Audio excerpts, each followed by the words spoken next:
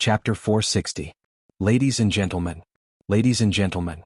Due to the size of the celestial mirror, the price will be more expensive.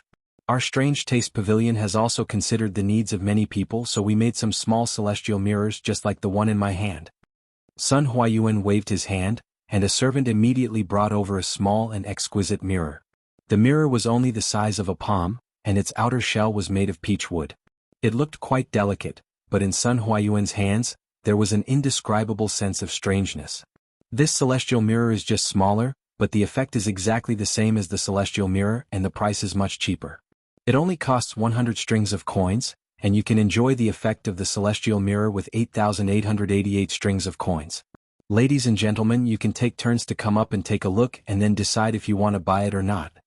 Sun Huayuan pointed at the small mirror in his hand and introduced it to everyone.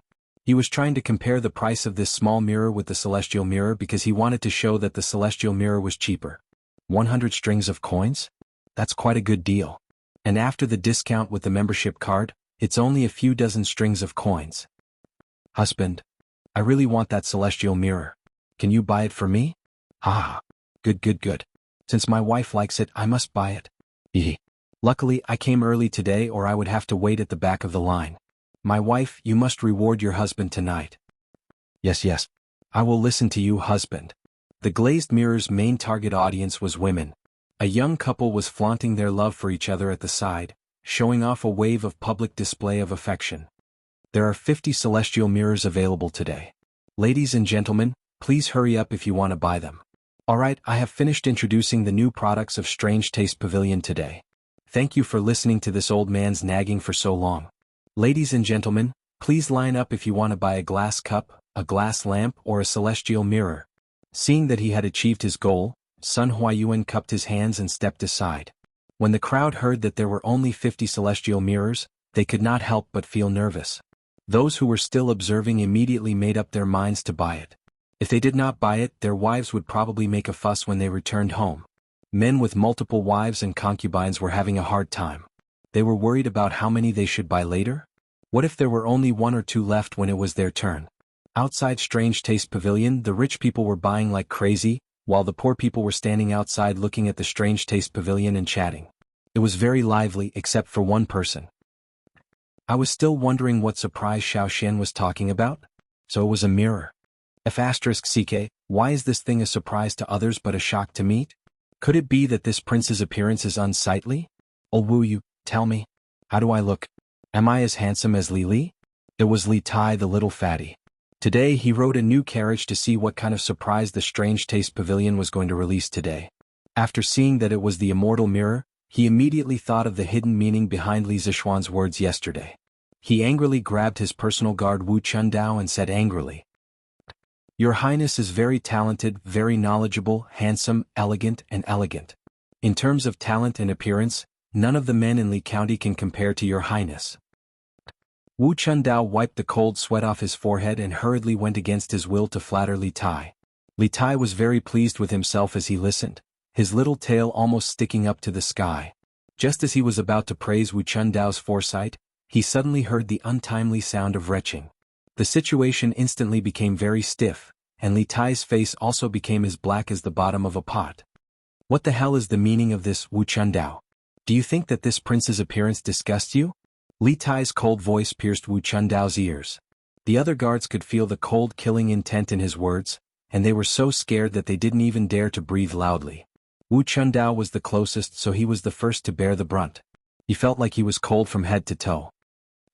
Your Highness, this subordinate definitely didn't mean that. This subordinate just ate some meat last night and caught a cold. Yes, I caught a cold. Wu Chundao was quick-witted, and in the moment of life and death, he finally came up with an excuse. Caught a cold? Li Tai stared at Wu Chundao as if he was looking at an idiot. He grinned coldly and said, "Since you've caught a cold, why don't you run 30 laps around the mansion? You'll get better faster if you sweat. Also, you're only allowed to eat vegetables for 7 days. You're not allowed to eat meat." This prince is being considerate to his subordinates. To actually catch a cold on such a hot day, Li Tai really believed in Wu Chundao's evil. If it was in the past with Li Tai's temperament, Wu Chundao would have at least received a beating.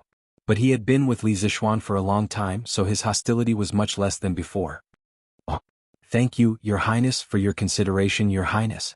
Wu Chundao was stunned for a moment, then as if he had been pardoned, he quickly thanked him. Running 30 laps around the Wei Wangfu for a normal person would probably kill him. But for a martial artist in the refinement realm like him, it would only make him pant a little. Li Tai's punishment really made him feel relieved. "Bah. Go and buy a small divine mirror for this prince right now." Why the hell can't this prince look at himself in the mirror? First he was teased by Li Zixuan, and now he was mocked by his own subordinates. Li Tai's heart was extremely sullen. He pointed at the strange taste pavilion and refused to believe it. "Yes, Your Highness, but that shopkeeper's son said that there are only 50 small divine mirrors. This subordinate is afraid that I won't be able to line up." Wu Chundao held back his laughter and said awkwardly, "Fuck. Do you have a fucking pig brain? Can't you just go straight to shopkeeper's son? Why do you have to line up like an idiot? Cutting the line, do you know how to cut the line? As their boss's proud eldest disciple, do I still need to line up?" Li Tai angrily knocked on Wu Chundao's head and said angrily, Yes, Your Highness is wise. This subordinate will do it right away." Wu Chundao's face was sprayed with spittle, but he didn't dare to wipe it off. He could only hurriedly salute. "Wait. Does Your Highness have any other orders? By 2-1 is not enough." "Yes." Wu Chundao lowered his head and retreated. But his eyes were indescribably strange, as if he had seen a pervert. Such a good thing. I should also buy one for Changle, lest that girl say that I'm biased. As for my mother, it's not appropriate to give this small immortal mirror. I'll ask Xiaoxian to send a big one to her. Who told you to call this prince ugly? I'm going to cheat you of a divine mirror." In the carriage, the little fatty was alone there and proudly fantasizing. Chapter 461. Your Majesty, His Highness the Crown Prince is here. Li Zhenghao. Empress Zhang's son was reading on the couch when a little palace maid rushed in and reported. "Oh, didn't Qingqian just come to pay his respects? Why did he come back?" Empress Zhang's son muttered to herself. Of course no one would give her an answer. She shook her head and said, "Let the crown prince in." "Yes, Your Majesty." A moment later, Li Qingqian walked in excitedly. "Your son greets mother." Is Qingqian looking for mother for something?" Empress Zhang's son pointed to the bench next to her and motioned for Li Qingqian to sit down. At the same time she asked with a smile. Your son is here to deliver a treasure to mother." Li Qingqian didn't sit down. Instead he said mysteriously.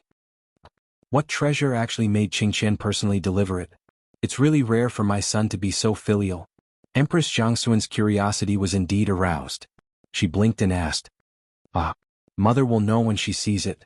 Li Qingqian bowed and said with a smile. Then he shouted outside the hall, "Bring it in." 2 eunuchs carried a huge signboard covered with a red cloth and walked in carefully. Under Li Qingqian's command, the 2 placed the big guy on the lower left of Empress Zhang's son and then retreated. The doubt in Empress Zhangxuan's eyes grew stronger. She got up and walked down asking, "Qingqian, what is this?" Mother, please take a look." After Li Qingqian said that, he personally tore open the red cloth. A huge glass mirror suddenly appeared in front of Empress Zhang's son. Looking at the extremely clear and real other self in the mirror, Zhang's son was stunned and speechless for a long time. This is a mirror?" After a long time, Empress Zhang's son murmured in disbelief. "Mother, this is indeed a mirror, but it has another name, the Immortal Mirror. What Li Qingqian sent over today was the Immortal Mirror. However, this thing wasn't his. Even if he had more than 8,000 strings of cash, he couldn't buy it outside. This immortal mirror was sent to the East Palace by Li Zixuan. Li Zixuan wanted to borrow his hand to give the immortal mirror to Empress Zhang's son. Immortal mirror? To be able to illuminate people so clearly, it is indeed not an object of the mortal world. This immortal mirror is worthy of its name. Empress Zhang's son muttered to herself, and then smiled at Li Qingqian. This immortal mirror should be from Xiaoshuan's workshop, right? Li Qingqian was stunned. He did not expect that even this could be seen through by his eldest grandson. He said rather awkwardly, "Royal Mother is wise. This immortal mirror is indeed from the workshop of the Strange Interest Pavilion. Little Xian just sent someone to deliver it to the Eastern Palace. I'm just presenting it to Buddha with borrowed flowers." You 2 kids. Empress Zhang's son smiled and then looked at the immortal mirror. She couldn't help but sigh. This immortal mirror is a rare treasure in the world. Imperial Mother likes it very much. It's just that Imperial Mother is getting old. I'm afraid that Imperial Mother won't dare to use it in a few years. Li Qingqian hurriedly waved his hand and said, "What is Imperial Mother saying? You are in the prime of your life, how are you old?" In terms of appearance, 99% of the women in the Tang Empire are not as good as Imperial Mother. In terms of temperament, Imperial Mother is gentle and dignified. No one in the world can compare. Therefore, this immortal mirror will definitely accompany Imperial Mother for at least 80 to 90 years. In fact, Zhang Sun was only 26 or 27 years old now. She married Li Er when she was 13 years old, so although she was only in her 20s now, she was already the mother of several children. That peerless appearance, coupled with her dignified and elegant temperament, really did not show any trace of the passage of time on her. If it were not for the fact that she was the mother of a country and had too many things to worry about, she would probably look even younger. Empress Zhang Sun could not help but laugh. According to what you said, Qingqian, wouldn't Imperial Mother become an old witch? Ah. If Maid Guanyin is an old witch, then wouldn't I become an old monster? Ah. Interesting. Interesting. At this moment, a burly figure walked in from outside the hall. It was Li Er. Old Li did not see Li Qingqian present and directly displayed a wave of affection without restraint. Li Qingqian innocently ate a bowl of dog food. "Your Majesty." "Greetings, Imperial Father." The mother and son in the hall quickly turned around and bowed. Li Er waved his hand and asked with a smile, "Empress, what were you talking about just now?" "What is this? Why didn't I see it here before? Where did it come from?" It was Li Er who inadvertently glanced at the huge object, the celestial mirror, and could not help but change his words. "Your Majesty, please come in and take a look." Zhang Sun smiled and pulled Li Er in front of the celestial mirror. Li Er immediately discovered the use of this thing. His eyes widened and he pointed at the celestial mirror and said in surprise, This is a mirror?" "Yes. Your Majesty, this is called the celestial mirror. Qingqian just sent it over." "Celestial mirror? Good. What a good celestial mirror. It's just right for a fairy-like person like Maid Guanyin, ha." Li Er said with a thick face as he laughed loudly. Zhang Sun blushed and was about to explain when the little palace maid ran in again and said, Your Majesty, Prince Wei is outside the hall and asking for an audience." "Qingke is here too? This child did not come to greet me early in the morning. Why is she here now?" Zhang Sun muttered to herself hesitantly. "Let him in." Li Er waved his hand and then looked at the mirror in front of him seriously. "Yes." After a while Li Tai walked in leisurely. Seeing that there were so many people in the hall, he could not help but be stunned for a moment. Then he went forward and bowed to Li Er and Zhang Sun saying, "Your son greets Imperial Father and Imperial Mother." Then he cupped his hands at Li Qingqian. "Greetings, big brother." "Haha. Where did Qingke go to play this morning?" "Qingqian and Changel have both come to Imperial Mother's place. You're the only one left." Zhang Sun waved her hand and let Li Tai get up. She smiled and joked at the same time. Li Tai scratched his head awkwardly. He could not say that he had run out early in the morning to watch the fun, right? Just as his eyes were rolling around, he suddenly saw the divine immortal mirror beside him. He was stunned and even forgot to answer Zhang Sun's question. He said dumbfoundedly, This is the divine immortal mirror? Imperial Mother, why do you have the divine immortal mirror here?" "Qingke, you actually know about the divine immortal mirror?" Zhang Sun was also shocked and asked. Your son passed by the East Market this morning and heard someone say, cough cough, I heard someone say." Li Tai stammered. "Oh, I see. Hey, Imperial Mother, this divine immortal mirror has become the talk of the town today. Do you know how much this mirror is sold for at the Curious Pavilion?" Li Er frowned at this time and said impatiently, "Stop showing off there. Tell me quickly." Replying to Imperial Father, they sell this divine immortal mirror for 8,888 strings of cash. Li Tai hurriedly said. Li Er stared and said, "How much? 8,888 strings of cash? This kid is really black-hearted." Chapter 462. This kid is really black-hearted. This was Li Er's subconscious evaluation of Li Zixuan after hearing the price of the immortal mirror. In his opinion, although the immortal mirror had an obvious advantage over the bronze mirror, the price of 8,888 was a bit excessive. 8,888? Qingke, is there anyone who wants to buy it at such a high price?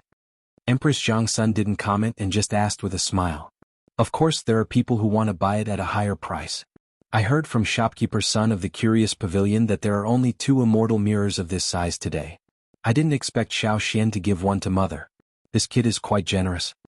The quick-witted little fatty guessed the origin of the immortal mirror after thinking for a while. He couldn't help but feel gratified. Then this kid will probably earn a lot today, right? I heard that the curious pavilion is going to sell a batch of colored glass cups and lamps today.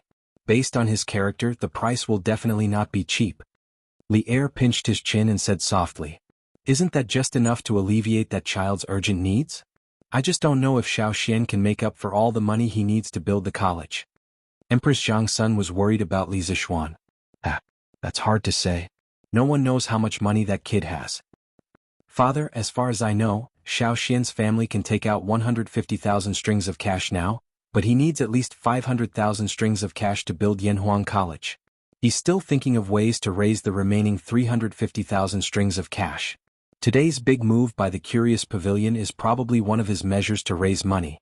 When Li Tai heard this, he jumped out and exposed Li Zishuan's past. So much? This was the first time Li Qingqian heard that Li Zishuan was short of money. He frowned, then cupped his hands at Li Er and said, "Father, I think that even if the Curious Pavilion launches so many things today, they won't be able to raise 350,000 strings of cash in a short time. Yanhuang College is beneficial to our Tang Empire, and its construction can't be delayed. I implore Father to give Xiao Xian some support." Li Er raised his eyebrows and waved his hand. "Qingqian, as the heir to the throne, how can you act so emotionally? Not to mention that the Chang and local government has no extra money, even if the national treasury is full. Do you think I can use my imperial power to seek personal gains and allocate money to Li Zishuan? The way to be a ruler is to maintain balance. The emergence of Yanhuang College already has the tendency to break the current balance. If I were to openly give him money, it would inevitably cause dissatisfaction. Then I wouldn't be helping him, I would be harming him. Do you understand?" Li Qingqian suddenly understood that there were so many twists and turns in such a simple matter. He hurriedly bowed and accepted the lesson. "I understand. I will remember Imperial Father's teachings." Li Tai's eyes flashed and he nodded imperceptibly.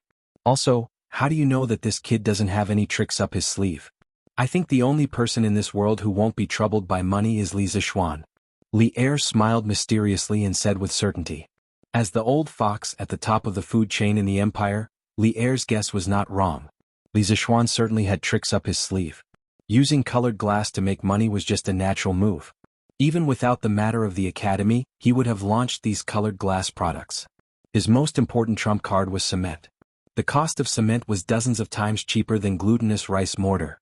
Therefore, even if the Curious Pavilion could not raise 35 strings of cash, he was not worried at all. He was listening to Sun Huayuan's report on the latest sales of the Curious Pavilion and was secretly delighted. 78,200 strings of cash?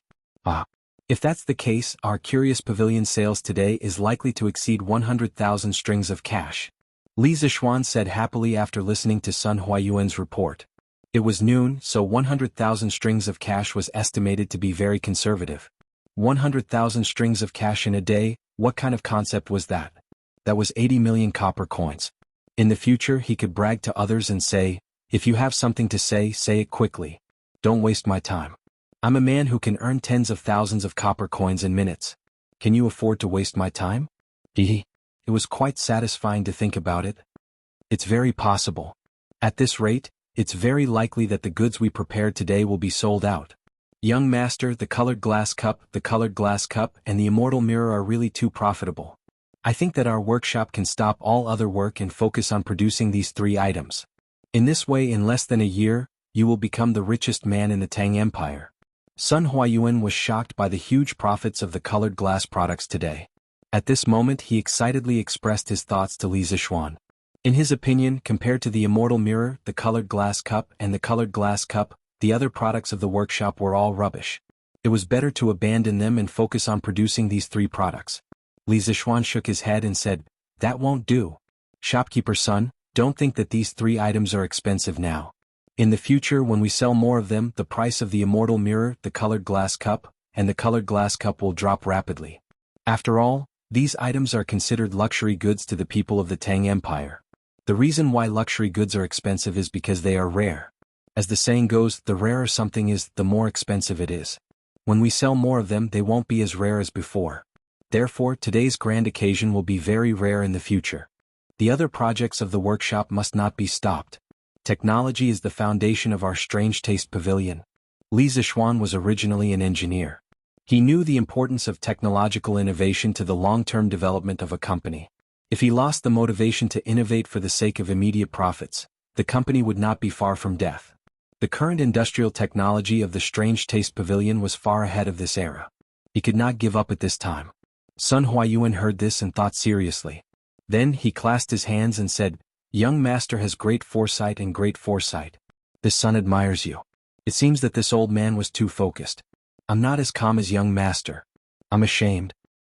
"Ah, shopkeeper's son, you're too humble. Actually, you've already done very well. With the Strange Taste Pavilion in your hands, I'm completely at ease." Speaking logically, Sun Huayuan's ability in business was not bad. Li Zixuan had always thought highly of him. Sun Huayuan was flattered and said, "Many thanks for young master's trust." "Ah, shopkeeper's son, you should go eat. I should also go back now." Li Zixuan happily waved his hand and left. With such a large sum of money coming into his account, he did not need to worry about money for a while. The next step was to see if Faubert's side would be able to support him. Wang Zhong's side had already recruited more than 5,000 craftsmen and laborers. In 2 days they would have to start work. When the time came, they would have to use glutinous rice mortar. At worst, they would have to wait until the research on cement was done. After all, there were more than 10,000 workers. Chapter 463. The Azure Glass Cup, Azure Glass Lamp, and Immortal Mirror caused a huge sensation in Chang and City. The Odd Taste Pavilion once again refreshed people's understanding of it. Scooters, plows, compasses, don't touch me, and now this clear and pure azure glass. It seemed that there was nothing the Odd Taste Pavilion couldn't make. Especially the Immortal Mirror, which was 100 times clearer and more realistic than the bronze mirror. It was a real killer of women, and no woman could resist such a thing. In less than 2 hours, the news of the Immortal Mirror of the Odd Taste Pavilion had spread throughout the streets of Chang and City. Even some states and counties near Chang and City could hear some news. Ordinary people heard the news and wanted to go to the Odd Taste Pavilion to see rare things. The young masters and young ladies of the rich families brought a group of servants and waved their money bags, ready to buy an Immortal Mirror. As a result, more and more people came to the Odd Taste Pavilion, and it was full of people. If it weren't for a large number of marquises maintaining order, there might have been another riot. What? No more? I rushed over as soon as I heard the news. How can there be no more? In a private room of a restaurant next to the Odd Taste Pavilion, a sweet-sounding woman's angry words came out. "Miss, there's really no more. Their waiter said that there were only 50 small immortal mirrors today, and they were sold out an hour ago. There were also 2 big immortal mirrors, and they were bought by Master Chow of Chongren Lane as soon as the show started." In the private room, an honest-looking servant in green explained in a low voice to the beautiful and petite girl in a pink dress. "Bang? Trash. You can't even buy a mirror. What's the use of spending money on you?" The girl threw the vase on the table to the ground and roared at the servant. "Miss, the Odd Taste Pavilion sells too few immortal mirrors." The servant in green felt wronged. "Shut up. Trash will always be trash." Ahem. "Ming, if you can't buy it today, you can buy it another day. It's just a mirror." At this time, a young master waved his fan and stood up to smooth things over. "Xiao Shui, you shut up for this lady as well. If you didn't come to my house early in the morning to pester me, I wouldn't be late. Oh, I heard that Sister Nan Xiao and the others have bought immortal mirrors. Now I'm going to die from embarrassment." The girl was quite unruly and didn't give the young master any face. She was unruly for a while. She actually cried. This little girl's face was really like the weather in June, changing as and when she wanted. The young master named Xiao Shui also felt immense pressure. It was clear that he had been wary of the girl in front of him for a long time. He waved his hand and had the servants and maids around him leave first. Then he crouched down and said gently, Mengs. Meng, don't worry, today I will send someone to stay in this restaurant. Tomorrow morning at dawn, he will go to the Strange Interest Pavilion to line up. I'm sure no one will be earlier than him. At that time he will definitely be able to help you buy the immortal mirror." "Oh, what if I can't buy?" "Meng's glass girl," she cried. "Glass fairy. How is that possible? The East Market only opens at noon every day. If I send someone to live across the street, he will definitely be early. Moreover, I have a red membership card for Immortal Mirror. I'm not afraid of others cutting the line." Xiao Shui widened his eyes in disbelief. Whoa, I don't care. Xiao Shui, if you don't help me buy the immortal mirror, I will never agree to our marriage. We'll get married when you're able to buy it. Meng raised her head, wiped the tears from her face and said to Xiao Shui. No Meng, didn't we agree to get married at the beginning of next month? Xiao Shui was dumbfounded. Why did he feel like he had heard this before? Meng had said the same thing to him when the new carriage, Don't Touch Me, came out. It had only been a few days. Not again. At this moment, Xiao Shui felt that he was being targeted by Immortal Mirror. Immortal Mirror had specially come up with some wedding set meals. If this continued, he felt that his marriage would be ruined by Immortal Mirror sooner or later. What's wrong? You said that you like me. You won't agree to such a small request? Then I'd better marry Li Zixuan. Look at how good he is to his wife. The little girl put her hands on her hips and said without thinking. Xiao Shui's face turned green when he heard that. He quickly vomited blood and said, Meng, don't say such things again. I will definitely find a way to buy this immortal mirror for you. If it doesn't work, I will ask my grandpa for help.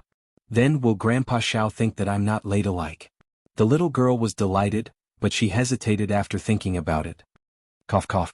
No, of course not. Meng, don't worry. I will talk to Grandpa. Grandpa will definitely not be dissatisfied with you. Xiao Shui quickly waved his hand and patted his chest as he promised. Meng smiled sweetly and said, Hee hee. Brother Shui is so nice. When Xiao Shui heard that, he couldn't feel happy. His heart was bitter, but he didn't say it out loud. He secretly hated Li Zixuan to death. The previous grand wedding left a deep impression in the hearts of all the girls in Chang'an City. The groom who was going to get married later naturally had bad luck because the girls' requirements were increasing. As the groom, he had to find ways to satisfy the girls' requirements.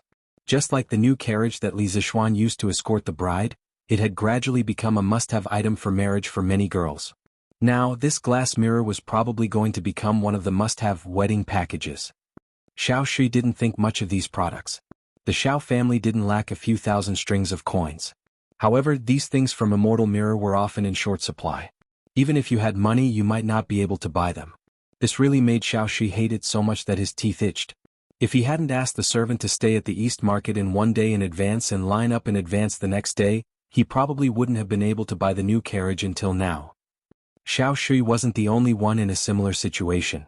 Once the Immortal Mirror, a product that was extremely popular with women, was launched, Li Zixuan immediately became the public enemy of all men in Chang'an City.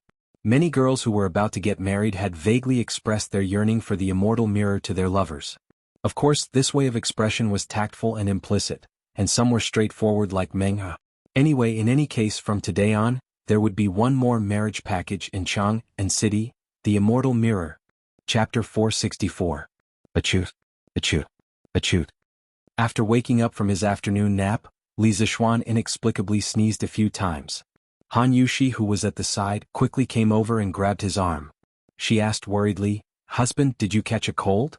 How is that possible? Li Zixuan shook his head. He was a guru expert. How could he catch a cold so easily? How could I catch a cold on such a hot day? Someone must be scolding me. Achoo. Husband, you're talking nonsense. Why would someone scold you when you're fine? Also, who said that you won't get sick when it's hot? You might even catch a cold. I'll get someone to find a doctor to help you take a look. Han Yushi gently pinched Li Zixuan's arm and said angrily. No need. Wife, have you forgotten that I'm also considered half a doctor?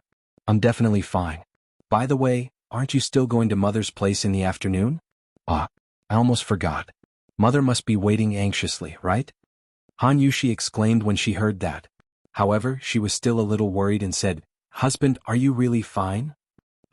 I'm really fine. Wife, hurry up and go. Li Zixuan rubbed his nose and waved his hand. Okay, then I'll go. In the afternoon, Li Zixuan went to the workshop to check on the progress of the cement research.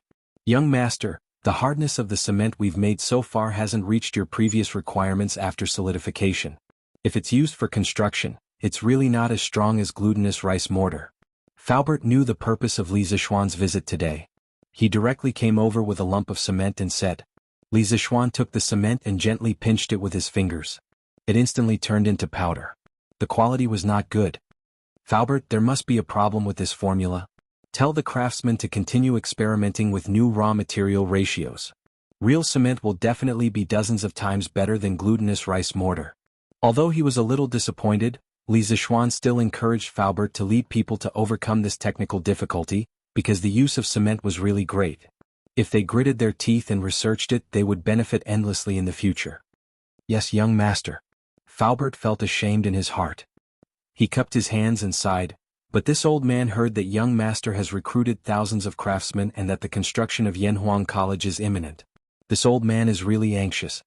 Li Zishuan smiled and comforted him. Faubert, don't worry. The academy can use the glutinous rice mortar first. It's not a problem. This time, Lioli has earned me a lot of money, so tell the people below to not worry. Sometimes, the more anxious you are, the less inspiration you have. Li Zishuan was, of course, anxious in his heart. However, he also majored in engineering in his previous life.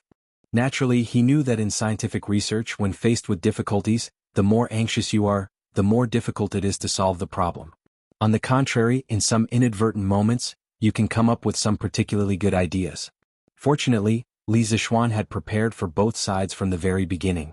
Whether the cement was made earlier or later, it would not have a big impact on the result. Thank you, young master, for your understanding. The workshop will definitely do our best to research the cement as soon as possible. Faubert heaved a sigh of relief and cupped his hands in respect. Li Zishuan nodded and said, Okay.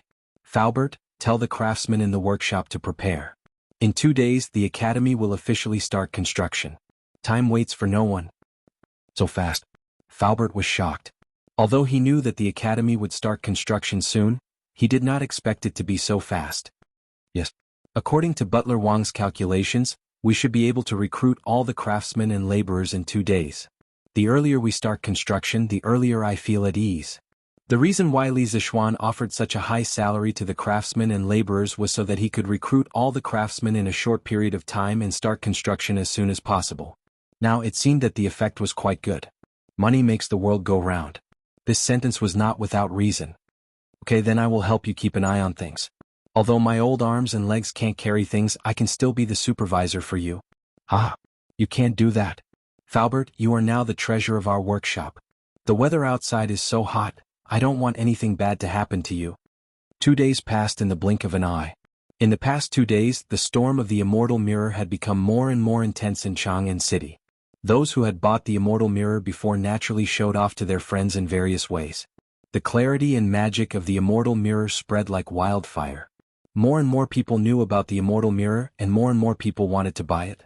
However, what drove everyone crazy was that the immortal mirror did not appear in the Curious Pavilion in these 2 days. It was as if this thing had never existed in the world. Sun Huayuan's explanation was that it was not easy to make the immortal mirror. The workshop was stocking up and would provide a batch of goods to the Curious Pavilion every 3 days. However, this was just nonsense to deceive the consumers. The real reason was that Li Zishuan had asked him to do so. At the end of the day, Li Zishuan just didn't want these glass products to depreciate so quickly. He wanted to make more money with this stuff. He would never kill the goose that lays the golden eggs and saturate the market all of a sudden, casting a long line to catch a big fish. This was a wealth robbery or wealth redistribution plan that used sand as a weapon. Li Zishuan had to look into the future and not just focus on the small profits in front of him. However, this made the pitiful people who were obsessed with buying the immortal mirror suffer. Xiao Shui was the most prominent one among them. The lackey he sent had already stayed in the guest house in the East Market for 2 nights, but he still did not get anything. As for that Miss Menger, she had almost driven him crazy these 2 days. Li Zishuan did not care how the others complained. He would not change the plan he had made. Those people just had to wait for 1 more day. Early in the morning, Li Zishuan, Yen Xiaoning, Yen Lide, and Faubert led more than 200 craftsmen from the Ministry of Works and more than 100 craftsmen from the workshop to Plum Village. Li Tai, the little fatty, also came along today. He had been thinking about Yanhuang College ever since he saw the Yanhuang College sand table a few days ago. Today was the big day of Yanhuang College's groundbreaking. How could he not come and join in the fun? Tisk tisk. Little Xian, there are so many craftsmen. The construction team used by Yanhuang College is almost comparable to the construction team used to build the palace. Li Tai and Li Zishuan walked side by side at the front. The little fatty looked at the huge team behind them and could not help but say this. Haha. Li Zishuan did not continue the conversation and directly joked. Qingke, I heard that you bought 2 small immortal mirrors from shopkeeper Sun 2 days ago. If the girls in Chang and city knew that you got in through the back door, they would hate you to death. Ah. Li Tai. Chapter 465. Ah. Young master, the 500 villagers of Plum Village have been waiting for you to come. When the group entered Plum Village, they saw Second Master Lu and his brother, Lu Qingfeng, already waiting at the entrance of the village with a group of people beside them. It was Han Lijing and the young men from the Han family manor. The young master of the main family wanted to build a house. To these villagers, building a school and building a house were the same thing. Even if they had no money, they had to come over and help. Disregarding everything else, just the rent reduction policy that Li Zishuan had set up for them was worth it for them to help Li Zishuan build a house for free. Now, the surrounding villages were envious of the preferential treatment that the two villages received. Many of the villagers were wondering how they could move closer to the Han family manor or Plum Village. It was easier for those who had daughters. They could just marry their daughters over. Those who didn't have daughters were worried sick. Could they let their sons marry into their families? Ah, Second Master Lu. You're getting more and more energetic.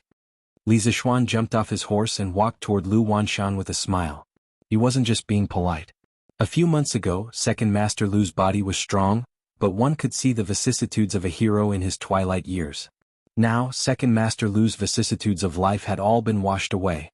In its place was a vigorous vitality, and he looked a little like an old man. Ah, this is all thanks to you, young master. In the past, when Lu Shiren was running rampant in the village, I had to fight him to the death every day. Now that the father and son are gone, I don't have to fight anyone anymore. Every day I can wander around the village or go fishing by the river. There's nothing to worry about. Naturally, the more I live, the more energetic I get, haha. Second Master Lu laughed heartily with his shirt unbuttoned. Xiaoxian, every family in the Han and Mei villages now has ample food and clothing. This is all thanks to you, Xiaoxian. Han Lijing stroked his beard and smiled. Li Zishuan was now his son-in-law. Of course, he didn't have to call him young master anymore. Ah, Han Tianhu, you're so lucky to have found such a good home for little Han. Second Master Lu pointed at Han Lijing and joked. Ah, this is all that girl's good fortune. Li Zishuan saw that they were getting more and more excited as they chatted. More importantly, the sun was about to rise to the top of their heads. He quickly interrupted, Ahem, father-in-law, Second Master Lu Lijing, are all the craftsmen and commoners here? As the village chief of Plum Village, Lu Qingfeng had to bear the responsibility of supervising this matter. Hearing this, he hurriedly stepped forward and said, replying to young master, housekeeper Wang has already brought over 13,000 people from other places to Cloud Mountain. The youths from the Han family manor and Plum Village have also arrived. Young Master's Academy is related to the long-term development of our two villages. Everyone has volunteered to help young master build the academy for free. What a group of down-to-earth working people. Although Li Zishuan was touched, he wouldn't let his villagers suffer for no reason. He smiled and said, don't worry. He smiled and said, working for free won't do. I appreciate the villagers' good intentions, but don't mention this kind of problem again in the future. I, Li Zishuan, won't shortchange everyone's wages. Besides, why should outsiders get paid while our own people have to work for free? No matter where you go, there's no such logic, right? Yen Lide, who was behind him, stroked his beard in relief when he heard this. He was even more impressed with Li Zishuan in his heart. When the farmers of the two villages heard this, their faces revealed touched and regretful expressions. Ah, young master is so kind to us. If the men of Plum Village dare to cheat or not work properly in the future, don't blame me, Lu Wanshan, for being rude to them if I catch them. Second Master Lu knew that Li Zishuan wasn't just being polite, so he pulled Lu Lijing's arm to stop his elder brother from persuading him. He then turned his head and shouted at the villagers of Plum Village behind him. Second Master Lu is right. I may Zhangkong support you. Young master is so good to us. Who dares to not work hard? I'd like to see where his conscience is. Do your best. Do your best. The young men of Plum Village immediately let out loud roars. Men of the Han Village, did you hear that? If you can't win against the brothers of Plum Village, then let's see if you still have the face to return to the Han Village. Han Lijing didn't want to be outdone and shouted at the young men of the Han Village. He didn't have the right to care about the attitude of the other villagers, but he had to care about the people of the Han Village. Putting aside the fact that Li Zishuan was his son-in-law, the villagers of the Han Village were also the ones who had received the most kindness from the Li family. If they didn't repay the kindness, this wasn't something that the villagers should do. Ah, Han Lijing, there's nothing to say. The men of the Han village won't be worse than those of Plum village. We will also do our best. Old Hu laughed out loud and agreed. Yes, do your best. Do your best. Li Tai Yen shouting and the others were shocked when they saw this. Li Zishuan was a little speechless. It was just a ceremony for the opening of the academy. Why did they make it seem like an army was going to war? He waved his hand and comforted everyone with a few words. Then he led the large group up Cloud Mountain. Plum Village was surrounded by mountains on two sides, water on one side and Cloud Mountain on the north. It occupied a large area and the terrain on the mountain was relatively flat. In the early years there were people who planted crops on the mountain, but because of the poor harvest they eventually gave up. In the east there was Fenglin Mountain. The forest was dense and the terrain was rugged. Some animals often appeared, so it was a good place for the villagers to hunt. In the south there was Ba River. The irrigation of the Han village and Plum village's farmland depended on this Ba River. Following the mountain path, the group headed up the mountain. Halfway up the mountain, Li Zishuan could hear the hubbub of voices. He guessed that Wang Zhong was leading the group of people to clean up the mountain path.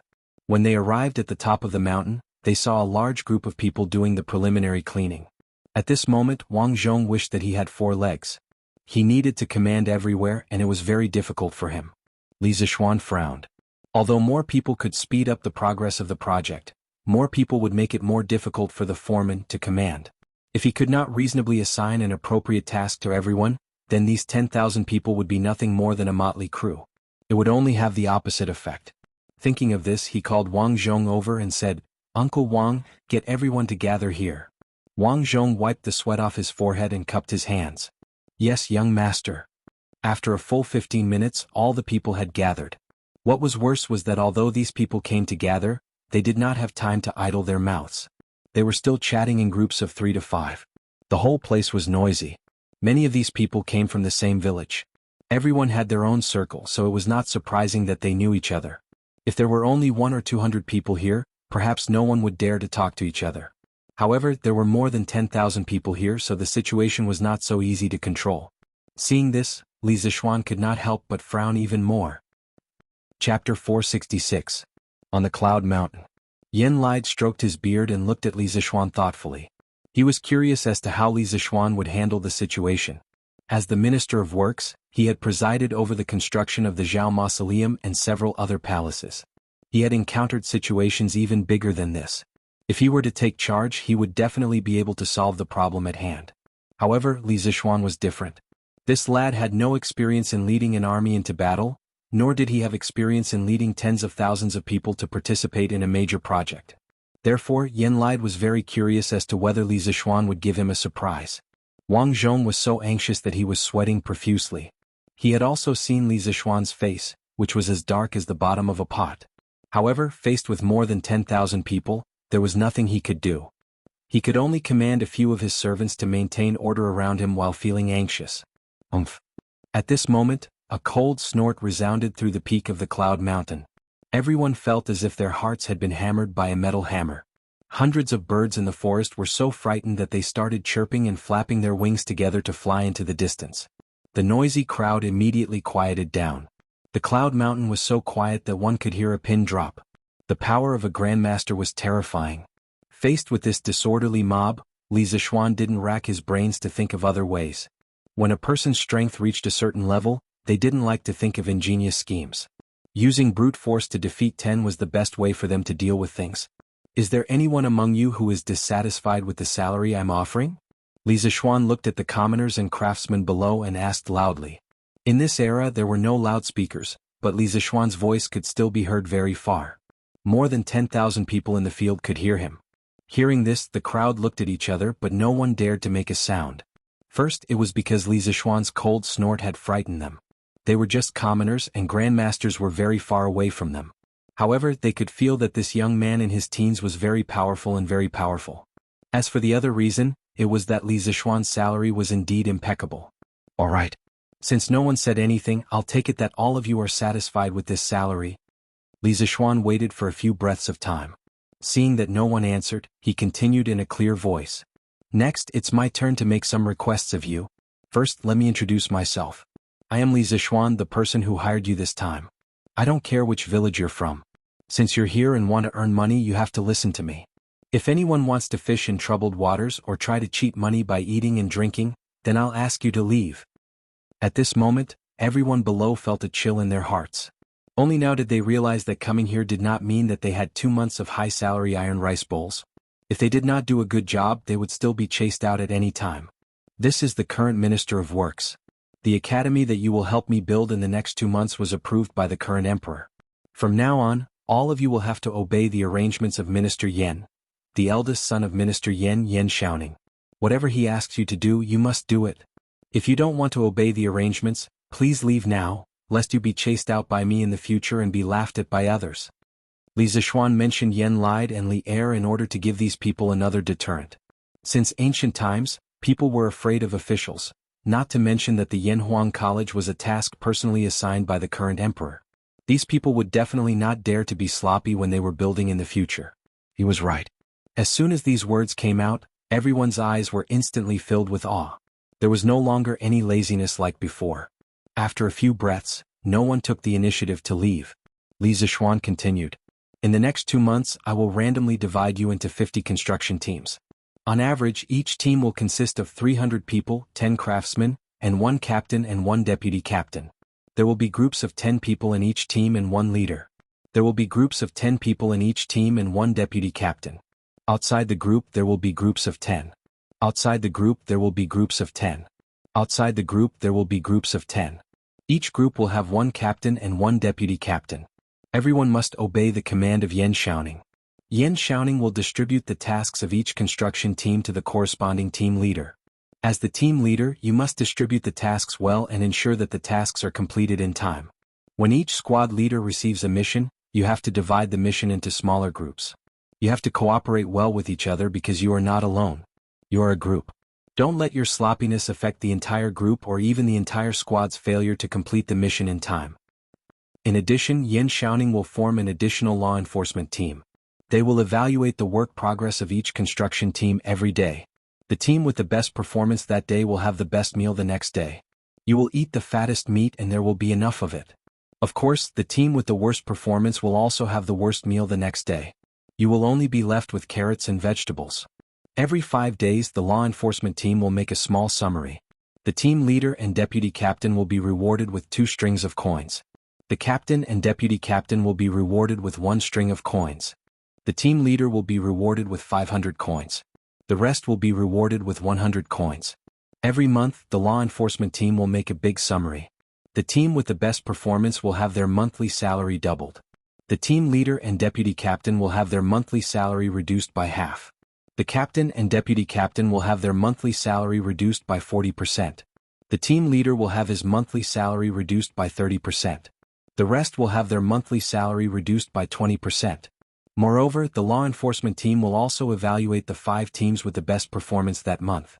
The members of these 5 teams will be rewarded with an additional 5 strings of coins. Of course, once the law enforcement team finds a worker with a negative attitude, he must be kicked out immediately. So, you are not alone. What you do will affect your team. If you want to make a lot of money from me, you have to put in the effort. Do you all understand? Off. After Li Zishuan finished speaking, the sound of heavy breathing could be heard in the audience. Everyone was excited by the generous rewards. 5 strings of coins. This was a huge sum of money that a civilian family might not be able to earn even if they worked hard for 5 years. But now it was within their reach. How could they not be excited? Although they would be punished if they did not do well, none of these farmers would feel that their work was not as good as others. Therefore, they selectively ignored Li Zishuan's punishment measures. At this time, when they heard Li Zishuan's question, they quickly shouted, "Understood." Although their voices were not in sync, they were very loud and imposing. Li Zishuan nodded in satisfaction and then said, "These 2 months, you will be staying in Yunyun residence. For the next 2 months, all of you will be living and eating in Cloud Mountain. Later on, Yan Xiaoning will specially organize a group to build temporary houses for everyone. Please think about your wives, children, and elders. If you want them to live a good life, you must work hard to complete the mission. Those who don't meet the requirements will be kicked out at any time. 2 months later, I want tall buildings to be built from the ground on Cloud Mountain." Chapter 467. Shocking. Yan Lide's heart was truly shaken at this moment. Li Zishuan was a greenhorn, but he was able to settle the matter in an instant. His actions were clear about rewards and punishments, and he was both firm and soft. His methods were extremely shrewd and ruthless. Even Yin Lide, who had lived half his life as an old loach in the officialdom, had to admit that he was impressed. What surprised Yin Lide the most was that from Li Zishuan's arrangements, he saw a trace of a soldier's swift and decisive style.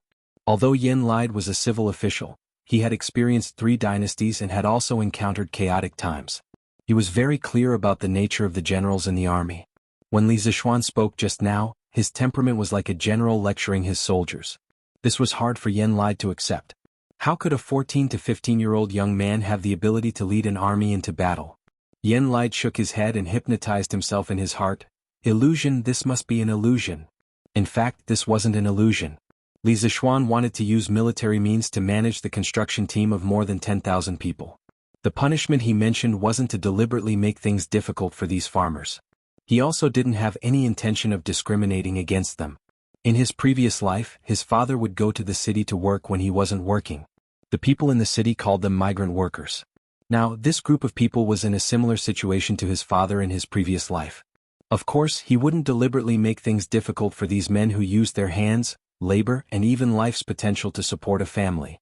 The reason why he proposed these punishment measures was mainly because his father had said in his previous life that there were many crafty people who slacked off and worked for free. Another important reason was that the construction team he recruited was unusually large. If he didn't set up a perfect management system, the construction site would become a mess. Everyone wouldn't know what they were supposed to do, or whether they were doing the same work as others. In this way, the construction speed of Yanhuang College would be at a snail's pace. Only by properly organizing the division of labor could everyone be used to their fullest potential. Only by having a reasonable reward and punishment system could everyone be motivated to work. Yan Xiaoning looked at Li Zishuan with a trace of resentment and a trace of complexity. He was resentful because Li Zishuan had thrown the difficult task of being the head of the construction site to him. One must know that being a qualified general was far more difficult than being a low-level soldier. This was because a general often had to consider all aspects of the situation and make the best use of people. God knows how much brainpower he would have to use in order to assign tasks to these 10,000 people. Yan Xiaoning was terrified just thinking about it. He was just a technical geek. The reason why there was still a trace of complexity in his eyes was entirely because Li Zishuan's well-organized arrangements just now had dealt him a blow. Li Zishuan was better than him in terms of martial arts and machinery, but his ability to dispatch and command was actually so strong as well. Damn it, he was not giving others a way out. As for Li Tai, the little fatty's eyes were filled with admiration. He felt that Li Zishuan's way of giving orders was very domineering.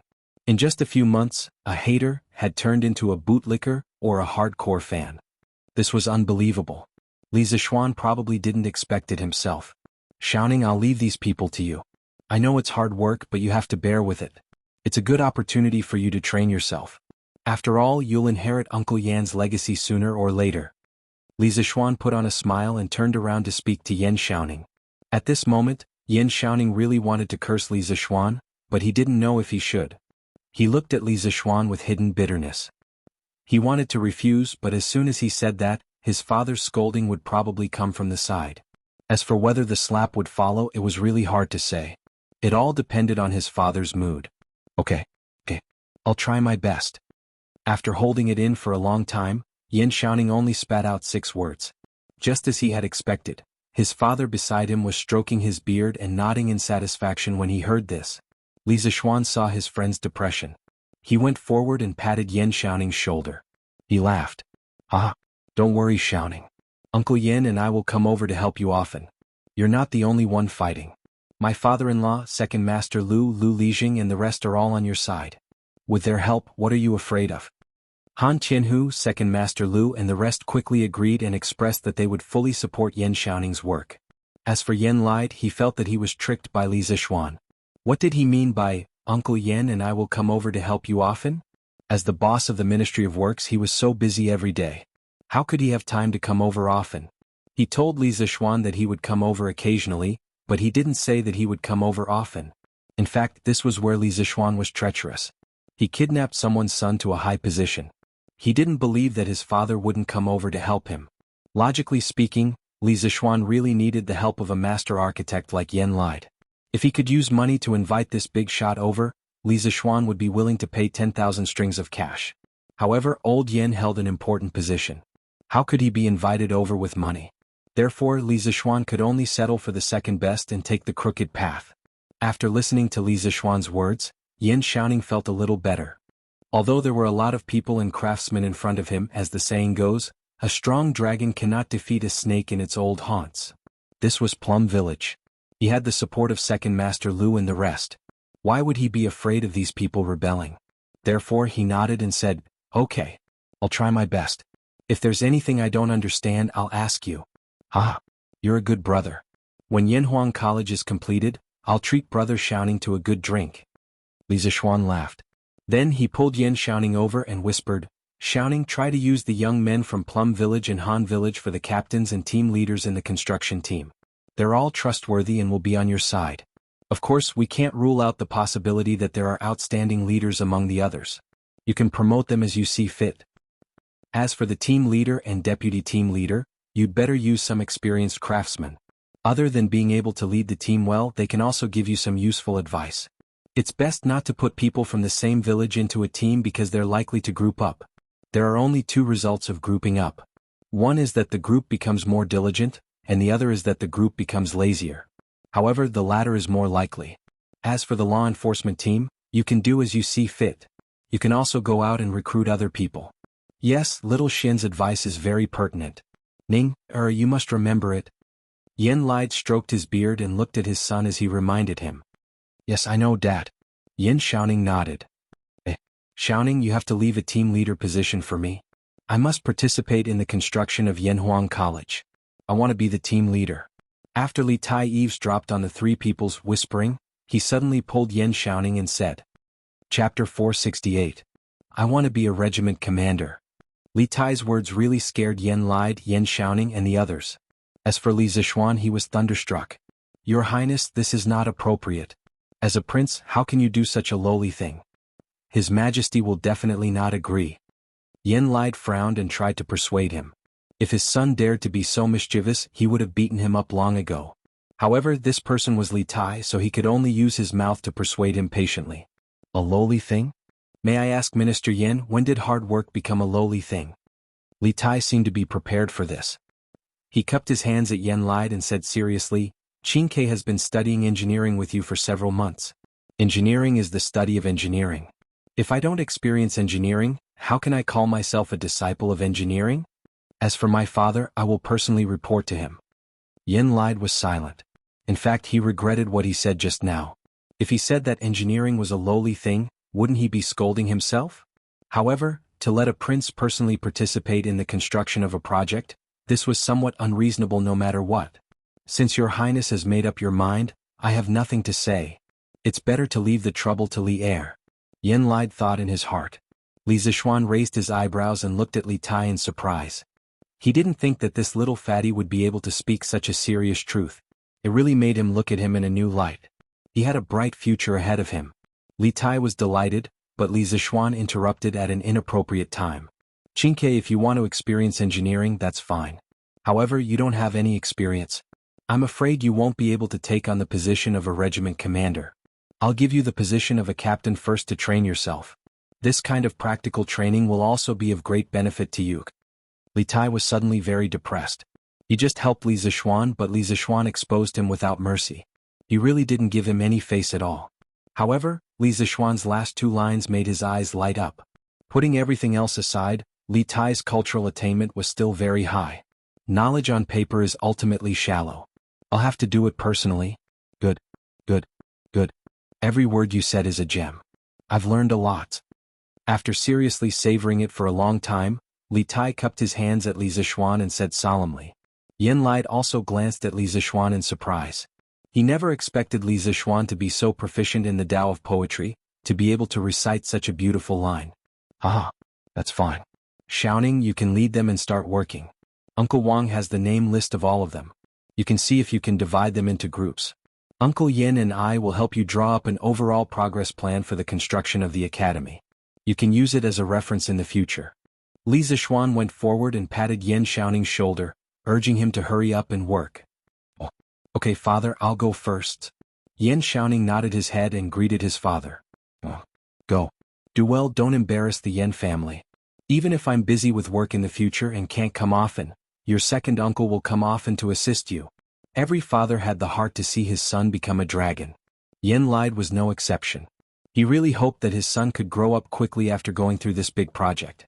Although he wouldn't be as monstrous as Li Zishuan, he must be able to take charge of things independently. Oh, I understand. Yen Xiaoning cupped his hands and brought Wang Zhong, Second Master Lu Lijing and Han Lijing to divide the construction corps into groups. Li Zishuan, on the other hand, took the floor plan of the Yanhuang Academy and followed Yen Lide to a temporary pergola. This simple and crude shed became their temporary combat command post. Li Zishuan was very happy when Yen Lide said, "Even if I'm busy with work in the future and can't come often, your second uncle will come often to assist you." Yen Lide's construction skills weren't much worse than Yen Lide's. With the help of the Yen family, the construction of Yanhuang College would be completely stable. It's time to eat. It's time to eat. At noon, a group of hundreds of old, weak women and children carried fragrant dishes to Yunshan Mountain. The workers' first meal at the construction site began. It wasn't easy to cook for more than 10,000 people. Almost all the women in Han Village and Plum Village who knew how to cook were invited to help in the kitchen. Yunshan Mountain didn't even have a stove, so naturally they couldn't cook here.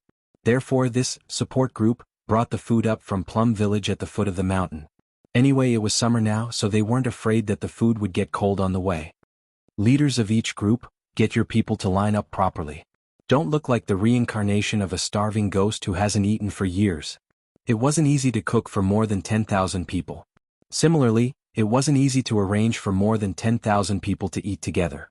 Fortunately, Yen Xiaoning used the whole morning to divide the more than 10,000 people into groups, teams and groups. Now, it was much more convenient to command. Yes, Commander Yen. The 5 leaders of the construction corps were Hu Hanyun, Second Master Lu, Chao Xiaofu, Gong Minyong and An Ai Taifeng. Needless to say, Hu Hanyun and Second Master Lu had a certain amount of influence in Han Village and Plum Village. Moreover, they had helped others to build houses before. Chao Xiaofu and Gong Minyong were the craftsmen sent by the Ministry of Works this time. They had rich construction experience and had worked on many big projects under Yen Lide. Moreover, they were very familiar with Yen Xiaoning. As for An Ai Taifeng, he was the representative of the elite craftsmen in Strange Pavilion Workshop. When the workshop still belonged to the Yen family, An Ai Taifeng had worked in the workshop. Of course, Yen Xiaoning knew him. Overall, Yen Xiaoning's arrangement was quite reasonable. After the 50 teams were lined up, the support group started to get food for the workers. The fragrance of the meat could be smelled from afar. Everyone couldn't help but gulp and salivate. Gulp. What a delicious fragrance of meat. Boss is really generous.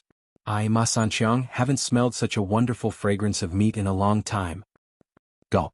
Just for such fragrant meat, our group can't be the last in the future. Otherwise, won't we have no meat to eat? Yes. Yes.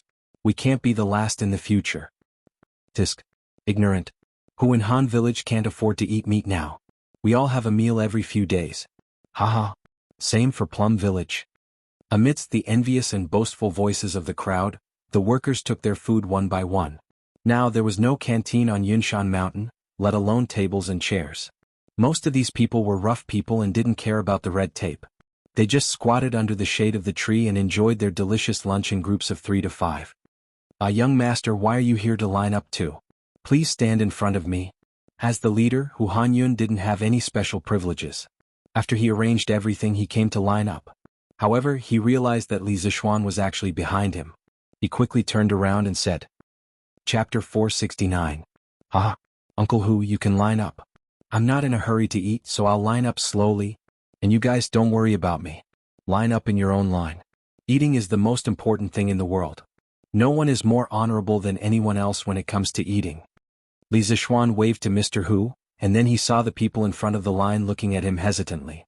He hurriedly said to those people in a kind manner. At this moment, Li Zishuan could be described as kind and amiable. He was totally different from when he was lecturing the people above. This made the craftsmen feel a little confused, but at the same time they felt a sense of familiarity.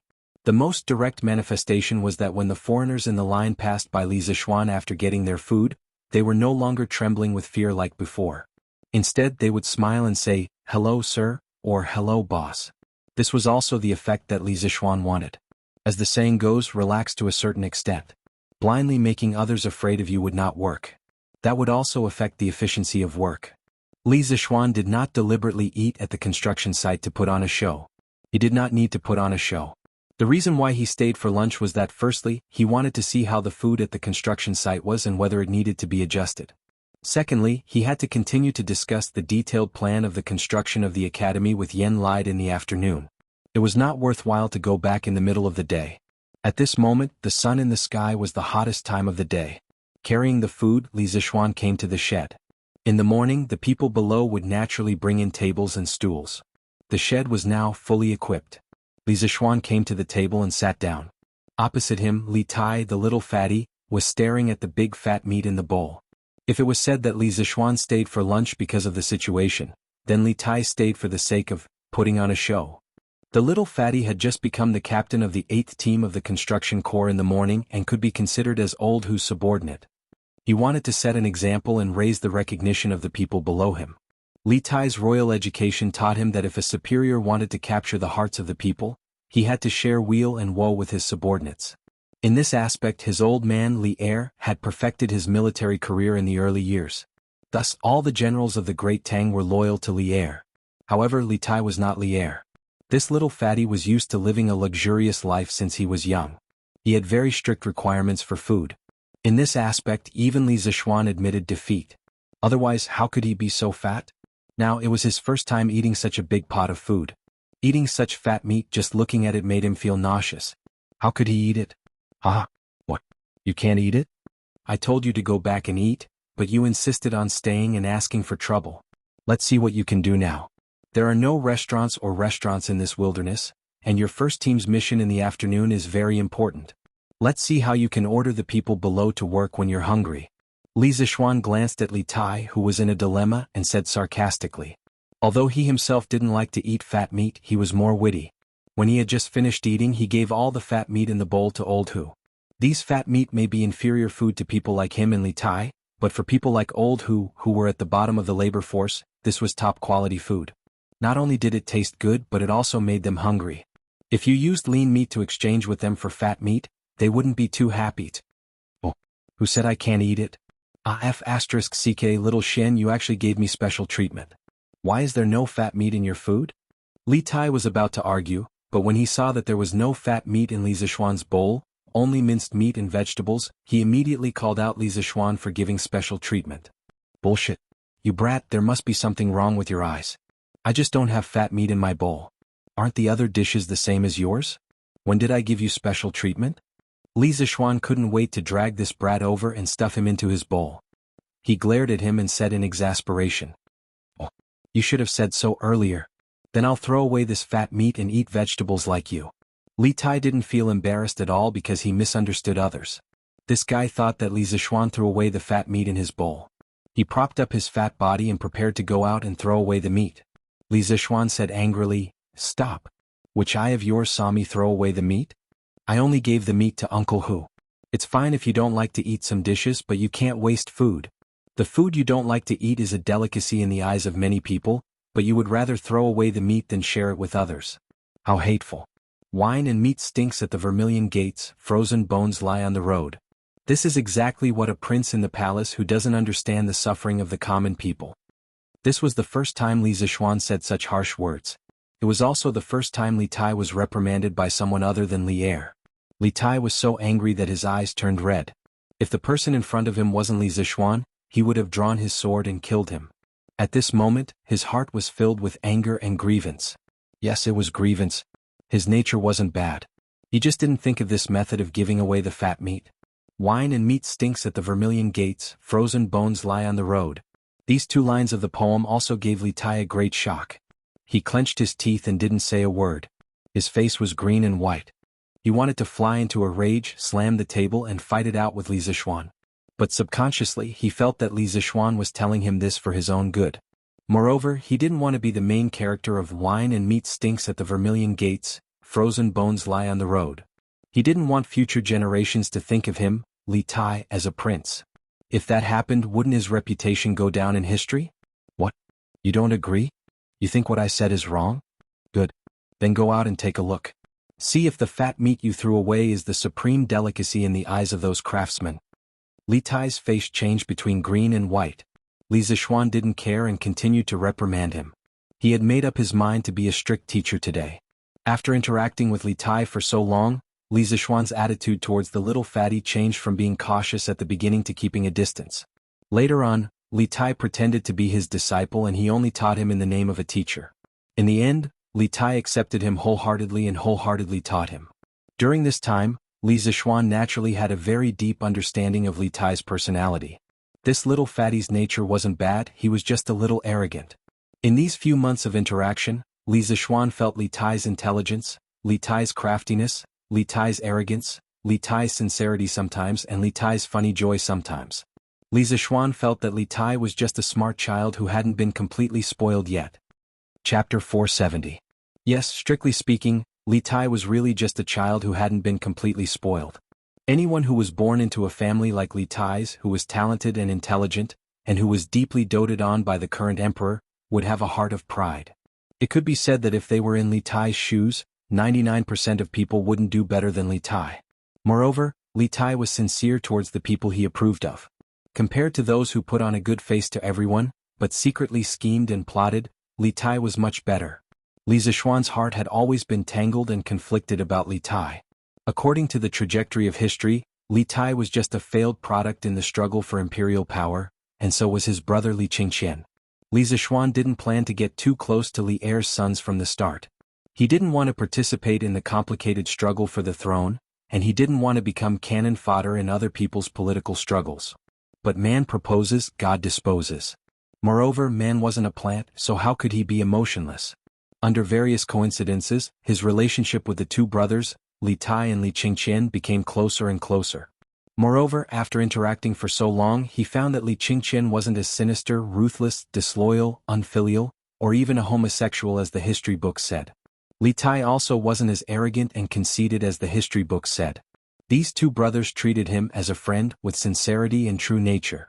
Li Zishuan's heart gradually wavered. He didn't know if the history books were wrong, or if Li Tai and Li Qingqian's shortcomings were completely reflected in the later stages of their personality changes. If it was the latter, then Li Zishuan didn't know if he should rescue these two brothers. Later on, when Li Zishuan proposed Gong Shui, Li Tai immediately became one of the staunch supporters of Gong Shui. After that, Li Tai's performance was very satisfactory. Only then did he completely treat Li Tai as his true disciple, and planned to train him with all his might in the future.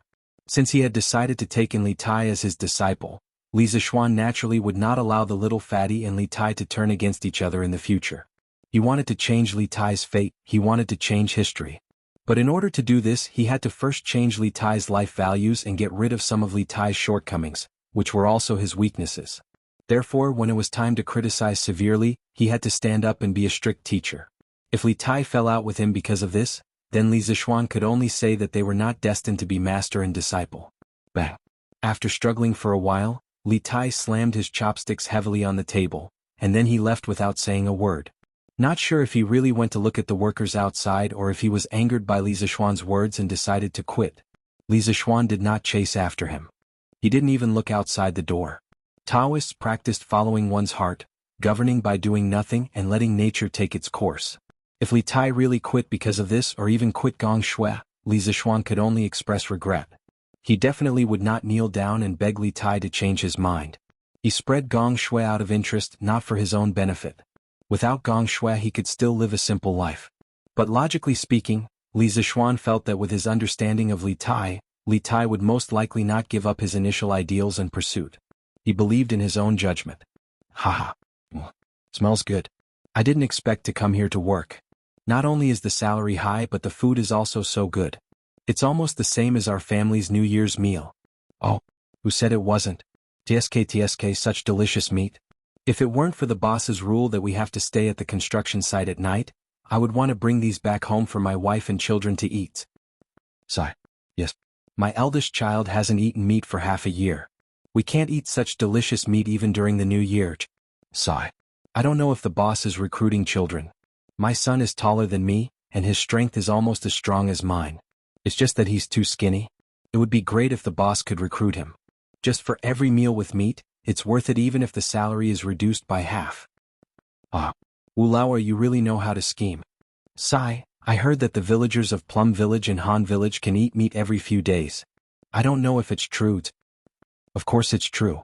Didn't you see it when we came over this morning? The children here are much fatter than the children in our village. Also, look at their houses. Most of them have been renovated. How can our shabby thatched huts be compared to them? Sigh. Who told them to have such a good boss? Sigh, let's eat quickly. Now that their boss is also our boss, he's not bad to us. We have to work hard later. At the very least, we have to be worthy of this delicious meal at noon. Li Tai walked aimlessly in the forest. He heard the villagers' exclamations and discussions about the food. His heart was suddenly filled with mixed feelings. Was this the arrival of the golden age that the ministers in the imperial court talked about? The villagers couldn't even afford to eat fatty meat. What kind of golden age was this? At this moment, Li Tai's heart was filled with anger and sorrow. Li Zishuan was right. He was just a prince who didn't eat the hardships of the world. If Li Zishuan hadn't reminded him and stopped him, he would have thrown away the delicious food in the villagers' mouths. If that happened, how would he be different from the Jinhui emperor who said, "If the people don't have rice to satisfy their hunger, why not eat meat?" Li Tai never thought of himself as a saint. He also never felt that he had the responsibility or obligation to let the people in the world live a good life. That was what an emperor should do. Although he had fought openly and secretly with Li Qingqian in the past, it wasn't for the position of crown prince. It was just two children fighting for their father's love. That was all. At this age, Li Tai didn't have the heart to fight for the position of crown prince. He didn't want to be a saint, nor did he want to be an emperor. Therefore, Li Tai naturally believed that the lives of the people in the world had nothing to do with him as the king of Wei. However, only by truly experiencing things would he understand his true nature. Surrounded by a group of poor commoners who couldn't even eat meat, Li Tai felt that he couldn't be happy being the king of Wei. All he could feel was sorrow and bitterness. Brothers of Regiment 1, although the construction site is full, don't ***king eat it. If you are too full to walk, how are you going to quarry in the afternoon? If your performance is poor, you will only be able to eat radishes and vegetables tomorrow. Hu Hanyun's roar came from the forest. Ah, got it, Regiment Commander Hu. Ah. The villagers immediately roared with laughter. Although this king has no obligation to save the people of the world, this king has an obligation to live a happy life. Only when the people around me live a good life can this king live a happy life. Meat and wine stink behind the door of the Vermilion, but there are frozen bones on the road. This will be a lifelong warning for me, Li Tai. Li Tai will definitely not be a king whose name will go down in infamy for 10,000 years. At this moment, Li Tai's eyes emitted a dazzling glow. He looked up at the sky above Cloud Mountain and muttered to himself. Chapter 471. Inside the shed. It didn't take long for Li Zishuan to finish the food in his bowl. Putting aside the ingredients, the taste of the food was similar to the school cafeteria in his previous life. In this life, although he was more particular about what he ate at home, he wasn't someone who hadn't suffered before. Naturally, he wouldn't find it hard to swallow just because the quality of the food wasn't as good as at home. At this moment he was about to clean up the bowls and chopsticks and take them out. However, he saw Li Tai walking in with a young man. "Hello, boss. I am the vice captain of the 8th team of the 1st Regiment, Gu Xiaomao. I came from Xingfeng County Stone Village." The young man was probably not even 20 years old. He was very young and his whole body exuded a quick-wittedness. He had been trembling with fear as he followed behind Li Tai. After entering the shed, he discovered that Li Zishuan was also here. He hurriedly came over and bowed to greet him. "Hello." Li Zishuan nodded lightly and looked at Li Tai. It would be a lie if Li Zishuan said that he was not surprised that Gu Xiaomao had become a vice-captain at such a young age. However, a hero's background was not important. Li Zishuan did not question or look down on Gu Xiaomao because of this. Li Zishuan believed that Yan Xiaoning had his reasons for promoting a young man like this. His main target was still Li Tai. The little fatty's face was expressionless. No one could tell what he was thinking. He walked over to the table where he had his meal just now and shouted at Gu Xiaomao, "Gu Xiaomao, come over here." Coming." Gu Xiaomao responded and hurriedly ran over. "Here, all the meat is for you. Bring your bowl over." Li Tai raised his bowl and pouted his lips as he said. "Oh." Gu Xiaomao was dumbfounded. He never thought that Li Tai would call him over for this. "What's wrong?" "Miss King. I have never touched this food before. Why are you complaining about it?" Li Tai stared at him and was about to throw a tantrum. No. Gu Xiaomao almost peed his pants when he heard that. He hurriedly explained, "Your Highness, this lowly one wouldn't dare to dislike it. It's just that this lowly one doesn't dare to eat your Highness' food." "What is Highness?" "Gu Xiaomao, let me tell you one more time. In these 2 months, there is no Highness on Cloud Mountain, only Captain Li. Please call me Captain Li in the future, do you hear me?" Li Tai frowned and scolded. Looking at his serious face, Li Zixuan almost burst out laughing. "Please call me Captain Li." This sentence was 2F** king out of character. However, this was not the right time. Li Zixuan could only hold back his laughter and watch how Li Tai would play. Yes, Captain Li Xiaomao understands." Gu Xiaomao touched the beads of sweat on his forehead.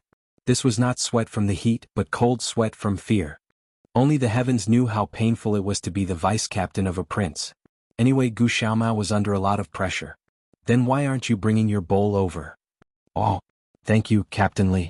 Although Gu Xiaomao was very greedy for those fat slices of meat, he still wanted to see who gave them to him. Looking at the pile of fat slices in his bowl, Gu Xiaomao was very anxious. "All right. Hurry up and eat outside. You still have work to do in the afternoon." Li Tai put all the fat slices into Gu Xiaomao's bowl and waved his hand to chase him away. "Yes, Captain." Gu Xiaomao felt as if he had been pardoned and quickly ran away with his bowl. In an instant, only Li Zixuan and Li Tai were left in the shed. Li Tai sat down and finished the food in his bowl. He did not even frown. He was a completely different person from the person who was having a hard time eating. Seeing this, Li Zixuan knew that Li Tai had thought things through. The reason why Li Tai was still unwilling to talk to him was probably because he couldn't bring himself to do so. After all, his words just now were indeed a bit harsh. It was already good enough that Li Tai, who had always lived like a prince, didn't use a sword to cut him down. Thinking of this, Li Zixuan smiled. He did not say anything to provoke the little fatty. He took his cutlery and prepared to leave. "Sir." At this moment, Li Zixuan, who had not spoken to Li Tai since he came in, suddenly spoke. Li Zixuan was startled. In private situations, Li Tai rarely called him Mr. Usually he would use the name between friends. Now he was calling him that. What was the little fatty trying to say? "Sir, can engineering allow the people of the world to wear new clothes and eat meat?" Seeing that Li Zixuan paused, Li Tai continued to ask. Li Zixuan was silent for a moment before saying, "Of course not." When Li Tai heard this, his brows furrowed into a ball. His eyes stared fixedly at Li Zixuan's back, wanting an explanation. Engineering is just a kind of knowledge, just like Confucianism. It's just a dead thing. For the people of the world to have enough food and clothing and for every family to be able to eat meat, the key is how the ruler acts. Although Emperor Qin and Emperor Hanwu were the divine lords of the world, they only managed to pacify the world so that the country would not be bullied by foreigners. The people of the country still did not have enough food and clothing. Compared to Confucianism, engineering has its unique characteristics. It is more like a tool to increase the productivity of the people. As for whether this tool can be fully utilized, it depends on whether the ruler is willing to use it. Fortunately, the current emperor was magnanimous and was willing to give engineering a chance to flourish. Then the result might be different. So, Qinke, if the young people of Tang can all wield the sharp blade of engineering, although I don't dare to say that 100% of the people of Tang can have enough food and clothing, I'm sure that 80% to 90% of the people of Tang can have enough food and clothing. At that time, we will truly usher in an unprecedented golden age. Li Zixuan knew that Li Tai would have doubts in his heart. He put his hands behind his back and said in a deep voice, "In the modern era, even a country as great as America still had beggars." Thus, Li Zixuan did not dare to guarantee that 100% of the people of Tang could have enough food and clothing once the industrial production level of Tang improved. However, he could still guarantee that most people would have enough food and clothing. Tai understands. I'm willing to work with Sir to bring engineering to greater heights. Li Tai gave a disciple's salute and cupped his fists in a serious manner. Ah, good.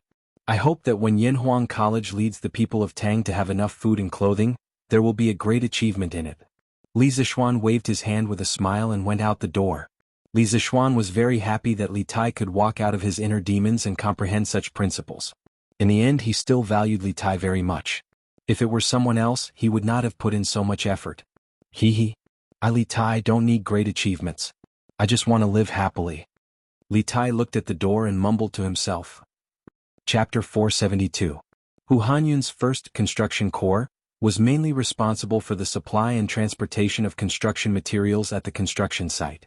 The building materials required by the Yanhuang Academy generally consisted of mud bricks, lime, glutinous rice mortar, stone, and wood. The first three were bought from various places with money. For materials like mud bricks, which required a large quantity, a small team had to be sent to the brick kiln to bring them back. In the Tang dynasty, there were many brick kilns among the people, but most of them were small in scale. This time, Yanhuang College's construction corps cooperated with an official kiln near Chang'an. It was more than 30 miles away from Mei Village. The walls of Chang'an and the construction of the imperial palace were all built with mud bricks from that kiln. Logically speaking, Li Zixuan could build his own brick kiln if he wanted. Moreover, the bricks from his kiln would definitely be stronger than those from other kilns. Building a kiln seemed to be very difficult, but it was not difficult at all to actually start. As long as you mastered the technique, building a brick kiln was even easier than building a house. The only difficult thing to solve was the problem of the chimney. It should be known that the chimney of the brick kiln in modern times was 30 to 40 meters high, which was a bit difficult in the Tang dynasty where there were no tower cranes or scaffolding. However, it was not impossible to solve. Li Zixuan knew of a way to burn bricks without a chimney, the circular kiln. The circular kiln looked like a row of long bunkers. Its height was less than 5 meters, but its length was more than 200 feet.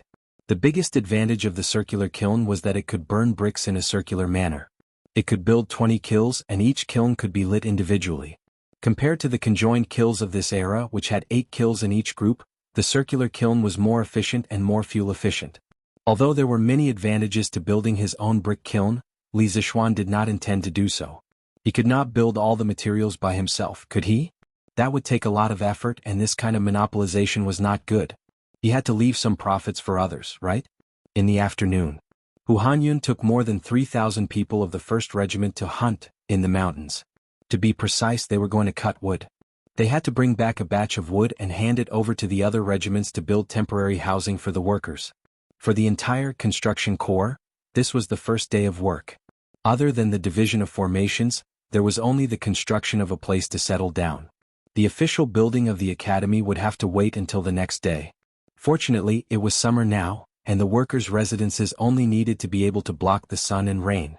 There was no need to think about keeping warm, so it was very simple to build. The sun was setting.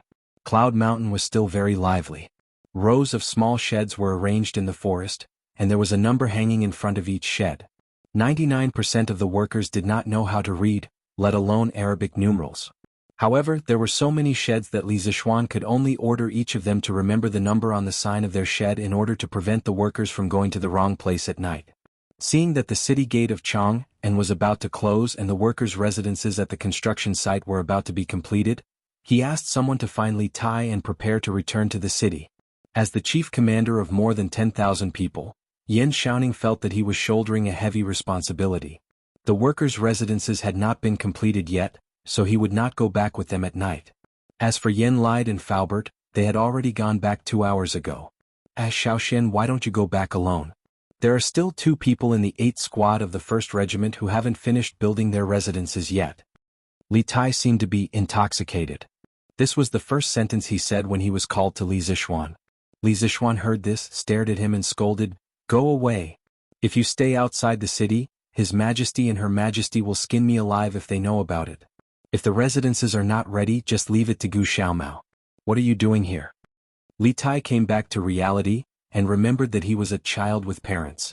He also understood that Li Zixuan was telling the truth. He could not help but touch his nose embarrassedly and silently accept the organization's arrangement.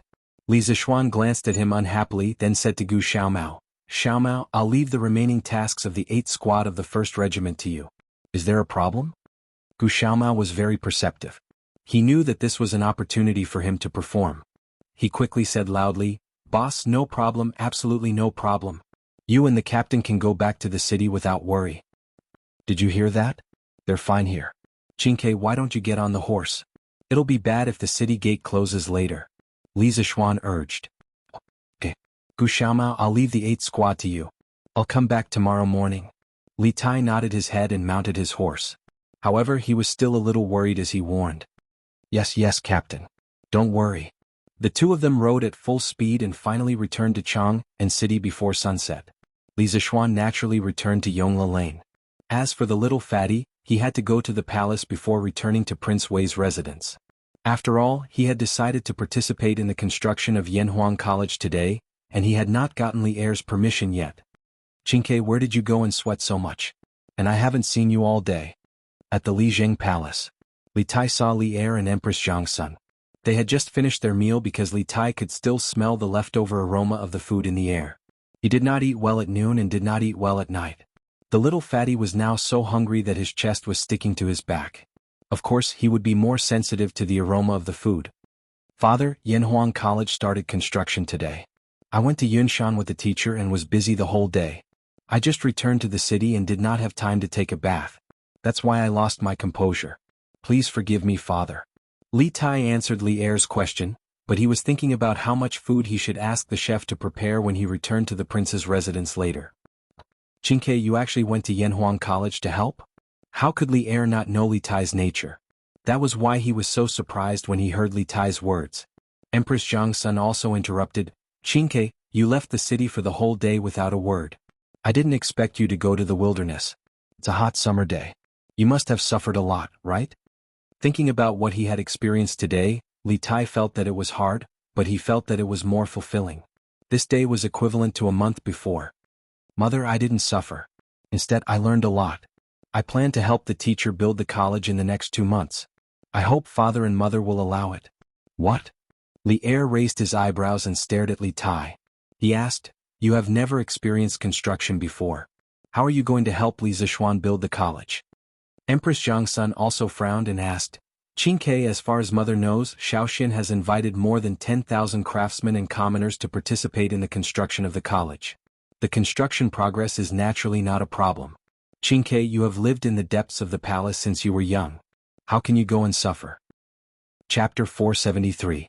Inside Li Zheng Hall. Li Tai cupped his hands to Li Er and Zhangsun. Imperial Father, Imperial Mother, please allow me to report. It is precisely because this son has never experienced construction that this son wants to personally give it a try. Engineering, engineering, engineering. If this son does not experience construction, how can this son be called a disciple of engineering?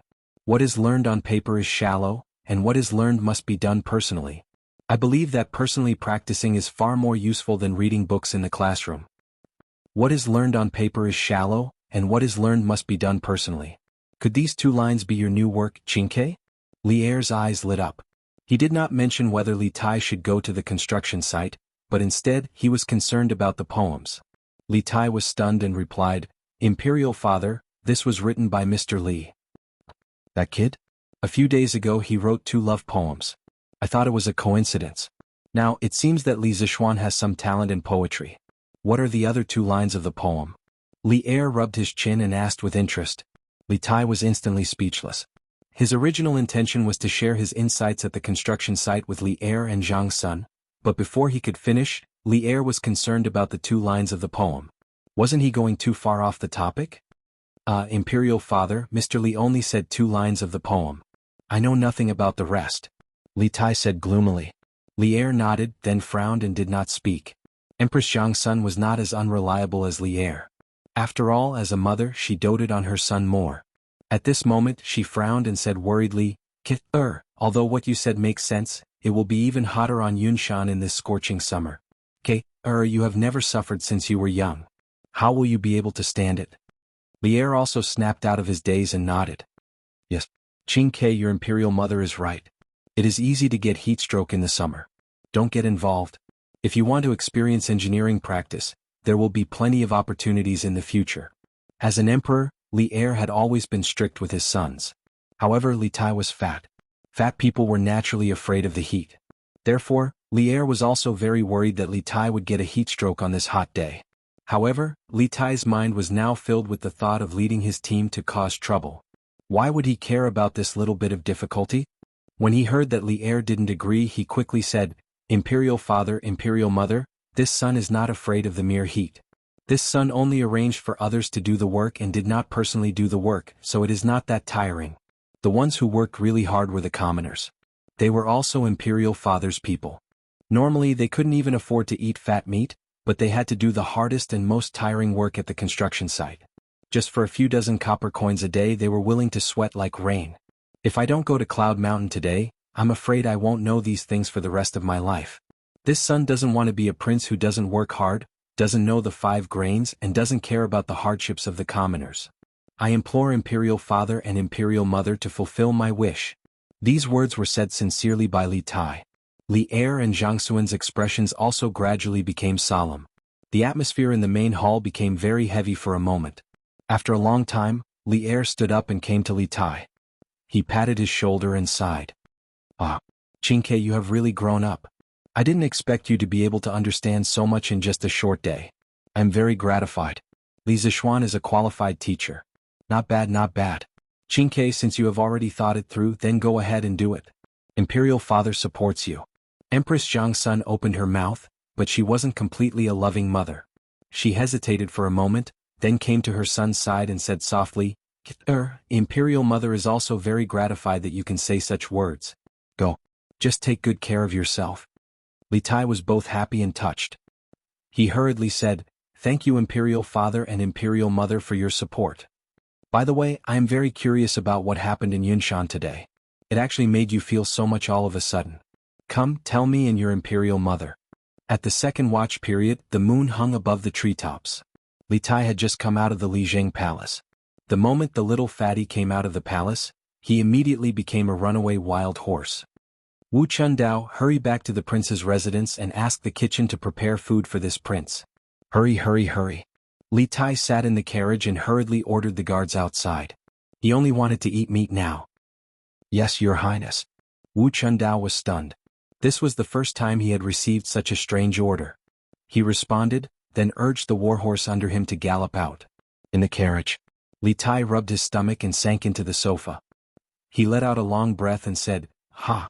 Now I can finally fight side by side with my brothers of the 1st Regiment and the 8th Squad in peace. Ah! In the future, the name of Yanhuang College will spread through the ages, and it will also be thanks to me, Li Tai. F***ck, my stomach is really F***king hungry. Lizheng Palace. Zhang Sun Palace. After the Emperor and Empress did it, Li Er held Empress Zhang Sun and looked at the bed curtain above his head in a daze. Your Majesty, are you still thinking about what Kair said just now?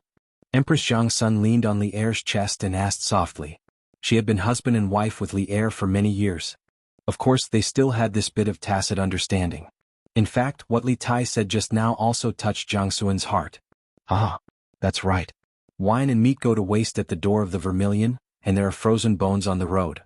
Li Zishuan, that brat, really dared to say that. Since the establishment of the Tang dynasty, which of the emperors and ministers hasn't worked hard for the people and the country? In the end, they ended up with such an evaluation. What a great irony. Li Er came back to his senses, stroked Empress Zhang Xuan's back and said with a long sigh. Your Majesty, that child probably said those words just to give Qingke a warning.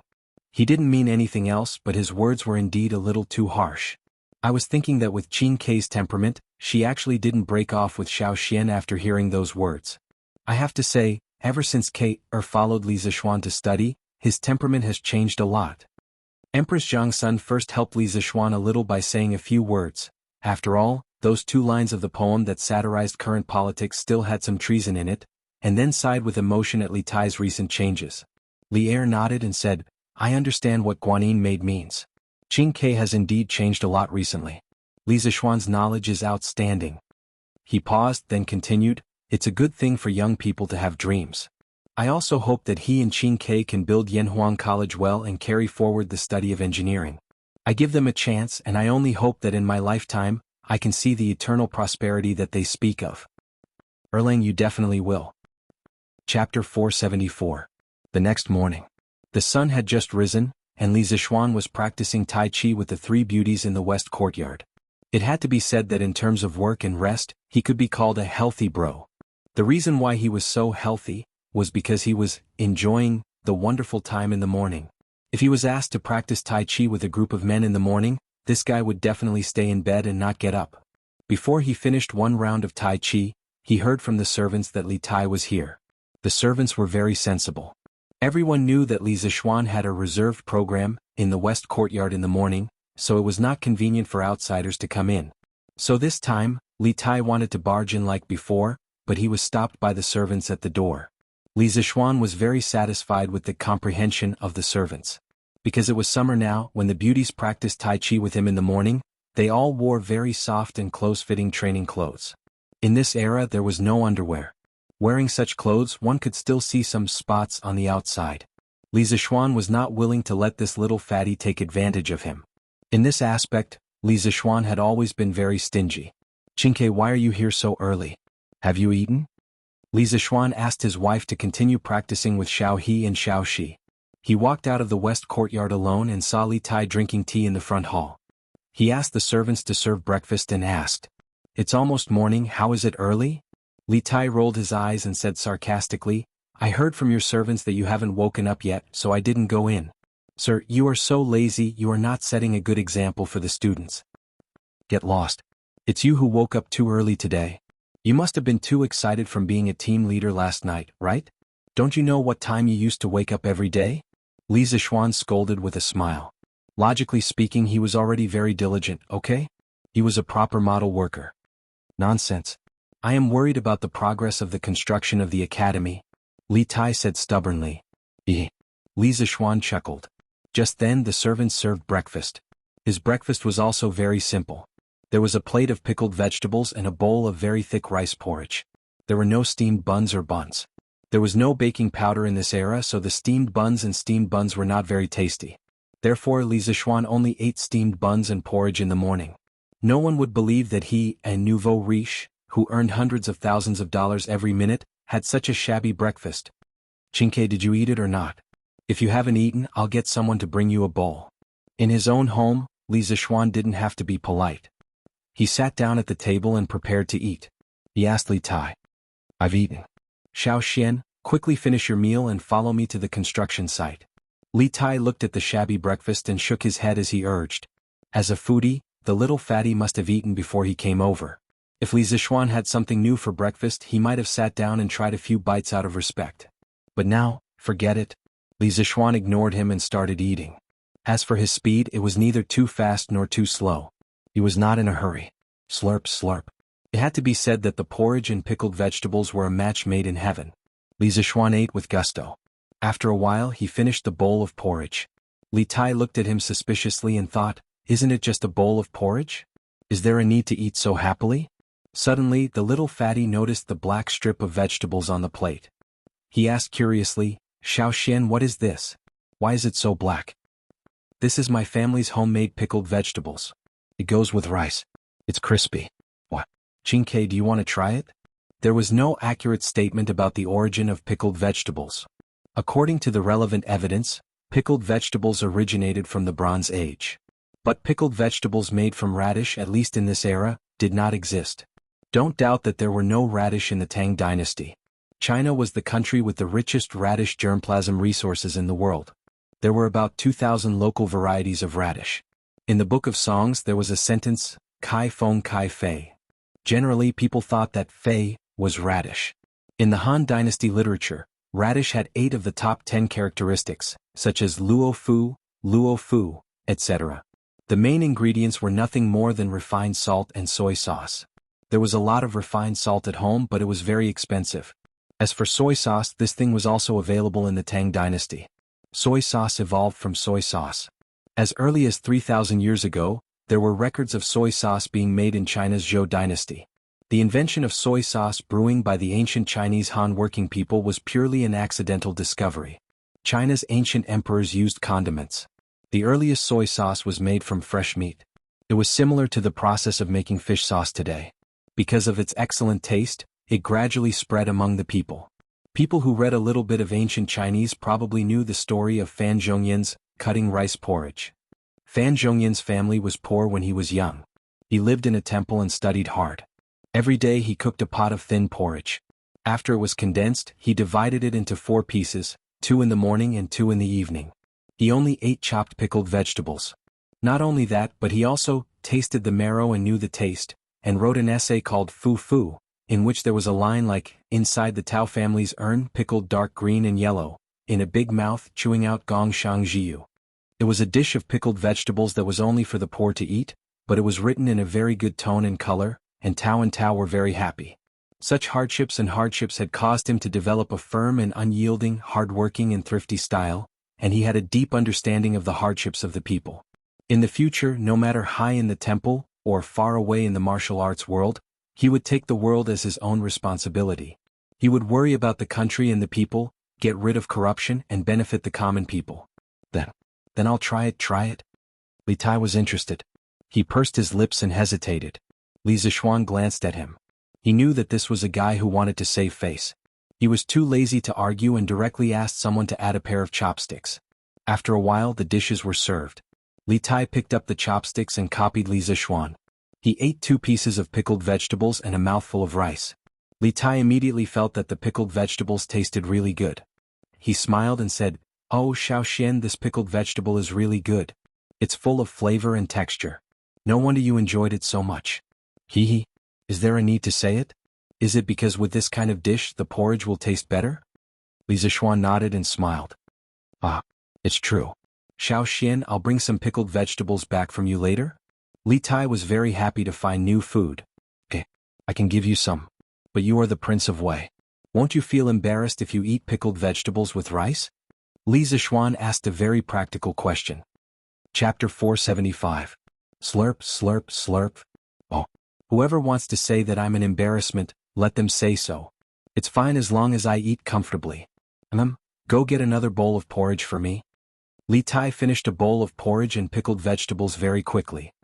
He rubbed his round belly and ordered Xiao He, who was beside him. Let's go. Almost everyone in the Li family knew Li Tai's frequent customer.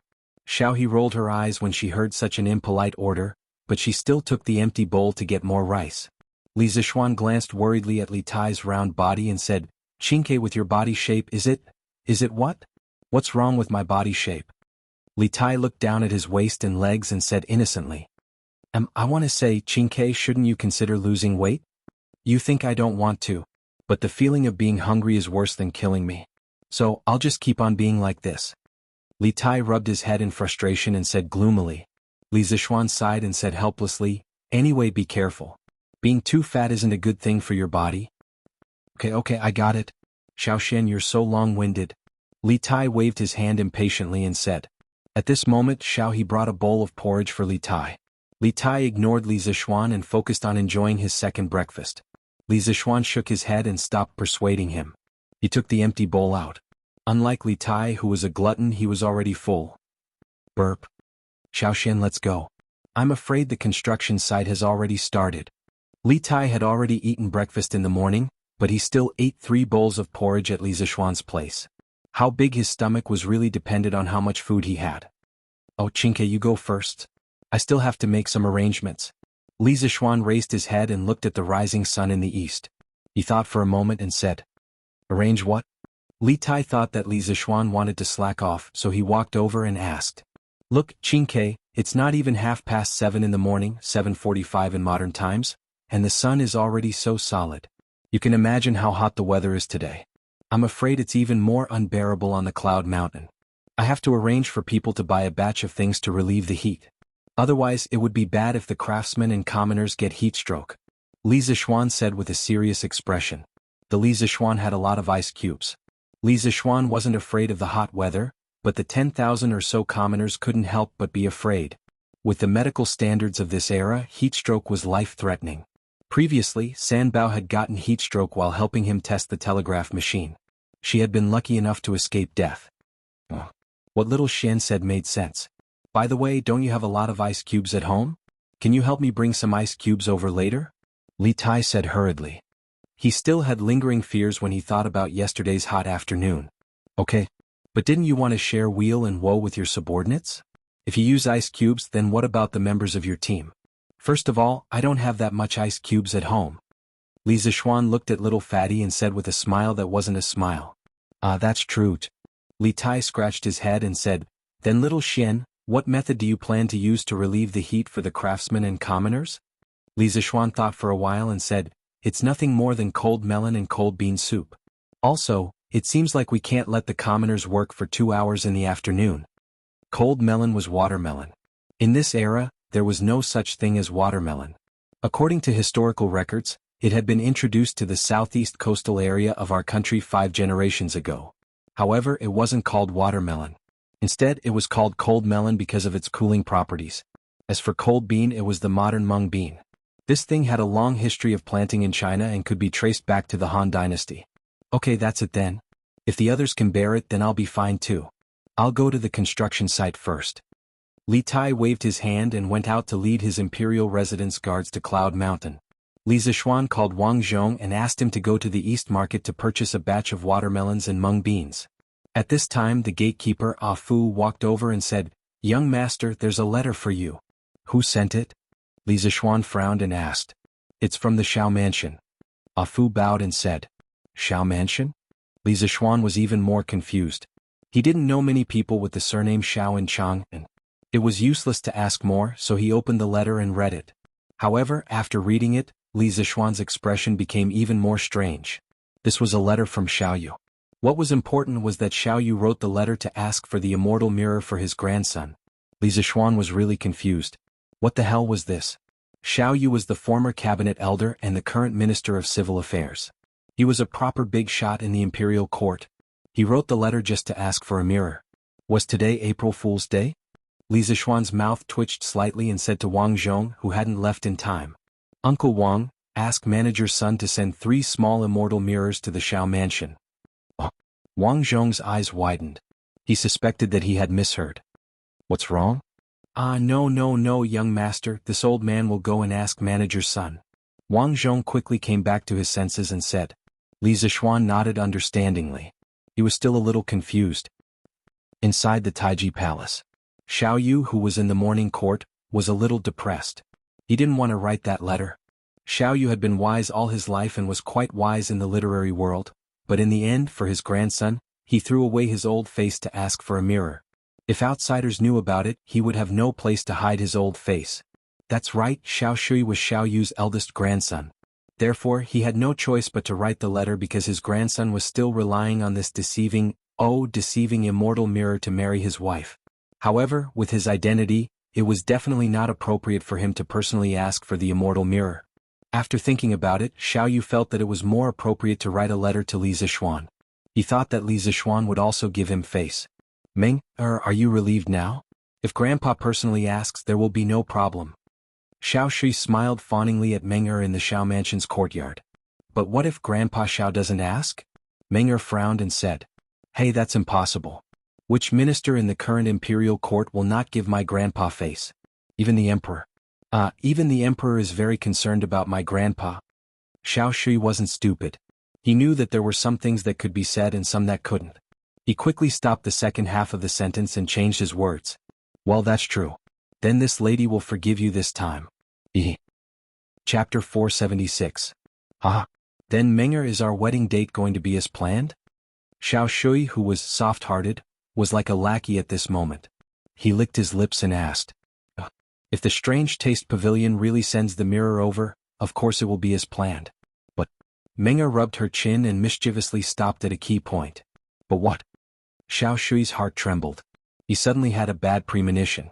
The heavens had pity on him. He had been tormented miserably by the girl in front of him for the past few days. "Xiao Shui, why are you so afraid?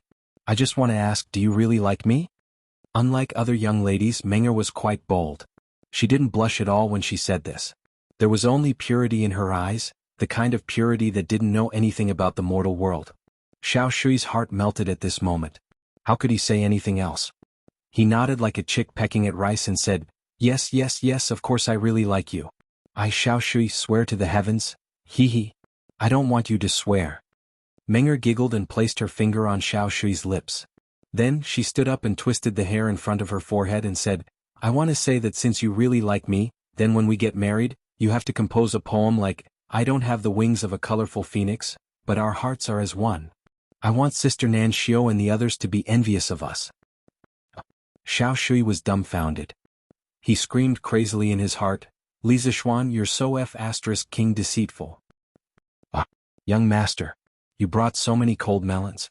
How much is it?" Near noon, Li Zishuan brought dozens of carts of cold melons and a few bags of mung beans to Cloud Mountain. Second Master Lu, who was at the entrance of the mountain, saw this huge convoy and immediately stepped forward in surprise. Isn't this because I'm afraid that everyone will be too tired? It's just a few carts of cold melons, it's not worth much. It's better that everyone doesn't get heat stroke than anything else." Li Zishuan smiled nonchalantly. TSK. Young master, you're really generous. How is this a few carts? It was probably more than 10,000 pounds. To tell you the truth, I, Lu Wanshan, have lived for more than half of my life, but this is the first time I've seen such a compassionate boss. Lu Wanshan looked at the huge fleet and said with emotion, everyone is born and raised by their parents. What's the difference between rich and poor? It was just a different reincarnation. Ah. Second Master Lu, I'll go up first. Li Zishuan sighed with deep meaning. He cupped his hands at Second Master Lu and led the team up the mountain. What's the difference between rich and poor? It was just a different reincarnation. Ah. Our young master is really different from the rest. Second Master Lu squinted his eyes and looked at Li Zishuan's back with a complicated expression. Qingke, what's wrong with you? Are you pregnant? When they arrived at the top of the mountain, they saw Li Tai standing at the entrance of the mountain. His cheeks were puffed up and he was trying to hold back his laughter. His expression was very strange. Li Zishuan could not help but complain. F***CK, you're the one who's pregnant. Ah. I can't take it anymore. It's over. Let's go to the side. If Xiaoning sees me laughing, he'll kill me. When Li Tai heard this, he jumped 3 feet high. As he spoke, he could not help but hold his stomach and laugh. However, this little fatty could not help but look back as he laughed. In the end, he even pulled Li Zishuan into the small forest at the side. Li Zishuan was shocked. Who would be willing to go into the forest with a damn fatty? He did not do gay things. Wait, what exactly happened? What's the meaning of your sneaky look? Li Zishuan could not stand this gay little fatty and hurriedly said. Ah, forget it. I'll go to the side and laugh for a while more. Little Xian, go to the shed and see for yourself. Ah. Li Tai waved his hand and fled in panic. Li Zishuan was confused. Did this little fatty take the wrong medicine today? He shook his head and walked to the big shed in front of him, which was the temporary command room of the construction site. When he went in to take a look, Li Zishuan immediately knew why Li Tai was laughing. Xiaoning, are you acting in an opera? Ah. Yan Xiaoning was originally a handsome gigolo. However, at this moment, he had turned into a young man full of pimples. In just one night, there were dozens of small red spots on his face, and there was a huge red lump in the middle of his forehead. The most awesome thing was that Yan Xiaoning's eyes were like that of a giant panda's. His entire person looked too beautiful to look at. Bang. Little Xian, shut up. What are you laughing at? Didn't I become like this because of your academy? If you keep laughing, I'll quit. Yan Xiaoning, who rarely cursed, didn't care about anything else at this moment. He slammed the table with all his might and roared at Li Zishuan, damn it. Okay. I won't laugh anymore. Ah. I really won't laugh anymore. Xiaoning, let me laugh for a while more. Ah. As Li Zishuan spoke, he couldn't help but laugh out loud. Huff huff. Yan Xiaoning panted heavily. His face was getting darker and darker. He clenched his fists so tightly that they made cracking sounds. He was going to go berserk at any moment. Li Zishuan saw this and quickly held back his laughter. He waved his hand and said, cough, I won't laugh anymore. Xiaoning, hurry up and tell me what's wrong with you. Why are there so many bumps on your face? Damn, it's all your fault. Yan Xiaoning's face darkened as he yelled, this is King Baron Mountain. At night, the mosquitoes are like locusts passing through, and there are no curtains at the construction site. Do you know how hard I slept last night?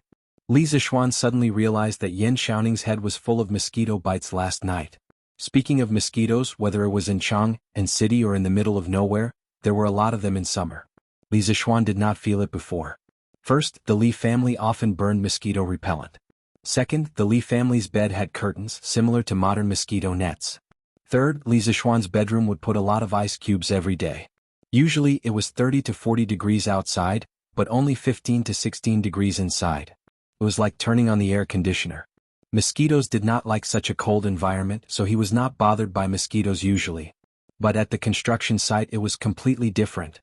Li Zishuan had spent the whole day arranging the accommodation for the workers yesterday. He did not consider the mosquitoes at night at all. Even if he did, he was pressed for time and could not solve it yesterday. More than 10,000 curtains were not a small number.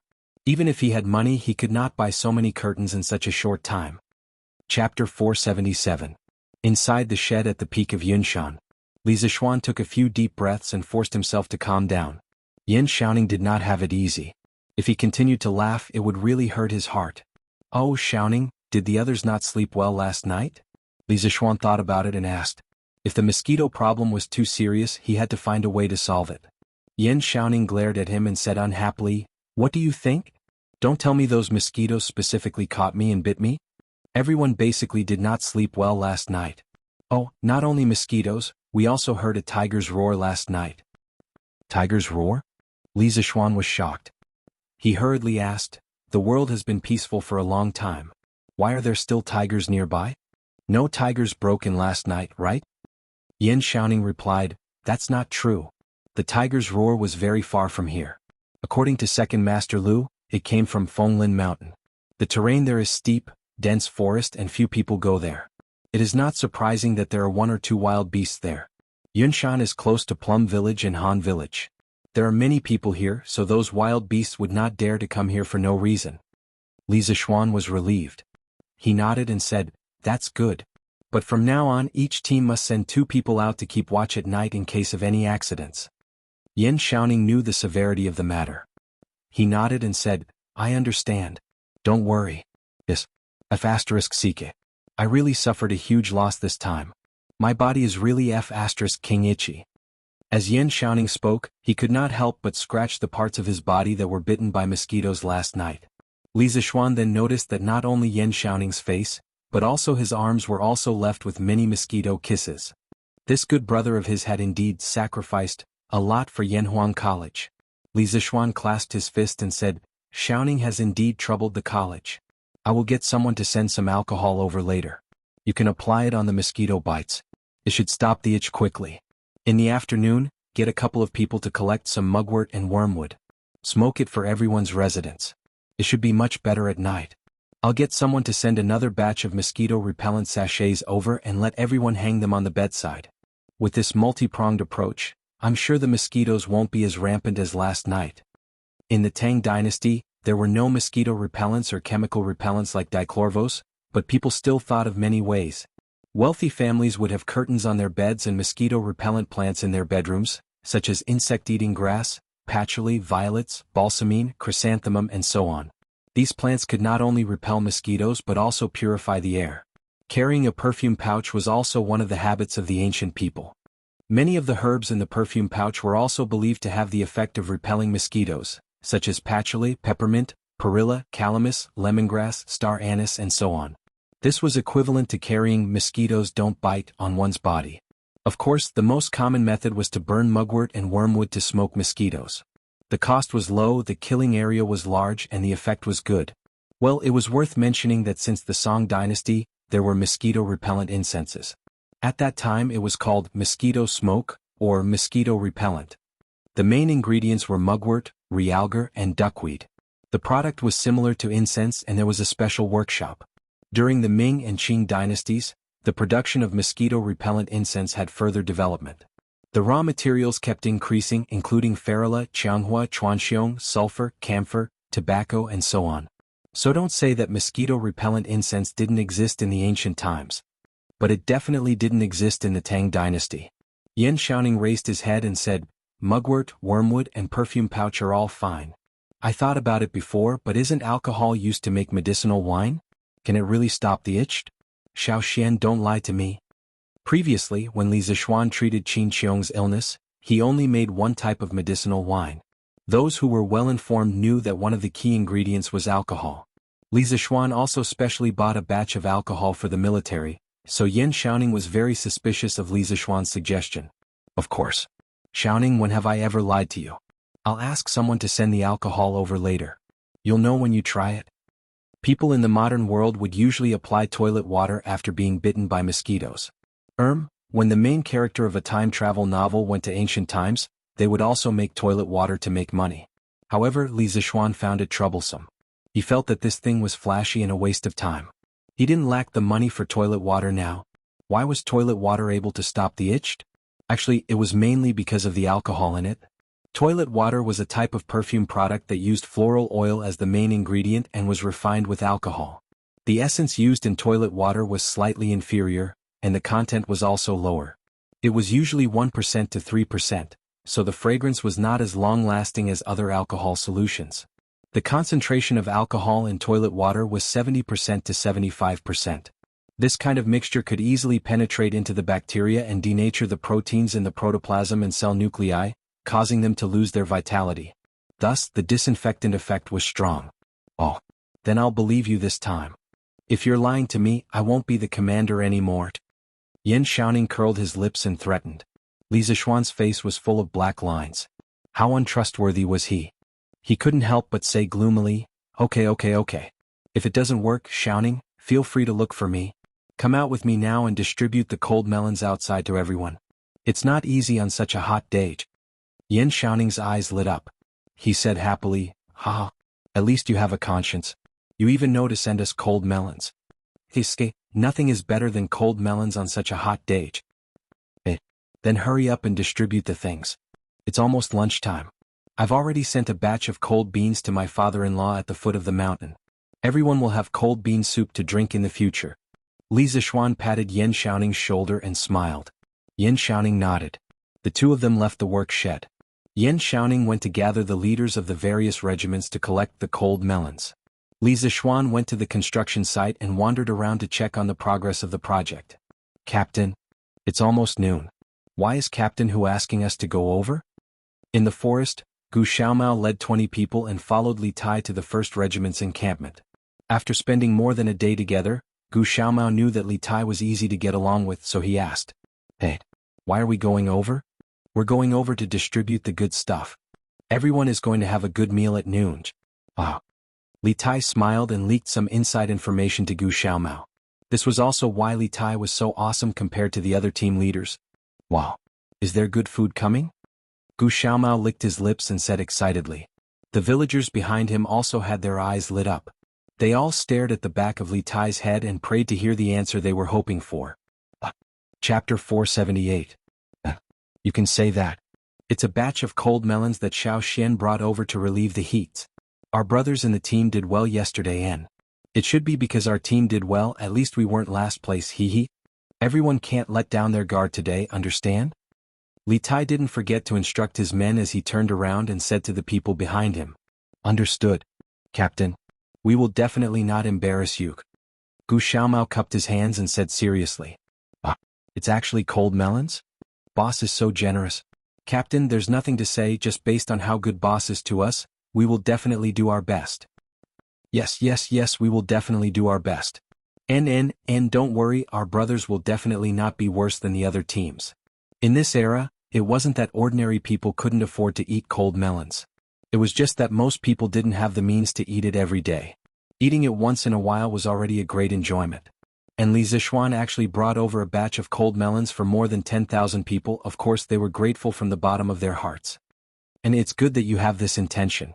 Li Tai nodded and said with relief. Yunshan Mountain at noon today was destined to be unusual. There was still half an hour before lunch, but all the craftsmen and workers received the order to stop work and return to their respective camps. After returning to the camp, everyone was dumbfounded because they saw a lot of cold melons. Oh my god. So many cold melons, where did they come from? Could it be that the team leader brought the team leader to steal from someone's melon field at the foot of the mountain? Damn you. Where would the team leader have the time to do that? They must be sent over by boss. And when I was working just now, I saw boss bring a long convoy up the mountain. The group of people below couldn't help but talk about it. At this time the team leader of their team walked in. He was a middle-aged man. Quiet. These are all cold melons sent by boss to everyone. In a while each house will take one back. You are not allowed to eat now, otherwise you won't be able to eat later. After returning to the house to plant the cold melon, it was time for dinner. Also, yesterday our 5th team got last place. Although it might not be because of our 3rd team, but everyone has to be more spirited today. If you're in last place again, I'll see if you're worthy of the cold melons that the boss sent over. Is that clear? The workers' dormitories on Yunshan Mountain were all 6-person dormitories, and this cold melon weighed at least 5 kilograms. On average, everyone could get at least 1 kilogram. From this point of view, everyone had to admire Li Zishuan's generosity. Listen up, Captain. We promise that we won't slack off in the afternoon. Yes, I definitely won't slack off. Everyone in the team patted their chests and promised. The middle-aged captain nodded and continued. After lunch and eating the cold melon, everyone should rest in the house. Today's weather is too hot, and the boss is afraid that you guys will get heat stroke, so he postponed the start of work to 3 p.m. Everyone should rest well and start work on time. Try to finish digging the foundation that the captain assigned to our team by the afternoon. Do you hear me? Work can only start at 5 p.m.? Captain, can we start work ahead of time? Otherwise, I'm afraid we won't be able to finish digging today. Yes, Captain. Can we start work ahead of time? The middle-aged man shook his head and said, No. Whatever the boss says, we have to do it. At that time, the law enforcement team will patrol the construction site. Any team that doesn't start work according to the boss's stipulated time will have their points deducted. If we can't finish the task, we can work overtime after dinner while it's not dark yet. But we can't start work ahead of time. Yes, Captain, this is a good idea. Then we'll continue working after dinner. Yes, continue working. Continue working. The boss cares about us and treats us like humans. We can't be ungrateful and don't know what's good for us. Yes, yes, yes. We can't let the boss down. We can't get last place again. Walking on the Cloud Mountain, Li Zixuan realized that a lot of changes had happened on the Cloud Mountain in just half a day. The weeds and bushes from before were almost all cleaned up. Many uneven places were also filled in. The craftsmen used lime to divide the ground into small pieces. The blueprint of the academy was drawn by Li Zixuan. When Li Zixuan saw the lines drawn by the lime, he knew that it was the layout of the academy that the craftsmen had measured in advance. He guessed that the workers would dig the foundation according to these lines. Well, this progress is quite fast. Looks like Yan Xiaoning didn't learn from his father for nothing. His ability to command and dispatch is undeniable. Li Zixuan walked around and couldn't help but stop and sigh. There was strength in numbers. An organized and planned team was even more powerful. This motley crew of more than 10,000 people had already formed a very strong fighting force under Yan Xiaoning's command. At the very least, Li Zixuan was very satisfied with the current progress. Moreover, he could feel that the entire construction site was bursting with a radical and high-spirited fighting spirit. As the cooperation between the teams became more and more tacit, the progress would only become faster and faster. 2 months was enough to build an academy. Li Zixuan made a rough estimate in his heart and couldn't help but let out a sigh of relief. As long as nothing went wrong, he didn't need to worry about the construction site anymore. Well, he could be a hands-off shopkeeper again. Li Zixuan thought happily in his heart. Xiaoning? You've finished distributing the cold melons to everyone? Feeling the footsteps behind him, Li Zixuan turned around and saw Yan Xiaoning, so he laughed. I finished distributing them. But you're really generous. You probably have more than 20,000 pounds of cold melons, right? Didn't I hear that you were short of money a while ago? Why are you still spending money like this? Yan Xiaoning couldn't help but complain. Li Zixuan looked at him and then said with a strange expression, Xiaoning, if you get married in the future, your sister-in-law will probably have nothing to do all day long. Yan Xiaoning's eyes widened and 2 big question marks were drawn on his forehead. He asked in bewilderment, Why? Li Zixuan hesitated for a moment, then moved his right foot back and said, Cough, cough. Because Xiaoning, you've done all the things that a housekeeper should do, so your sister-in-law will have nothing to do. Yan Xiaoning was stunned for a moment before he realized that Li Zixuan was saying that he had a big mouth like a housekeeper. He couldn't help but be furious and roared, F***ck, Xiao Xian, you bastard, you don't know what's good for you. I'll fight it out with you. Ah, what a joke. What a joke. Brother Xiaoning will mind. But Li Zixuan was already prepared. This guy quickly slipped away as if there was oil on the soles of his feet. Chapter 479. Yanhuang College's current financial situation was still relatively healthy. First of all, Li Zixuan never planned to build the entire college in one go. 2 months wasn't enough to complete such a large project. Therefore, according to the first phase of the college, 150,000 strings of cash was enough to support the various expenses of the construction site for a month. Of course, he believed that the workshop would have some breakthroughs in the research of cement recently. When that happens, the construction cost would be greatly reduced. Currently, the construction site only bought 2 days' worth of cement mortar at a time. They were prepared to replace it with cement at any time. Moreover, products such as the immortal mirror and colored glass cup had just been released. The market demand had not been fully released yet. Therefore, Strange Taste Pavilion could be considered as Li Zixuan's cash cow now. Basically, a batch of goods released every few days could earn at least 10,000 strings of cash. For Li Zixuan now, earning money was just that easy. Therefore, spending a few hundred strings of cash to buy watermelons for the workers to relieve the heat was really nothing to him. Although he didn't have the ability to change the fate of all the poor people, he would definitely help these pitiful and respectable workers in front of him. After joking with Yan Xiaoning for a while, the two of them went to the square in front of the construction site. At that moment, the workers were queuing up to get their food. Yesterday, the overall performance of the workers of the 5 regiments was very good. However, because the task of the 5th regiment was lighter than the other regiments, they fell behind in yesterday's evaluation. Therefore, the food they had today was the worst in the entire construction site. Although it was the worst, it was still much better than most people's meals. This was because their food was rich in oil. This was all secretly instructed by Li Zishuan. It was fine if they couldn't eat meat, but there must be oil in the food. Otherwise, the workers would definitely get hungry quickly and lose their energy to work. Of course, the so-called oil was definitely lard. If it was vegetable oil, Li Zishuan wouldn't be able to eat it. Yo. There's also black bean soup today. When it was a worker's turn to get food, he was surprised. Hee. This is what the young master prepared for you. Everyone drink more later. There's enough black bean soup. The auntie in charge of getting food laughed. Ha. The boss was afraid that everyone would get heat stroke. Without a doubt, we will definitely remember boss's kindness in our hearts. Yeah. First it's a cold melon and then it's a cold bean. Boss has really given us a lot of thought. Madman Ma will never forgive anyone who slacks off. Yes. Whoever dares to play tricks is truly heartless. Li Zishuan's small action once again caused a huge reaction among the commoners. As the saying goes, there will be no harm if there is no comparison. Compared to the past, Li Zishuan really treated them as human beings. They felt genuine concern and respect from Li Zishuan, which was very precious in this era. In just 2 days, Li Zishuan had made more than 10,000 workers and craftsmen identify with him. His speed was quite fast. It could only mean that treating others with sincerity would also result in sincerity. Ah, Xiaoxian, you're quite impressive. I think all the workers are full of admiration for you now. I'm afraid even I can't compare to your influence. As the chief commander of the construction site, how could Yan Xiaoning not know the mentality of these workers? He stood at the edge of the square and exclaimed to Li Zishuan. Ah, Xiaoning, this is called charisma, do you understand? Li Zishuan patted Yan Xiaoning's shoulder and laughed as he said shamelessly. Get lost. What bullsh*t charisma. Don't lie to me. It's just a way to buy people's hearts. My father used it a lot too. Yan Xiaoning rolled his eyes and said unhappily. Li Zishuan said anxiously, Hey, what do you mean by buying people's hearts? These people use their hard work to get paid and I treat them with sincerity. Xiaoning, don't talk nonsense. There are so many craftsmen and commoners in the world and I don't lack money. Why would I need to buy people's hearts? Yes. You're right. Go and eat. Remember to send me the alcohol in the afternoon.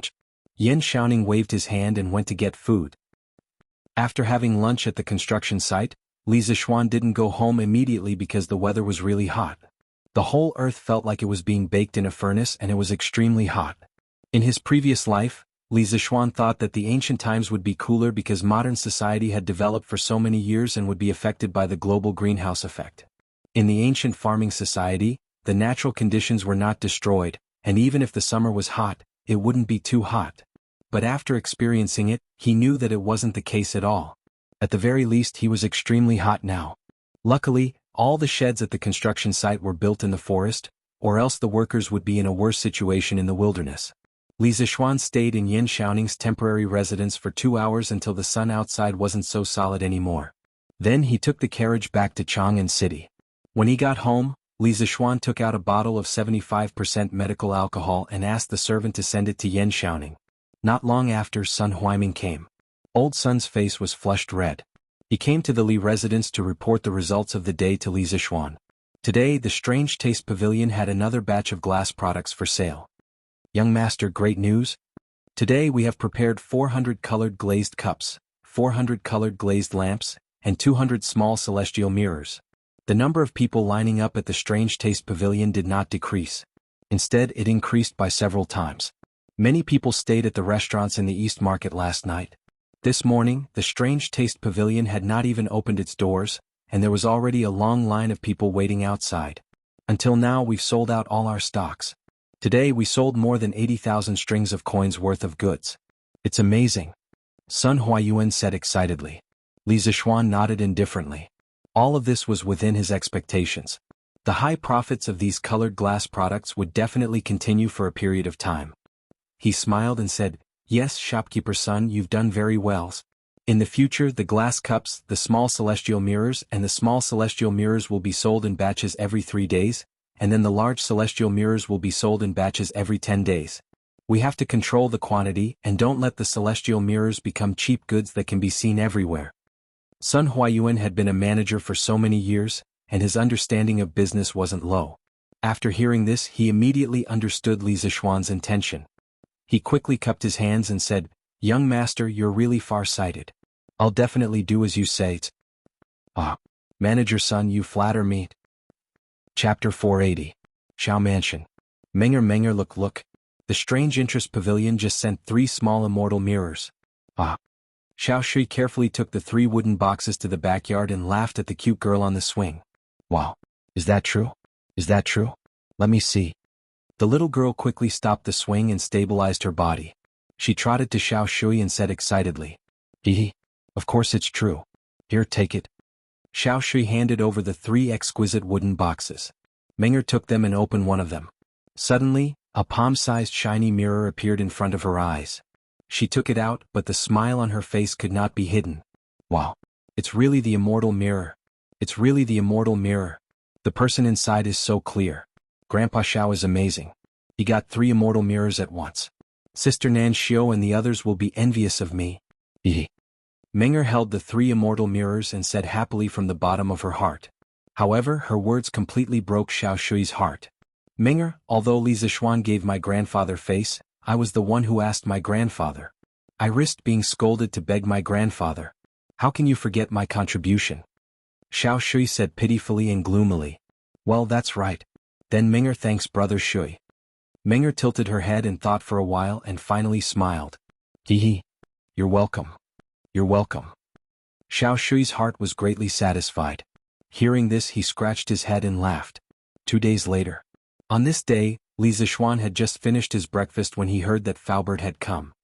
He couldn't help but be happy and thought to himself, could it be that there's a new breakthrough in the research of cement? Li Zishuan hurriedly came to the main hall and saw Faubert walking around excitedly. Young master, we have experimented with the correct formula for cement. The workshop has made cement." Faubert saw Li Zishuan come in and hurriedly said excitedly, "Ah, is it true?" Li Zishuan was even more excited than Faubert. With cement, he didn't need to worry about the construction of the academy. It's true. It's true. Young master, look, this cement has already coagulated. It's 100 times stronger than the failed product of our previous experiments." As Uncle Fu spoke, he took out a fist-sized lump of cement from his sleeve. Li Zishuan's eyebrows twitched. With such a lump of cement in his sleeve, wasn't Uncle Fu afraid that it would fall and hit his foot? Li Zishuan shook his head and threw away the messy thoughts in his mind. Li Zishuan took the cement block. It was slightly heavy and cold. Li Zishuan gently squeezed it and it didn't break. Then he used 1% of his strength and it still didn't break.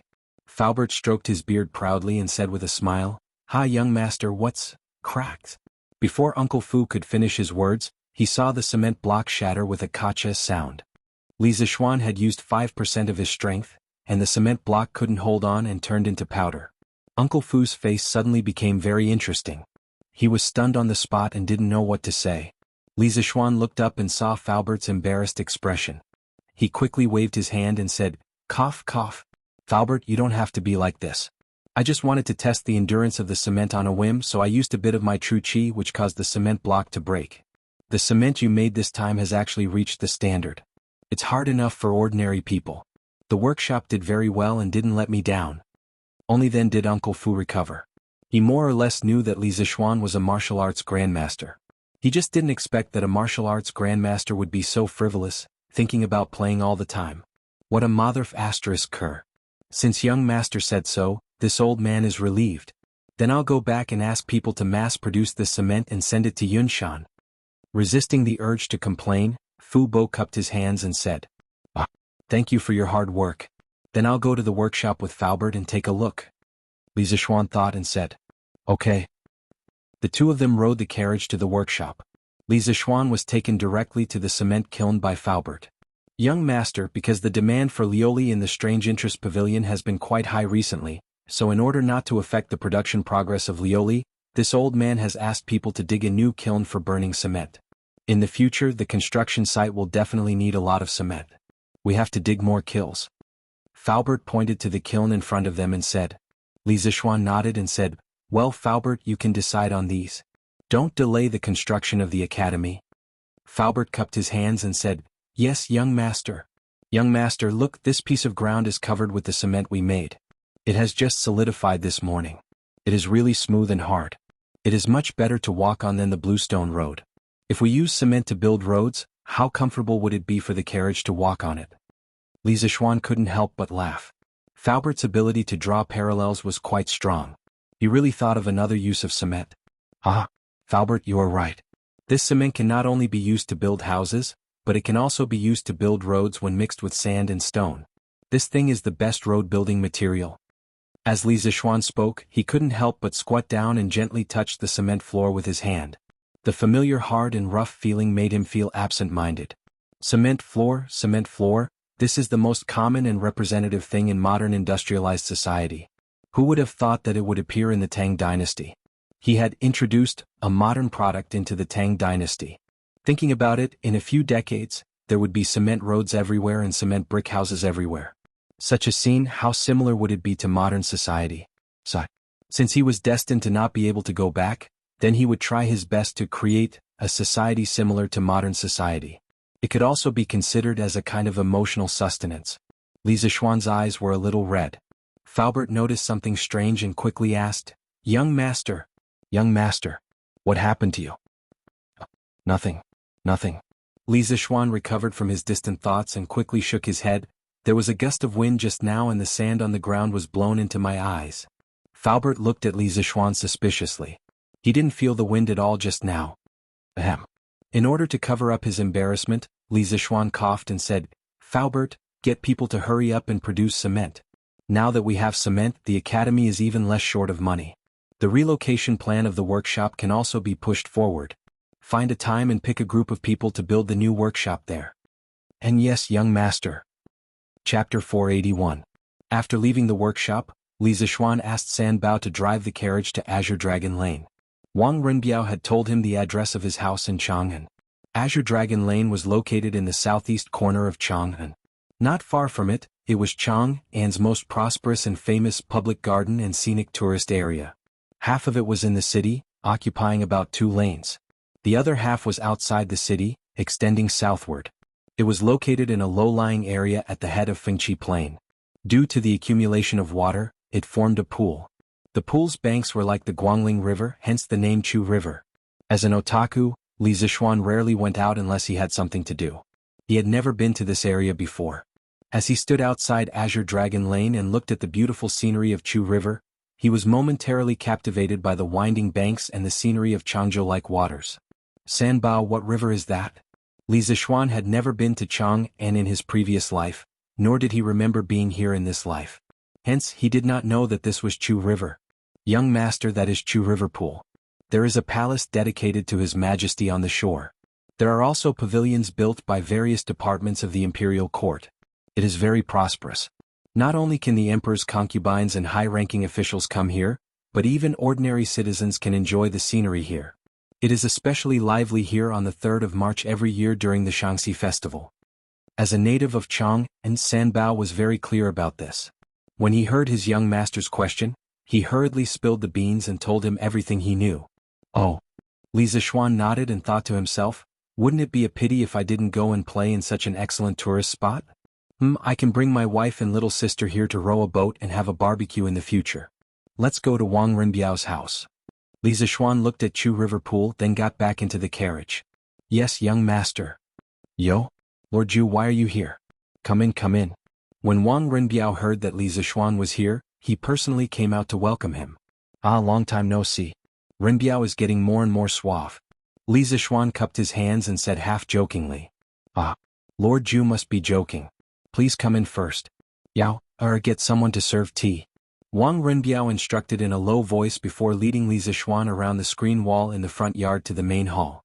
Leng Yuyao came in with 2 maids and poured a cup of tea for Wang Renbiao and Li Zishuan. Cough, the task of pouring tea was naturally done by the 2 maids. Leng Yuyao, a great expert, would definitely not do this kind of work herself. She stood motionlessly behind Wang Renbiao with her long sword in her arms. A cold aura emanated from her body, making it seem as if no one was allowed to get close to her within a radius of a few miles. Cold, this woman is still as cold as usual. Li Zixuan sighed in his heart without batting an eyelid. Leng Yuyao was beautiful, but she was too cold. Most likely, only Wang Renbiao could endure it. Li Zixuan was quietly sizing up Leng Yuyao, and Leng Yuyao was also quietly sizing up Li Zixuan. Although she didn't know the details of the assassination in the eastern suburbs of Chang and City a few days ago, she knew that Li Zixuan broke through to the Grandmaster realm and turned the situation around. This news caused quite a stir in the Jianghu. A Grandmaster less than 15 years old. When Leng Yuyao heard the news, she couldn't help but feel a sense of frustration in her heart. Now that she saw Li Zixuan again, she felt a faintly discernible dangerous aura emanating from him. Leng Yuyao's heart was very complicated. Lord Ju, my humble house is simple and crude. I'm afraid I've neglected you. Please have some tea. Wang Renbiao couldn't feel the probing eyes of the two great experts in the room, so he said with a smile. Ah, Renbiao, why are you so polite? Our two families have worked together so many times. Wouldn't it be strange to address each other with titles? How about we call each other brothers and friends? Although Li Zixuan didn't like the tea of this era, he still understood the principle of, when in Rome, do as the Romans do. He was now in someone else's house and it would be very impolite to be picky. So he picked up the teacup, took a symbolic sip, frowned slightly and swallowed it. Then he smiled at Wang Renbiao. As for why he frowned, of course, it was because the taste of the tea was too damn sour. Before the Tang dynasty there was no way to make tea. From the Wei, Jin, Southern and Northern dynasties to the early Tang dynasty, people mainly plucked the leaves of the tea tree and mixed it with pepper, ginger, cinnamon and other seasonings to make a soup for drinking.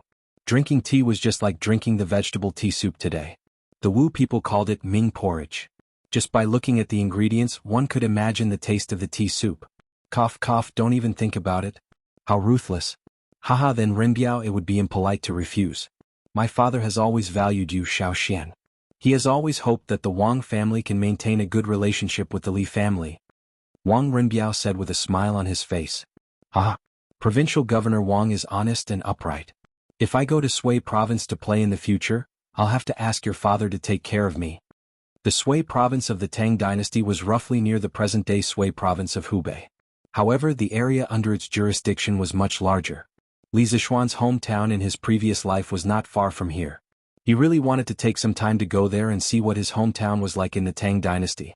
Wang Renbiao smiled and said, that's easy. Xiao Xian, if you really want to go, I'll personally accompany you there. I also have to visit my father. Let's not talk about this first. I'm here today to look for you, Renbiao. I have some serious business. Li Zixuan put down his teacup and sat up straight. He said seriously, Renbiao, you should have heard of the Azure Glass Cup, and Divine Mirror in the Curious Pavilion recently, right? That's right. He was here today to talk about cooperation. Since the Curious Pavilion had already started to sell glass products, he naturally wanted to maximize the profits. Just like before, he planned to monopolize the Chang'an market. As for the other markets, he still wanted to let Wang Renbiao act as his agent. They had a very good foundation for cooperation. Wang Renbiao seemed to realize something. His eyes lit up and he said, of course I've heard of it. Xiao Xian, what do you mean? That's right. I want to cooperate with you, Renbiao. Renbiao, haven't you thought about this before? Wang Renbiao quickly replied, of course I have. I even talked to shopkeeper Sun about it. But he said that the production of these things is limited and can't even meet the demand in Chang'an. So I can only wait for your workshop to expand its production before I make any plans. Li Zixuan nodded and said with a smile, so that's how it is. But Renbiao, there's something you might not know. The Curious Pavilion's workshop will be moved to the vicinity of Yunshan in the near future. The area and scale of the new workshop will be more than 5 times larger than it is now. When the time comes, we will be able to recruit more craftsmen. Correspondingly, the workshop will also produce more Azure Glass Cups, Divine Mirror, and those things like, Don't Touch Me from before. When the time comes, I'll need you to help me distribute these products to various places. Chapter 482. Azure Dragon Lane, Wang Residence. Wang Renbiao's face lit up with excitement after hearing Li Zixuan's words. He smiled and said, that's great. This business is exactly what the Wang family is looking for. Li Zixuan asked, Rinbiao, how many goods can you take? He had to make a budget so that the workshop could make the necessary arrangements in advance. Wang Rinbiao pondered for a moment, then smiled confidently. Oh, the Azure Glaze Cup, and the Immortal Mirror, I can buy as many as you have. As for the new carriage, don't touch me. Even if the Strange Interest Pavilion's workshop expands, it won't be able to produce much in a month. So, little Xian, you don't have to worry about not being able to sell your goods. You can take as many as I have? Rinbiao, aren't you a little too arrogant? You should know that the Azure Glass Cup, and Immortal Mirror are not cheap. Li Zixuan raised his eyebrows and said in surprise. Wang Rinbiao smiled and said, "Haha, it's not that I'm arrogant, but you underestimate the Wang family. Putting aside the Wang clan, any one of the 7 great clans would be able to swallow this business deal. Of course, there are definitely many clans who want to work with you, little Xian. However, I, Wang Rinbiao, am rather fortunate to be able to obtain your permission before them. Moreover, Chang is not the only place with rich people in Tang. There are many rich merchants in other states and counties, especially in Jiangnan and Suang. People there are very interested in the Azure Glass Cup, and Immortal Mirror. No matter how expensive these things are, they won't be able to sell." In the early Tang dynasty, although the people were generally poor, there was no shortage of rich people. This was the case in any era. The Azure Glass Cup, and Immortal Mirror were the most excellent tools for the rich to show off. Wang Rinbiao had long understood these people's hearts, which was why he said so. "Ah, since you said so, I'm relieved. The workshop will expand production as soon as possible. When the time comes, I'll hand over all the goods that Chang'an can't take.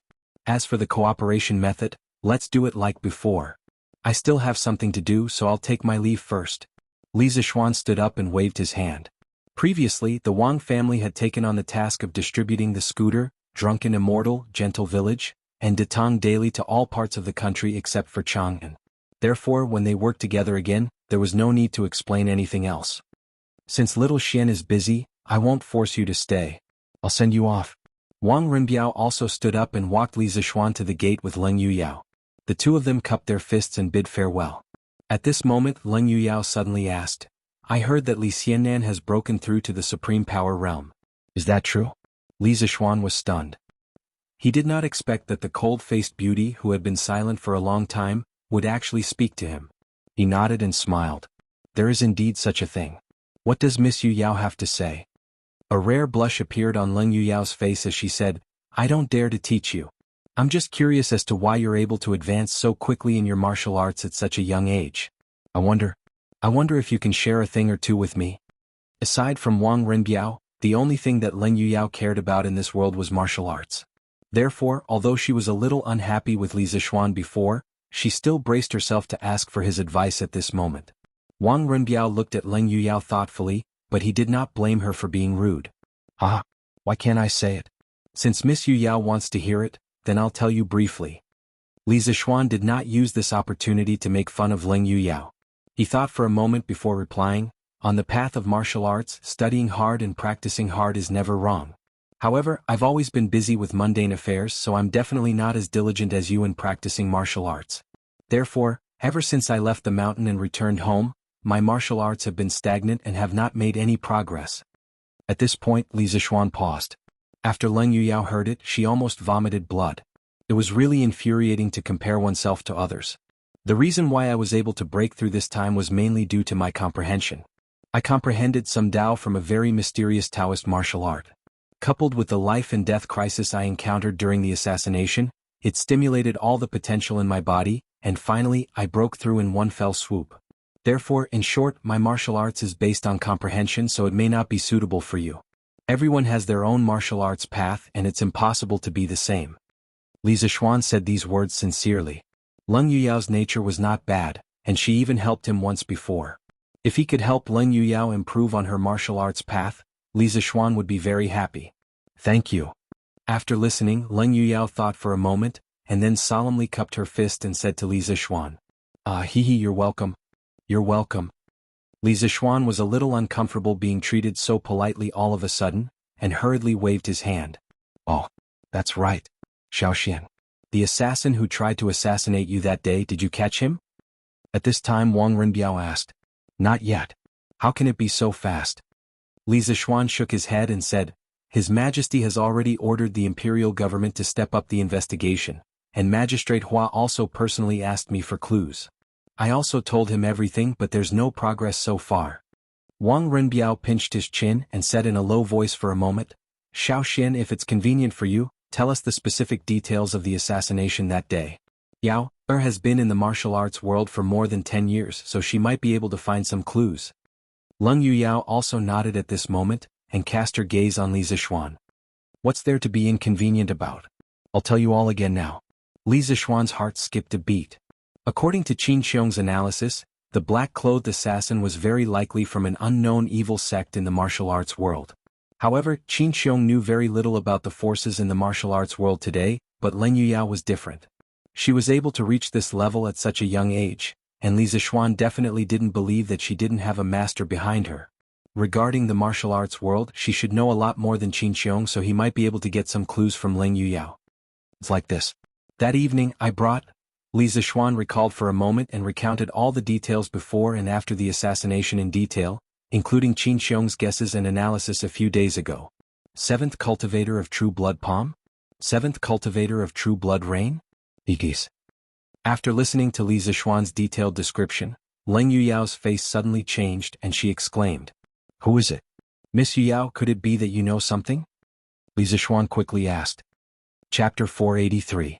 In front of Wang Renbiao's house. Li Zixuan stared at Leng Yuyao with an expectant look, hoping to hear the whereabouts of the black-clothed assassin from her. That afternoon, the black-clothed assassin had threatened to take revenge and kill Li Zixuan's entire family. Li Zixuan wasn't willing to let go of such a person who could threaten him in the dark at any time. If there was a chance, he would definitely eliminate the source of trouble. Sir Li Yuyao knows something about that assassin. Leng Yuyao thought for a moment and said with slight hesitation, Miss Leng, please tell me. Li Zixuan will definitely reward you handsomely if you can get any clues about that person. Li Zixuan hurriedly cupped his fists and said sincerely. Wang Renbiao could see the anxiety in Li Zixuan's eyes and also said to Leng Yuyao, if you know any clues, don't hesitate to tell me. You don't have to hold back. Leng Yuyao nodded and said, Yes, young master. Then she turned to Li Zixuan and said, Sir Li, although Yuyao doesn't know the specific identity of that assassin, according to your description, I can guess his origin. In the past, Yuyao heard from my master that there's an evil sect in the Qinling Mountains called the 7 Cultivators sect. Although it's small, it has a peak Grandmaster realm expert. The 7 Cultivators sect's secret technique is the 7 Cultivators blood transformation palm. The 7 Cultivators sect? Miss Leng, do you know where this 7 Cultivators sect is located? Li Zixuan's expression shook as he asked in a deep voice. As for Leng Yuyao's words about the peak Grandmaster realm expert in the 7 Cultivators sect, he didn't care at all. Although he wasn't a match for a peak Grandmaster realm expert in a one-on-one fight, if someone threatened him, Li Zixuan, he would find a way to kill them even if they were protected by a Grandmaster realm expert. Leng Yuyao shook her head and recalled, I don't know the exact location of the 7 Cultivator of True Virtue sect. In the past, the sect that Yuyao belonged to had a grudge with the 7 Cultivators sect. An evil cultivator from that sect once abducted one of Yuyao's junior sisters. When my master found out about it, he was furious and brought several martial uncles with him to chase after that person. According to my master, they chased him all the way to the depths of the Qinling Mountains. Then they saw that thief climbing a steep mountain peak shrouded in black fog. At the foot of the mountain, there was a boundary stone with the word Spirit Snake Mountain written on it. Master, martial uncles dismounted and climbed up the mountain. Not only was the mountain path steep, it was also filled with all kinds of poisonous snakes. Furthermore, the entire mountain seemed to be filled with poisonous fog. Master and the others had only stayed inside for a quarter of an hour, but they were already showing signs of being poisoned. Furthermore, Master could faintly feel a very strong pressure at the top of the mountain. Martial uncle knew that it was impossible, so they persuaded Master to return to the sect and make further plans. Master had no choice but to leave with hatred. 7 Cultivators of True Virtue. Snake Spirit Mountain. Li Zixuan's expression gradually turned solemn. He propped up his chin and said with a frown, Miss Leng, has this 7 Cultivators sect ever accepted any assassination missions to earn money? I've never heard of it before. Although the people of the 7 Cultivators sect have done a lot of outrageous things, they have never assassinated an important official of the imperial court. To some extent, the seventh cultivator of true virtue sect has always been very low-key in Jianghu, and only a few people know about it. If their sect specialized in assassination, they wouldn't be as unknown as they are now. Leng Yuyao pondered for a long time and shook her head. Li Zixuan was even more puzzled. He muttered to himself, "That's strange. I don't have any grudges with the seven cultivators sect. But that day when I heard that assassins say that the matters of the pugilistic world shall be settled in the pugilistic world, it sounded as if there was a deep hatred between us. What's the reason for this?" Although according to Leng Yuyao's words the seven cultivators sect was very suspicious and should indeed be suppressed, Li Zixuan still felt that there was something fishy about this matter. Right now he only wanted to find the real culprit. He didn't want to care about the other grudges of the pugilistic world. The matters of the pugilistic world shall be settled in the pugilistic world. I understand now.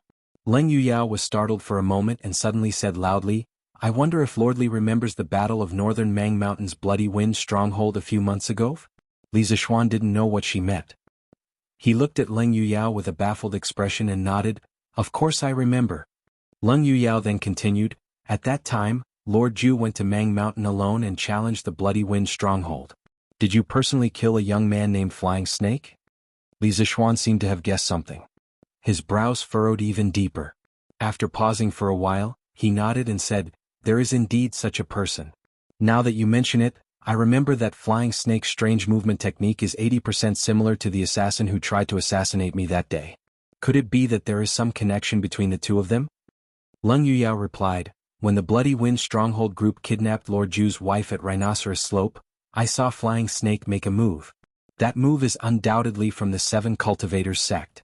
Since Lord Ju killed Flying Snake, Yuyao guessed that it was the elders of Flying Snake sect who came to seek revenge." Bang! Li Zixuan punched the wall next to him and said hatefully, "Humph. Seven Cultivators sect. Flying Snake? They provoke me time and time again. Do they really think I'm made of mud?" At the side, Wang Renbiao looked at the deeply sunken wall. The corner of his mouth twitched as he said, "Little Xian, this matter was caused by my second brother. My Wang family is willing to help you deal with the Seven Cultivators sect with all our strength." Flying Snake and Xiaoying had joined hands to kidnap Han Yushi. In the end it was Wang Renyi who ordered them to do so. Now that Flying Snake was killed and the Seven Cultivators sect came to seek revenge, it was reasonable to say that this matter was related to the Wang family. Li Zixuan waved his hand and stared at Wang Renbiao saying, "That is that. Provincial Governor Wang has already given me an explanation for the previous matter. What I want to know now is whether the assassin that day has anything to do with the Wang family. After all, your second brother hates me to the bone. Will he use Flying Snake's death to instigate the Seven Cultivators sect to assassinate me?" Although many people knew that Li Zixuan had attacked the Bloody Wind stronghold with his sword, not many people knew the details including the killing of Flying Snake. Therefore, Li Zixuan had reason to suspect that the assassin was instigated by someone. Wang Renbiao was shocked. He quickly shook his head and said, "Impossible, absolutely impossible. After that incident, my second brother has been imprisoned by my father in the Wang family's ancestral home. The people of the disciplinary hall are guarding him day and night. There's no way he can come in contact with outsiders. Little Xian, if you're still worried, I'll write a letter and ask my father to personally investigate my second brother's situation in the past few months." "There's no need for that. I believe you." Li Zixuan waved his hand and said, "In any case, that assassin is definitely related to the Seven Cultivators of True Virtue. Regardless of whether or not someone is stirring up trouble behind the scenes, I have to flatten this sect first and then investigate the person behind him. I have to thank Miss Lung for the information today. Renbiao, I'll take my leave first." Chapter 484. After leaving the Wang family in a hurry, Li Zixuan did not even return home. Instead, he went straight to the government office. After explaining his identity to the government servant at the door, Li Zixuan was invited to a side hall at the back of the government office. After about 15 minutes, Yin Wenjie of the government office walked in wearing a purple official robe. He cupped his hands and smiled at Li Zixuan. "Yo, Li Zhansher, may I know why you are here today?"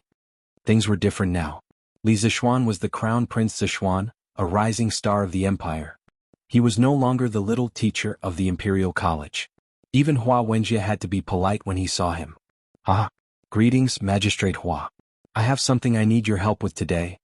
Li Zixuan did not put on airs. He politely bowed back to Hua Wenjie and smiled. Hua Wenjie's eyes flashed. Almost instantly, he realized that what Li Zixuan wanted to say was related to the assassination case.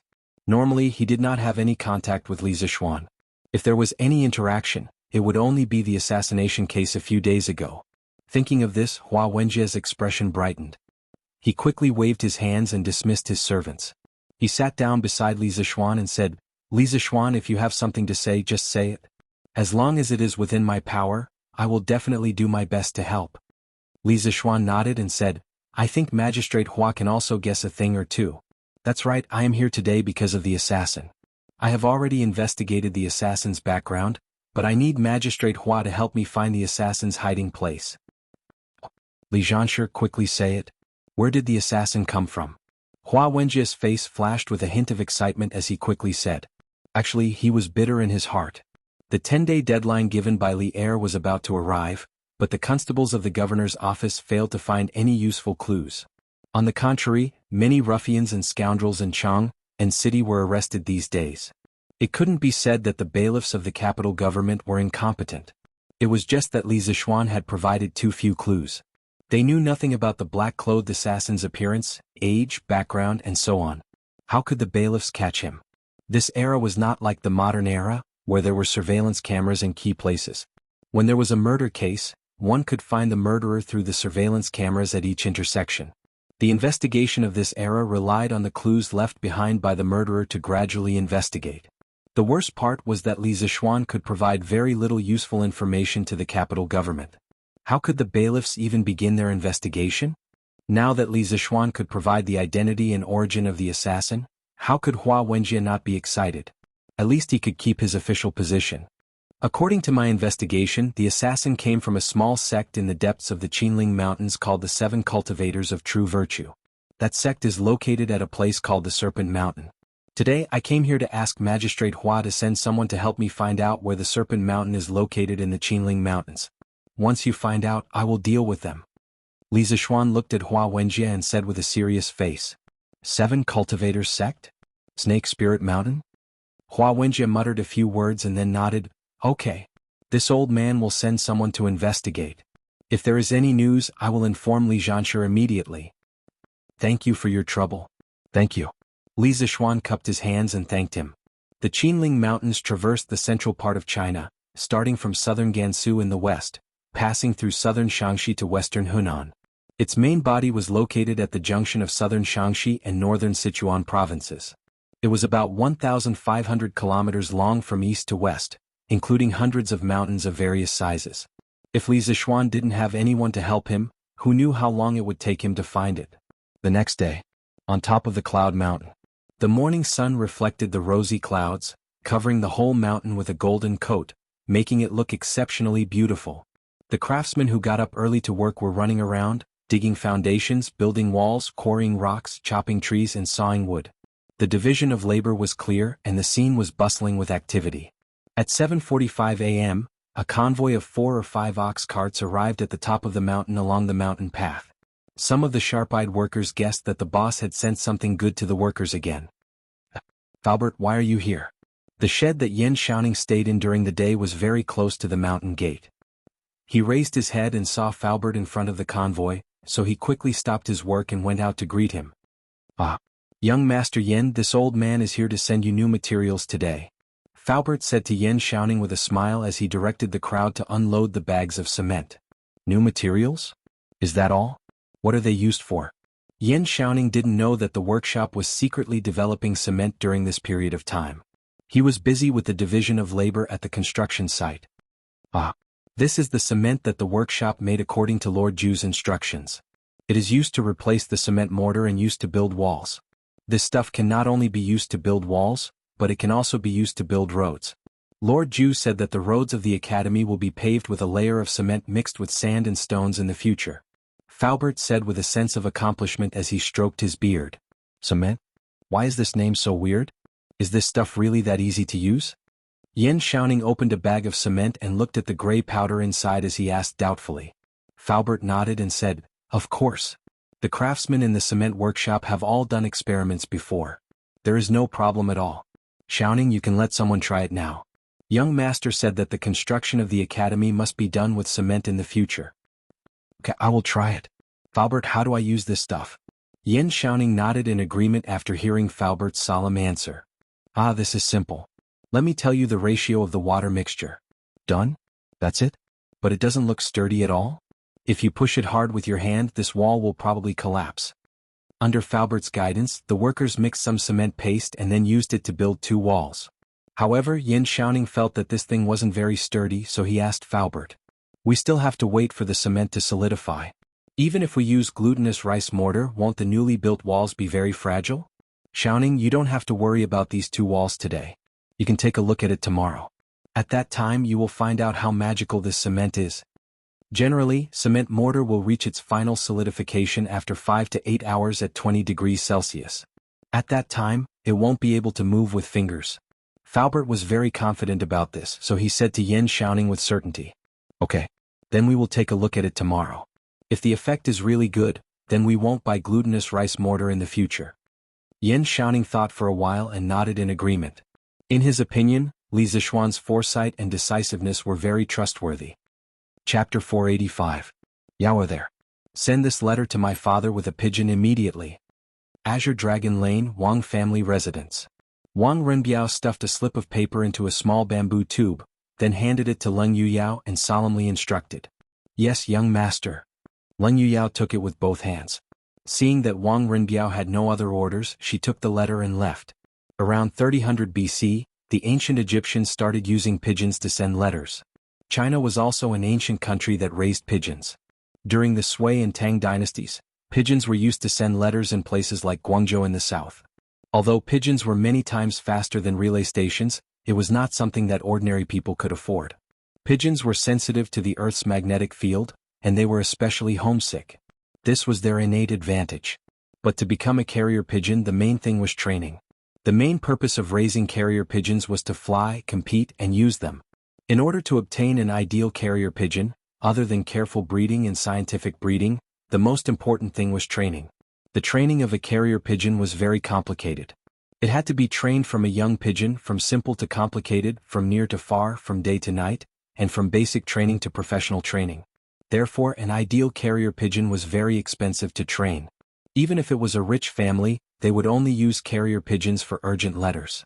This was because carrier pigeons could also encounter accidents on the road. Let's hope that my father can react in time. Now that the cooperation between the Wang and Li families is about to start, we can't let anything go wrong at this crucial time. After seeing Leng Yuyao off, Wang Renbiao looked out the door with his hands behind his back and muttered to himself. At the same time, more than half of the guards in the capital office followed Dugu Xian and the imperial army out of the city. To a certain extent, this operation of the capital office not only had a certain degree of risk, but it also had a hint of unusual meaning. Ever since the establishment of the Tang dynasty, the imperial court and the martial arts world had almost never had a direct confrontation.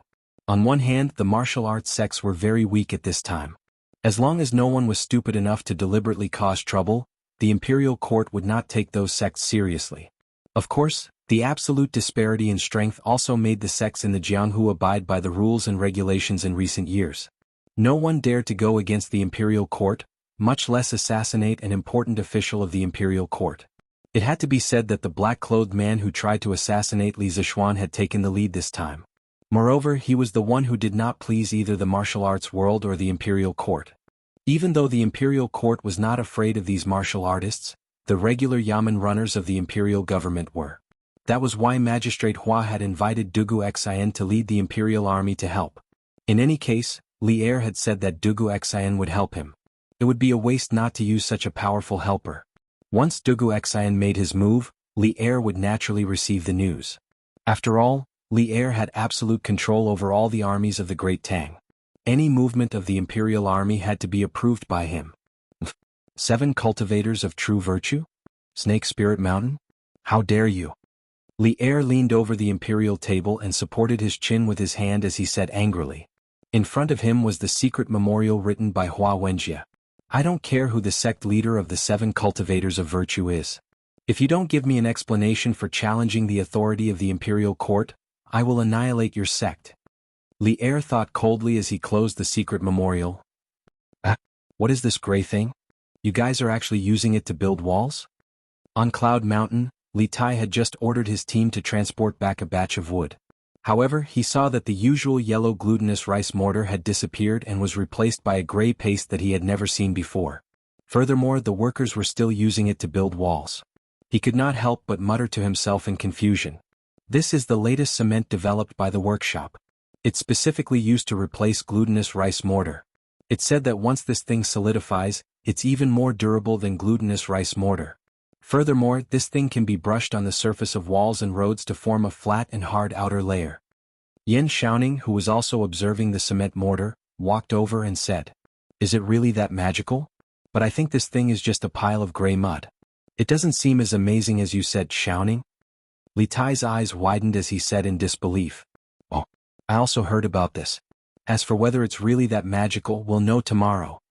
Yan Xiaoning frowned and said, in fact, he was also skeptical about this. Then let's wait and see tomorrow." Li Tai stopped and looked for a while, then shook his head and said. The next day, Li Zishuan also woke up early. He had to go to Cloud Mountain to see the actual effect and reaction of the cement. As for Li Tai, that follower, he had not come over for a few days. Every day he went to Cloud Mountain by himself. The main reason was that Li Zishuan rarely went to the construction site after he started at Cloud Mountain and assigned all the tasks. Li Tai could only curse him in his heart for his lazy nature. Following the mountain path to the peak of Cloud Mountain, he saw a few cement walls that were as tall as two people standing not far from the mountain gate. The surrounding ground was also gray cement. Now there was a circle of people surrounding the place. Li Zishuan smiled and walked over.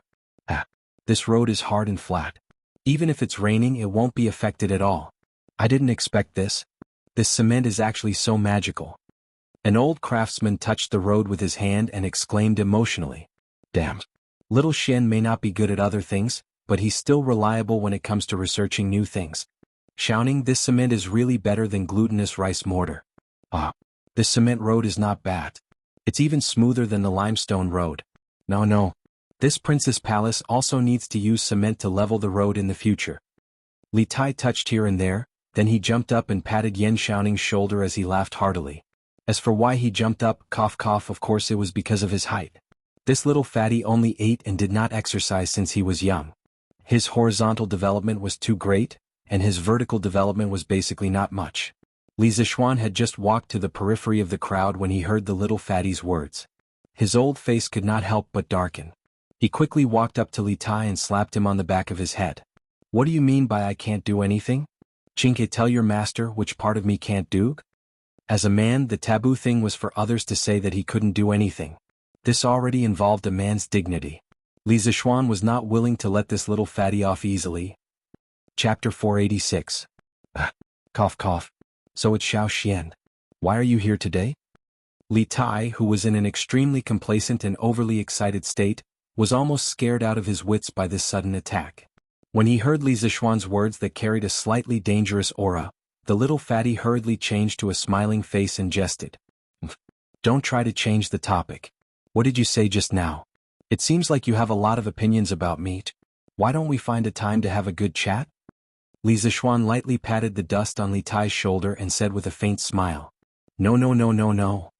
Li Tai shook his head like a rattle drum, and this guy even showed Li Zishuan a unique skill, saying 32 in 3 seconds. He continued, Haha. Xiao Xian, you must have heard wrongly. I didn't say anything bad just now, I was just praising the workshop's new cement. If you don't believe me, ask Xiaoning. Am I right? Xiaoning? Li Tai pulled Yan Xiaoning's arm and winked. Li Zishuan was dumbfounded by this fatty's unique skill.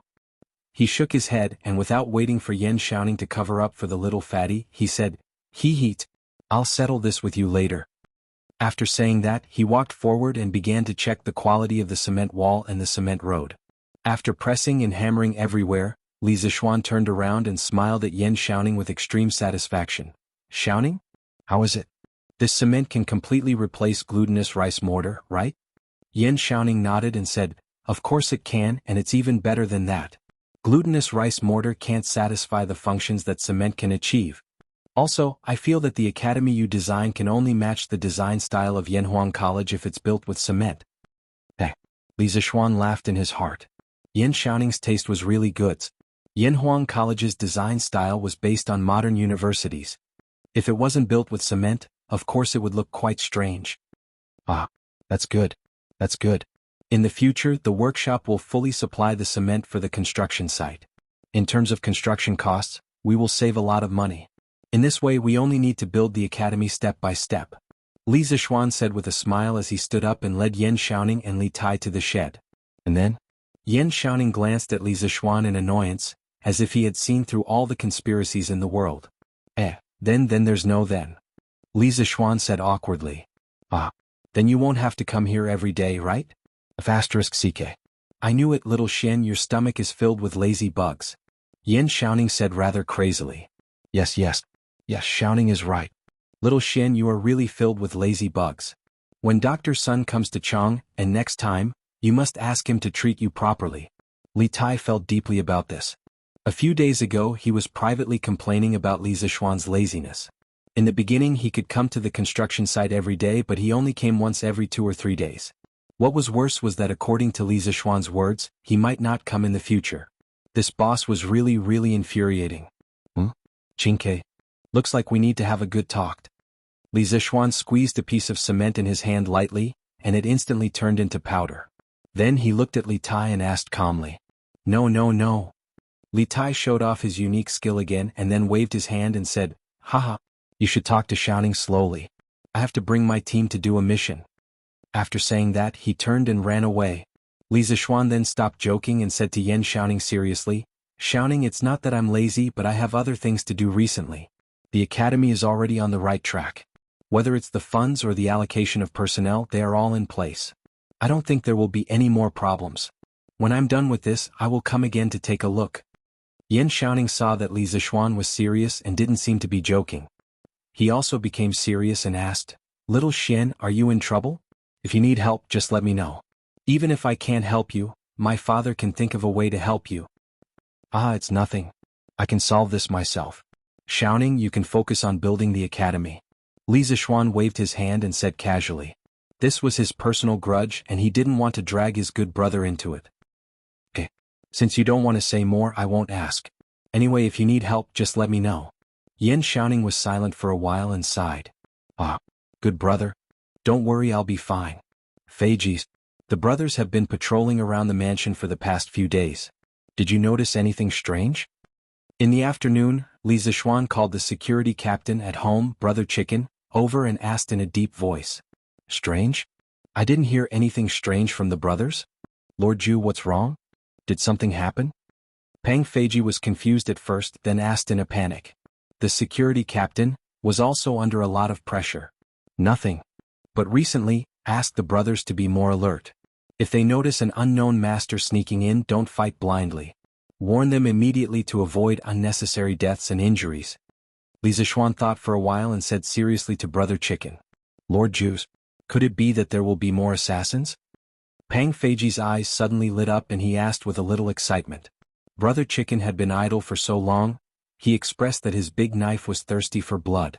Of course, he would be excited if there were blind people coming to him. Well, it's possible. I've already found out the identity of the assassin who tried to assassinate me a few days ago. He's from a sect, and I'm afraid that he'll bring his sect members to seek revenge. At this point, Li Zixuan glanced at Brother Chicken and said, Don't get any ideas. Don't underestimate these Jianghu people. This sect has masters at the peak of master stage. Brothers, if you meet them, don't be rash. Peak of master stage. Brother Chicken was secretly speechless and scared. But after a moment he came to his senses and said, Lord Ju, this is Chang'an. Even if he is at the great guru realm, I don't think he would dare to behave atrociously here. But we can't always be on guard like this. Why don't my brothers and I follow you to destroy that stupid sect? Chapter 487. Let's destroy that shitty sect together? Li Zixuan murmured. Then he looked at Brother Chicken and said with a faint smile, All right. I'll take you guys to destroy that sect in a few days. Feiji, you'll be the vanguard. Brother Chicken was dumbfounded. He was just shouting the slogan to show his loyalty. How could he dare to face a peak Grand Master? Wasn't that courting death? Cough cough. Lord Ju, this? Brother Chicken stuttered for a long time, not knowing how to smooth things over. He was extremely embarrassed. Look at how scared you are. Li Zixuan waved his hand and said with a smile, I'm just teasing you. Revenge must be taken, but I, Li Zixuan, won't let my brothers die for nothing. It said that the terrain of Snake Spirit Mountain is full of poisonous miasma. If we attack it by force, there will be a lot of casualties. We must have a foolproof plan. Besides, we haven't found the specific location of Snake Spirit Mountain yet. We'll make another plan after we get the news from the government. If the 7 cultivators of virtue is willing to hand over the murderer, then it's fine. If they don't, then I have a way to teach them a lesson. Lord Ju, I, Old Pang, am not afraid. My head is as big as a bowl, what's there to be afraid of? When you want to destroy the 7 cultivators of virtue, remember to call me along. Perhaps Li Zixuan's confidence had infected Pang Feiji. Brother Chicken's face was flushed as he shouted loudly. Ah, all right. I'll bring you along if I need you. In the depths of Qinling Mountain, a huge mountain stood between the heavens and the earth. The mountain was as tall as the sky, and it was covered with lush trees. They were so dense that it seemed as if they were going to cover the entire mountain without letting the wind in. The strange thing was that the other mountains were filled with the chirping of insects and birds, but this mountain was eerily quiet. Even the birds in the sky took the initiative to take a detour when they were about to reach this mountain. In the forest, a winding mountain path could be vaguely seen.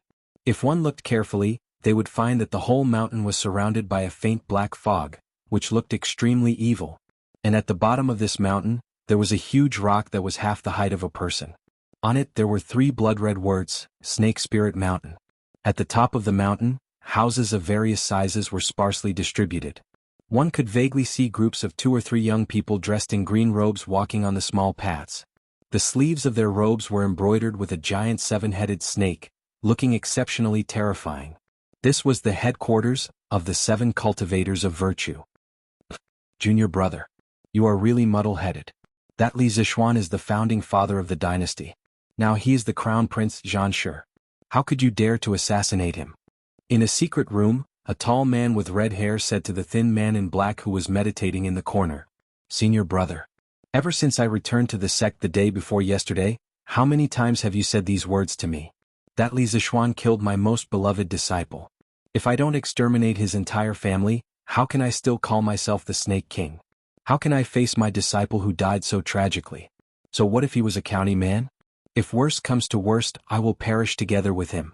The skinny man opened his eyes and roared angrily. Looking at his eyes, his figure, and his words, it was clear that he was the black-masked assassin who tried to assassinate Li Zixuan a few days ago. Snake King. Flying Snake was his disciple. Flying Snake was really unlucky that day. As a middle-stage grandmaster, he tried to assassinate Li Zixuan, a small fry, who was half a step away from the supreme power realm. Not only did he fail to kill Li Zixuan in seconds, but he also almost lost his head. Even though he managed to survive, his last move to escape consumed a lot of his life potential, which directly led to a great loss of his strength. Now, he was basically equivalent to a martial artist who had just entered the supreme power realm. At that time he was covered in injuries and his true chi was almost exhausted. However, he didn't dare to return to the sect to heal his injuries immediately because there were hundreds of Imperial guards chasing after him. After stumbling and hiding for several days, Snake King took advantage of the fact that the wind was gradually calming down and secretly returned to the sect. The Snake King of a generation was reduced to such a pitiful state. Foolish. Stupid. Since ancient times, the common people have never fought with the government. Our sect should have just stayed put and quietly made a fortune. Why did you have to provoke the imperial court? The current emperor has a strong army under him. How can a small sect like the 7 cultivators of true virtue provoke him? You're forcing the 7 cultivators of true virtue to a dead end. The red-haired man glared at him and scolded angrily. What was even more strange was that his eyes were also red. Senior brother, don't worry. I won't implicate the sect. When I tried to assassinate Li Zixuan that day, I was masked. No one knows my true identity. And no one knows that I'm from the 7 cultivators of true virtue. Snake King snorted with dissatisfaction. Bullshit. The red-haired man angrily punched the stone wall next to him and roared, I heard a disciple say this morning that a large number of the Imperial Court's troops appeared in the periphery of the Qinling Mountains. I'm afraid Li Zixuan has already investigated your background. Our 7 cultivators of true virtue is in danger. What? That's impossible. Snake King's face suddenly changed. He stood up and muttered, Impossible. I haven't walked around in Jianghu for more than 10 years. Plus I was masked that day. How could anyone recognize me? Maybe those troops aren't here for the 7 cultivators of true virtue? The red-haired man coldly snorted and said, Humph, I hope they aren't here for us. Otherwise, the 7 cultivators of true virtue will definitely suffer a calamity. Snake King had already calmed down at this time. He expressionlessly said, if they are really here for us, senior brother can just hand me over. I, Snake King, will bear the consequences of my own actions. I won't implicate the sect. As soon as his voice fell, the temperature in the stone room suddenly dropped to the freezing point. The red-haired man's face alternated between blue and white. After a while, he flicked his sleeves and roared, bastard! Do you think I, Badian, am a despicable person who would betray my fellow junior brother in exchange for my own safety?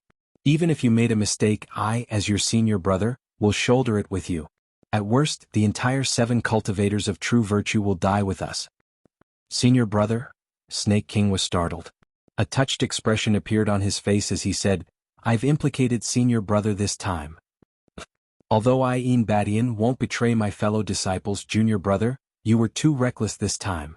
If the 7 cultivators of true virtue can escape this calamity, you'll have to reflect on your actions. The imperial court isn't something we can provoke. Badian waved his hand and said unhappily. His face was still clouded over. Senior brother is right. But senior brother, why are you so pessimistic? Snake Spirit Mountain is full of poisonous miasma and is a natural stronghold. It's easy to defend and hard to attack. Moreover, our 7 cultivators of true virtue has a peak grandmaster like you. If the imperial court wants to flatten our sect, they'll have to pay with 10,000 lives. Snake King gave Badian some face and admitted his mistake verbally. Then he said with a ruthless face. Chapter 488. Snake King was right. The 7 cultivators of true virtue was a natural stronghold surrounded by cliffs. There was only one mountain path leading to the 7 cultivators of true virtue, and this mountain path was winding and had many dangerous passes. It wasn't an exaggeration to say that one man could hold the pass while 10,000 men couldn't pass. Not to mention, the Snake Spirit Mountain was full of poisonous miasma. If one came, one would die. The reason why the disciples of the 7 cultivators of true virtue weren't poisoned was because they had been taking the sect's special anti-poison pills all year round, so they were completely immune to the poison. Inside the secret chamber, Snake King saw that Badian was hesitating and didn't say anything, so he continued to persuade him. Senior brother, although Li Zishuan is in a high position now, I don't believe that Li Zishuan would be willing to take the lives of more than 10,000 people just to avenge his personal grudge. If those troops really come for us, we just need to set up ambushes at the various passes. Even if they don't die from the poison, they will be killed by the disciples of the 7 cultivators of true virtue. We just need to kill them until Li Zishuan feels heartache and withdraws his troops. This guy was getting more and more presumptuous. He even dared to call Li Er by his name. If outsiders heard him, they would definitely sue him for treason. However, Badian didn't react. Apparently, he had heard similar words many times. At this moment, he silently stared at the stone wall and pondered for a while before saying, But if we do that, won't our 7 cultivators of true virtue be in complete opposition to the imperial court? In the future, the disciples of our 7 cultivators of true virtue won't be able to move an inch in Great Tang, and the other righteous sects will also attack us. After all, junior brother, your assassination of an imperial court official is a big taboo in the martial world. Snake King sneered and said, Senior brother, why are you so indecisive today? You only have 2 choices now. Either you hand me over in exchange for the imperial court's forgiveness, or you protect me and fight the imperial court to the end. After this incident, we'll go somewhere else and set up another sect. After saying this, Snake King paused for a moment and a trace of ridicule flashed on his face. As for those righteous sects of the martial world, they're just a bunch of hypocrites. Hasn't our 7 cultivators of true virtue always been independent of the martial world? Why do we need to worry about their attitude? It had to be said that Snake King was extremely arrogant. He did not even take the 3 great martial arts sects of the Central Plains seriously. Badian frowned. After pondering for a moment, he finally made up his mind and said, It's impossible for me to hand over my fellow disciples. Now, we can only fight to the death with the imperial court. If the imperial court is willing to take a step back, then we will take a step back too. Snake King smiled and cupped his hands in front of his chest. Thank you for your righteousness, senior brother. Recuperate well. I'll arrange for a few disciples to gather information at the foot of the mountain. Badian was a little unhappy to have encountered such an unexpected calamity. He waved his hand, gave some instructions and walked out of the secret chamber. Inside the secret chamber, Snake King sat down cross-legged again. However, he was no longer in the mood to heal himself. He was thinking about how Li Zishuan was going to lead his troops to besiege Snake Spirit Mountain. Little bastard, you better come here personally this time. I'll make sure you die on Snake Spirit Mountain, Snake King said viciously. Then he closed his eyes, calmed his mind, and continued to recuperate. Southeast of Chang'an City, Dunhua Square. In a mansion of a wealthy family. Exquisite pavilions, terraces and pavilions, secluded and beautiful corridors, as well as large rockery, an ancient stage and exquisite jade were scattered in picturesque disorder in this enormous courtyard. Beautiful trees and exotic flowers could be seen. A clear stream zigzagged from the depths of the flowers and flowed under the stone crevices. A few steps further and gradually to the north, it was flat and wide. Buildings on both sides pierced into the air, and the carved sills were hidden between the trees. In the kernel looking down, there was a clear stream flowing with snow. Stone pillars pierced through the clouds. White stones formed a railing around the edge of the pool. There were 3 stone bridges and the faces of beasts could be seen. Obviously, this was an extremely wealthy family. Granduncle. I heard that yesterday afternoon, the capital magistrate sent out a large group of Yamen runners. They followed Dugu Xian out of Chang'an City and headed to Qinling Mountain. They haven't returned to the city yet. In the depths of the courtyard, there was an elegant room. There was plenty of sunlight in the room and there were luxurious furnishings. There were all kinds of beautiful carvings on the window, and there was a half-burned white candle on the table. In the room, a young man bowed to a white-haired old man who was half lying on the couch in front of him.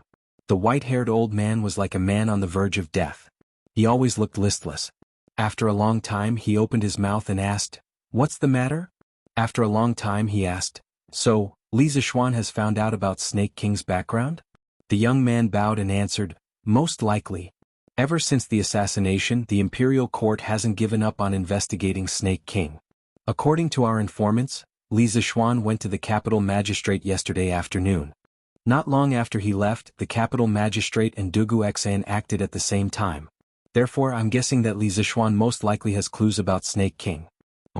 It's not 80%, it's 100%. The white-haired old man narrowed his eyes and snorted coldly. Such a lousy person can't do anything right, but is good at spoiling things. However, I didn't expect Li Zishuan to be able to find Snake King's whereabouts so quickly. It seems that this kid didn't get to where he is today by luck. Then Granduncle. What should we do now? The young man hesitated for a moment before asking. What? Shenji, are you afraid? Didn't you say that you weren't worried? Please forgive me, Granduncle. I'm not afraid of personal honor or disgrace, but I'm afraid that my plan will bring disaster to the family. The young man said with sincerity. Ah, good boy. I didn't misjudge you. The white-haired old man laughed loudly. Shinji, you don't have to worry. Your plan this time is very good. It's just that you used the wrong person. Even if that stupid thing is caught and spits out the truth, there's no evidence. The imperial court has no reason to convict us. Besides, it's still unknown whether the imperial court can catch him alive or not. The Snake Spirit Mountain is not a good place to go. You're so wise, Granduncle. Shinji is impressed. The young man heaved a sigh of relief and cupped his hands. Ah, don't flatter me, kid. Although the white-haired old man said that, he couldn't hide the smile on his face. He waved his hand and continued. Xuanji, although this matter has failed, you have shown Granduncle your wisdom, so don't be discouraged. Think of other ways to get rid of this scourge, Li Zishuan, in the next few days. It's best if you can join forces with the other Lis. There's strength in numbers after all. Ah. Yes, Granduncle. Chapter 489. Husband. Did something happen in the past few days? I've seen you with a worried frown on your face several times. Night. Li Mansion West Courtyard. Han Yushi asked softly while helping Li Zishuan undress. Well, something happened. Do you remember the assassin in the east of Chang'an City a few days ago? Li Zishuan nodded and said. Husband and wife were one. Besides, the Seven Cultivators sect was not a very powerful force in Li Zishuan's eyes, so he felt that there was no need to hide it from his wife. Han Yushi's hand that was holding the clothes suddenly trembled.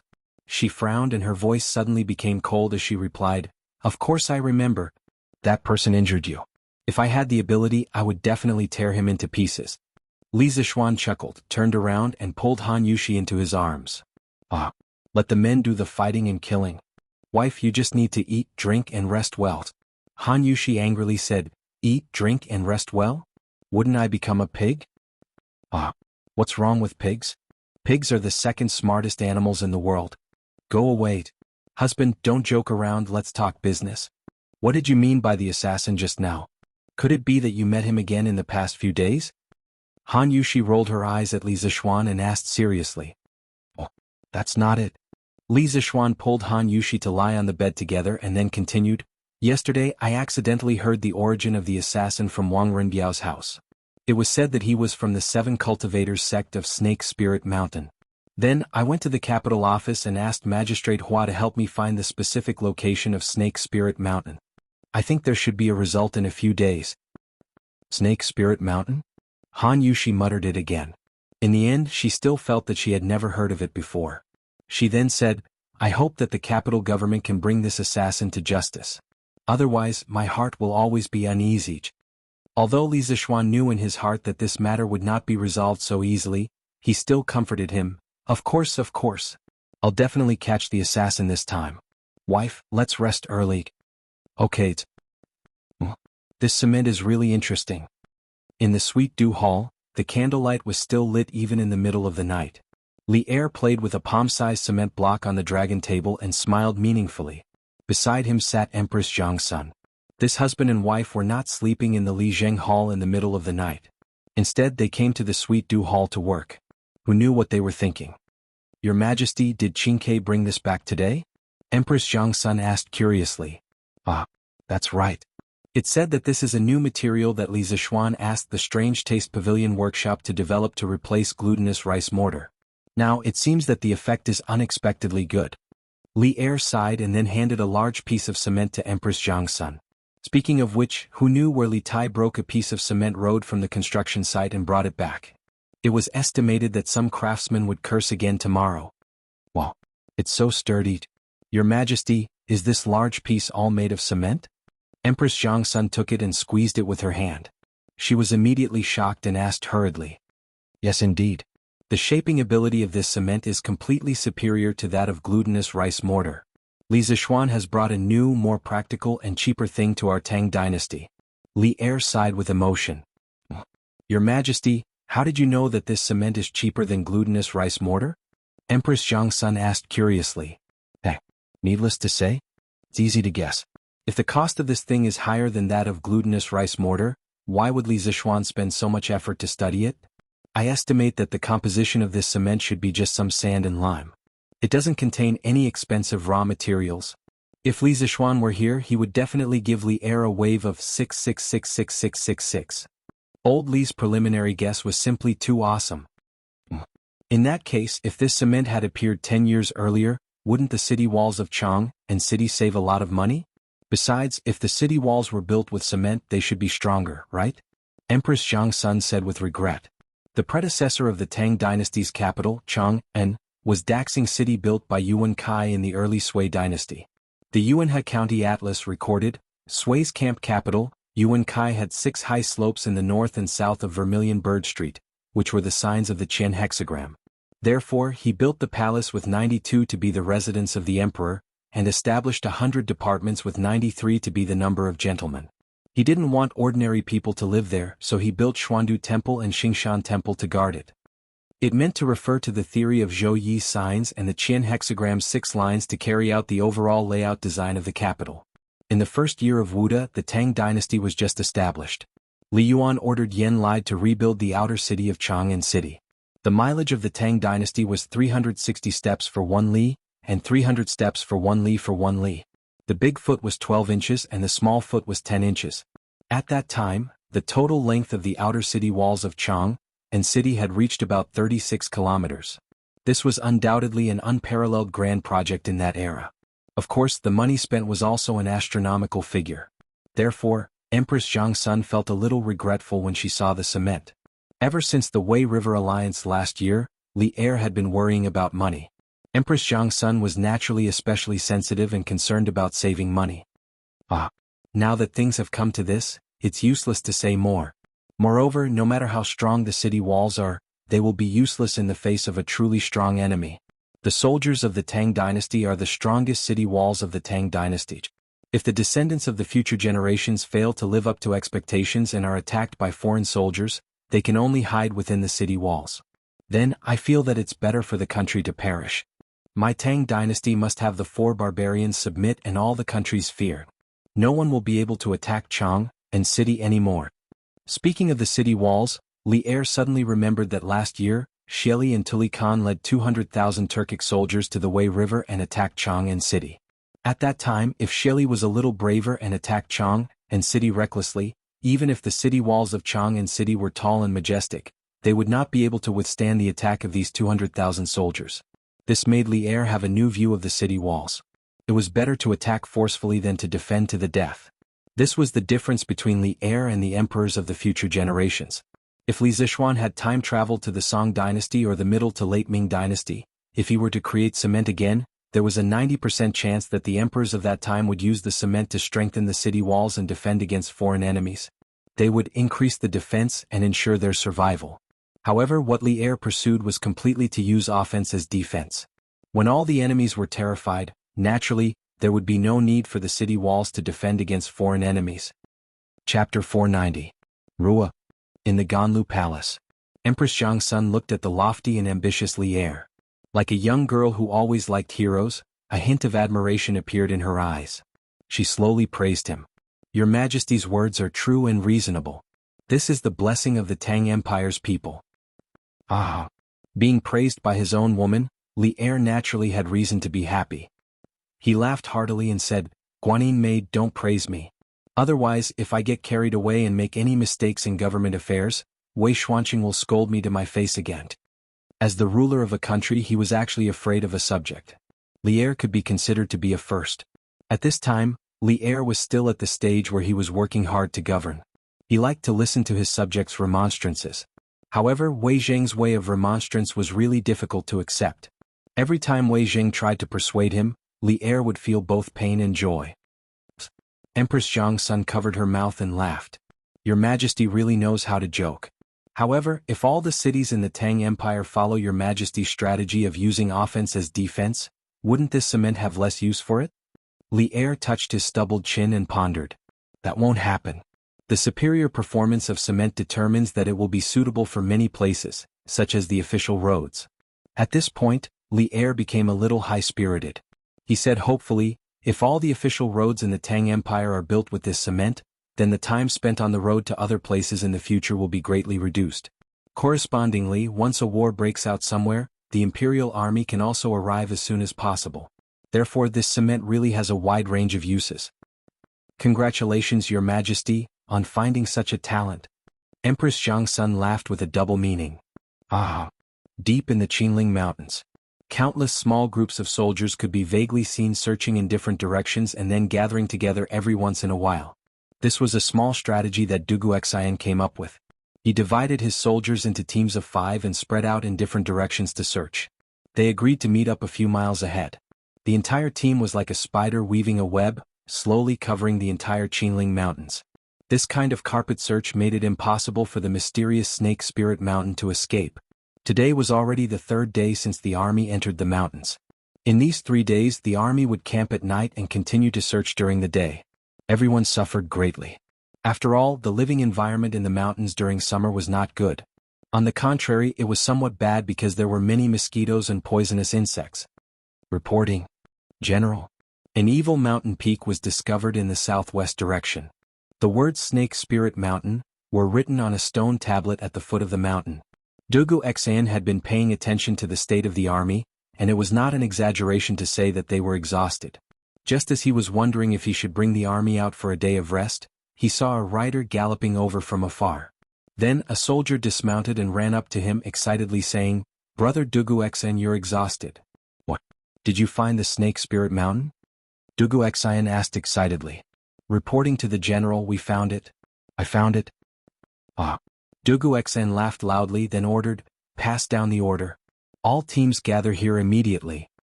"Yes, sir." Half an hour later, the mixed army formed by the bailiffs of the capital and the imperial guards gathered together again. There were about 2,000 of them, and under Dugu Xian's order, the army began to move toward the southwest direction. The smart soldiers immediately guessed that their trip into the mountains was about to end, and they all breathed a sigh of relief. After about 3 miles, a mountain shrouded in black fog finally appeared in front of everyone's eyes. The words Snake Spirit Mountain were written on a stone tablet at the foot of the mountain in red. There was no sound of insects or birds on the mountain, and it looked very evil. Dugu Xian made a gesture. The army stopped. Dugu Feiying, who was at the side, said worriedly, "Big brother, there's something strange about this mountain. Big brother, I'm afraid there's something strange about this mountain. Why don't I bring a team to explore it first?" Dugu Xian frowned and hesitated for a moment before shaking his head. "No. I have a feeling that this mountain is very dangerous.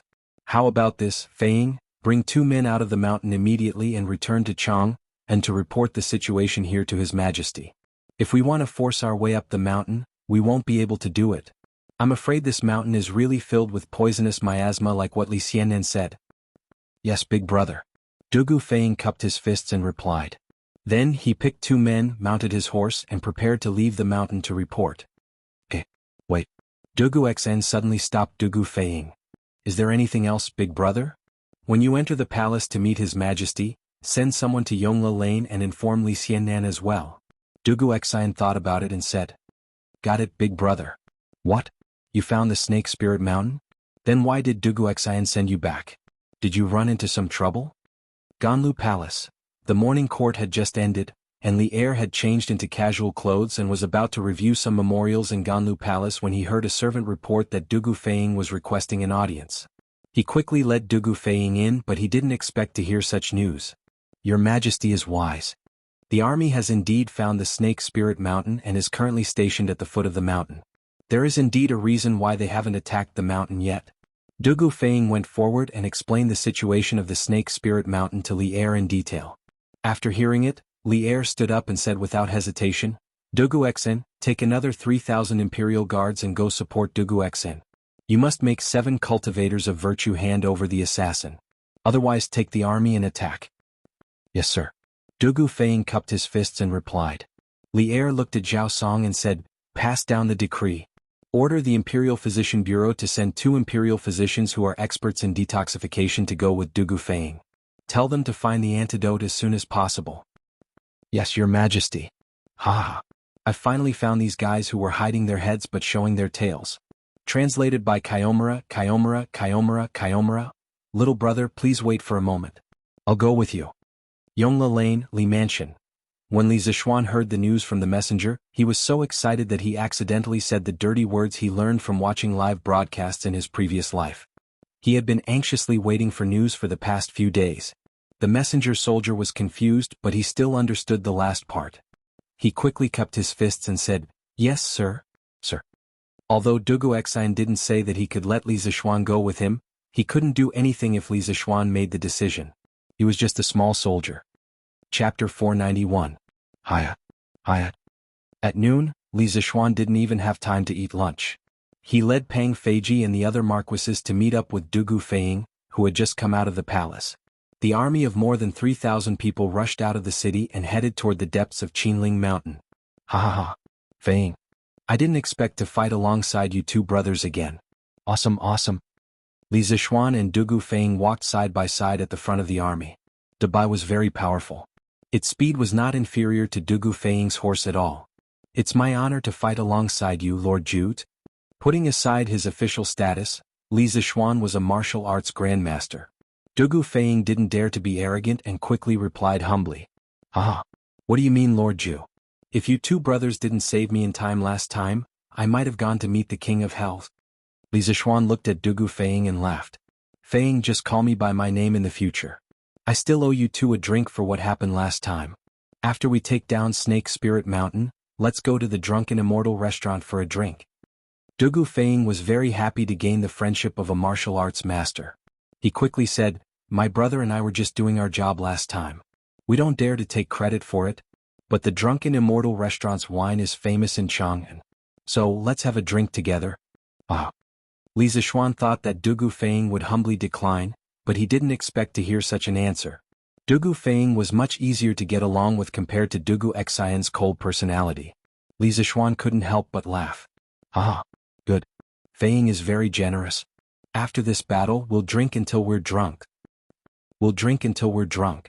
"Ah, Snake Spirit Mountain 7 Cultivators Sect.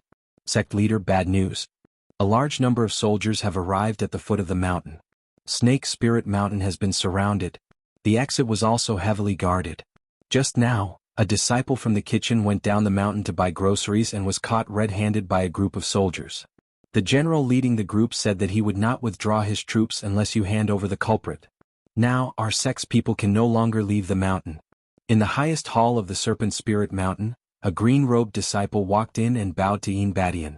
Although he was mentally prepared, Badian still couldn't help but panic when he heard that the army was coming.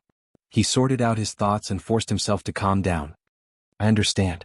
Immediately passed down the order for all the disciples to be on standby in the previously arranged positions. Whoever dares to invade the sect will be killed without mercies. The atmosphere in the hall suddenly became heavy. The disciple in green who was sitting below was pale and trembling. Sect leader, those people are from the Imperial Army.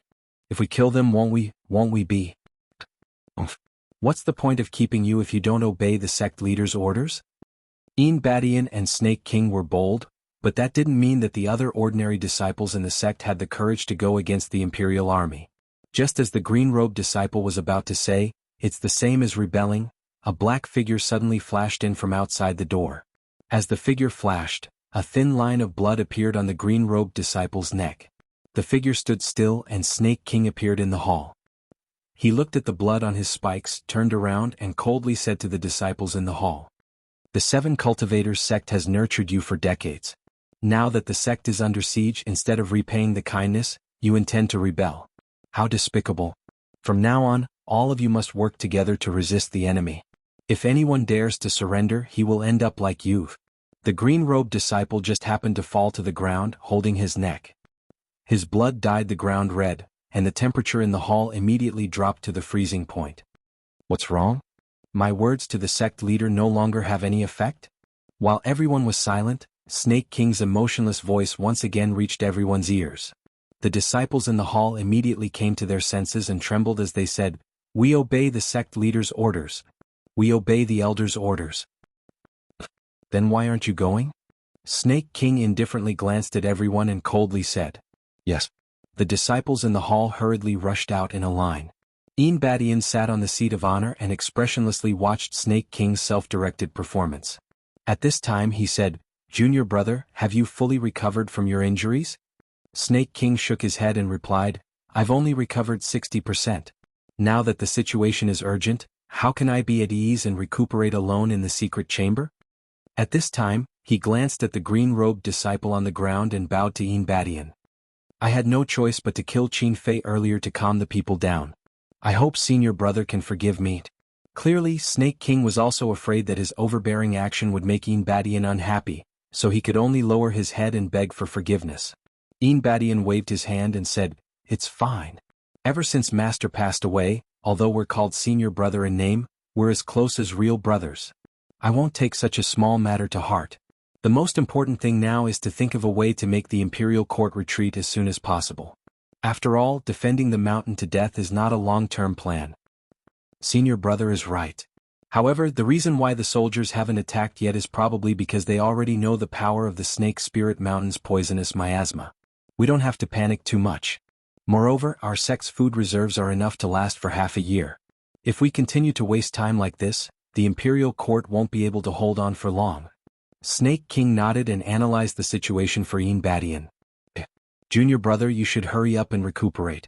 I'll go down the mountain to negotiate with them." Badian thought for a while and suddenly decided. "Senior brother, you must be careful. If you encounter that brat Li Zixuan, if you can kill him in one move, don't save it for the second move. That brat is evil and ruthless. He'll be a disaster sooner or later if we let him live." Flying Snake couldn't help but gnash his teeth in hatred when he thought of Li Zixuan. However, his injuries hadn't healed yet, and he could only use less than 60% of his strength at most. He wasn't a match for Li Zixuan at all, so he could only tactfully ask Badian for help. "Junior brother, don't worry. Although they have a lot of people, they won't be able to stop me if I run away with all my strength. As for Li Zixuan, if there's a chance, I'll definitely capture him and use him to threaten the imperial court to retreat." Although Badian didn't have a big grudge against Li Zixuan, he had his own ideas. He wanted to use Li Zixuan as a breakthrough point to solve the crisis of the 7 cultivators sect with the smallest price. Senior brother is brilliant. Snake King was a little disappointed, but he didn't show it on his face. He cupped his hands and flattered him. Chapter 492. Behave yourself. Our general will ask you a question in a while. If you dare to lie, I'll chop off your head. At the foot of Serpent Spirit Mountain, dozens of military tents had been set up here. It was clear that Dugu Xian had realized how difficult it was to deal with the 7 cultivators of true virtue and planned to fight a protracted battle. One had to admit that the Imperial Army was indeed an elite force. They were able to set up so many military tents in just half an hour. Strict discipline and clear division of labor. It wasn't without reason that Great Tang was able to stand at the top of the world. A soldier escorted a disciple of the 7 cultivators of true virtue to the commander's tent in the center and threatened the disciple. Sir, this lowly one doesn't dare to lie. I don't dare to lie. The blue-clothed disciple was just a kitchen steward of the 7 cultivators of true virtue. When had he ever seen such a scene before? He had long been scared out of his wits by the Imperial Army's murderous aura. When he heard the soldier's words, he quickly cried and promised. Looking at his expression, he was just short of swearing to the heavens. At least you know what's good for you. Otherwise, this grandpa's horsewhip would have been used on you. The soldier was very satisfied and said a few words before bringing the disciple of the 7 cultivators of true virtue out of the commander's tent. Reporting to the general, the disciple of the 7 cultivators of true virtue has been brought here. Please give me your orders. The soldier dared to act arrogantly in front of the blue-clothed disciple, but he didn't dare to do the same in front of Dugu Xian. He cupped his fists and bowed to Dugu Xian like a docile little lamb. Bring him in. Dugu Xian faintly said, and then ordered. Yes. The soldier cupped his fists and left the tent. Then he brought the blue-clothed disciple in. Dugu Xian waved his hand, indicating that he could leave. Then he said to the blue-clothed disciple indifferently, Tell me your name first. Also, tell me where your ancestral home is and how long you've been in the 7 cultivators of true virtue. Although Dugu Xian's tone was calm, the green-robed disciple felt as if he was facing a monster that had crawled out of a mountain of corpses and a sea of blood. Cold sweat appeared on his forehead. This was the murderous aura of a general who had experienced many battles. I'm Lu Baodan and my ancestral home is Taiyuan. My parents passed away due to illness 12 years ago, and I heard that the 7 cultivators of true virtue sect was looking for someone to cook for them. Since they provided food and lodging, I want to give it a try. The sect master felt that my cooking skills were pretty good, so he allowed me to stay. Later on, I stayed in the Serpent Spirit Mountain and helped them cooks. The green-clothed disciple was so frightened that he knelt on the ground and answered Dugu Xian honestly. Then let me ask you, has anyone from your 7 cultivators of true virtue been seriously injured recently? This was where Dugu Xian's brilliance lay. Although he didn't know the name of the assassin that day, he was certain that the assassin was seriously injured. Therefore, by asking this question, he might be able to get some information from this disciple of the 7 cultivators of true virtue. Seriously injured? Lu Baodan frowned and thought for a while. Then he shook his head and said, replying to the general, I've never heard of anyone from the 7 cultivators of true virtue being seriously injured recently. Dugu Xian coldly grunted. Lu Baodan suddenly felt the surrounding air become colder. He quickly kowtowed and said, General, please understand. I've never heard of anyone being injured. I'm not lying. In fact, this unlucky kid really wasn't lying. Snake King had sneaked back to the 7 cultivators of true virtue sect that day and had been in seclusion to heal his injuries. Even if he occasionally appeared in front of the disciples of the 7 cultivators of true virtue sect, he still had the appearance of a great expert. Outsiders simply couldn't see that he was injured. Take him away and keep him in custody. Dugu Xian also saw that Lu Baodan didn't seem to be lying, so he waved his hand and impatiently ordered. Hiya. Surly wait. On the lush mountain path of the Qinling Mountains, a white-clothed woman galloped on her horse and chased after the sect extermination team, led by Li Zixuan. Those who could join the Imperial Army were all elite soldiers. When the soldiers at the back of the team noticed that someone dared to rush into the army, they quickly jumped on their horses and held their spears in front of them to stop her. Who are you? The Imperial Army is on duty. Unrelated people, step aside. A young general pointed his spear at the white-clothed woman and shouted. The white-clothed woman didn't care and didn't slow down at all. She and her horse galloped toward them. The young general's face turned cold. He waved his hand, and the surrounding Imperial Army soldiers immediately waved their spears, ready to fight. A battle was about to break out, but the white-clothed woman didn't show the slightest fear. She still rushed toward them without a care. Stop. Suddenly, a loud shout came from the front of the team. Then a figure rushed to the back of the team. It was Li Zixuan.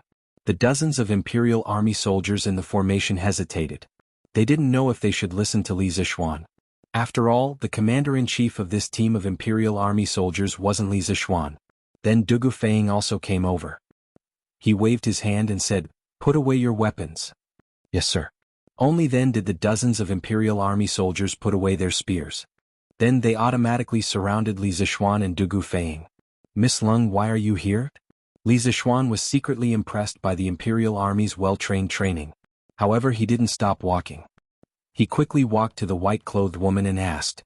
That's right, the person who came was Lung Yuyao. Lung Yuyao got off her horse and cupped her hands at Li Zixuan. "Lord Zhu, my young master has something to tell you today. However, he heard that you have left the city, so he ordered me to come and tell you." Li Zixuan looked at Du Gufeng and the Imperial Army soldiers around him. He hesitated and said, "Miss Lung, we are preparing to go to Snake Spirit Mountain. If your matter isn't urgent, can we talk about it in a few days?" "What Yuyao wants to tell you is about the 7 cultivators sect on Snake Spirit Mountain. If Lord Zhu is in a hurry, we can talk about it while we walk," Lung Yuyao said. "Bringing a beauty to war?"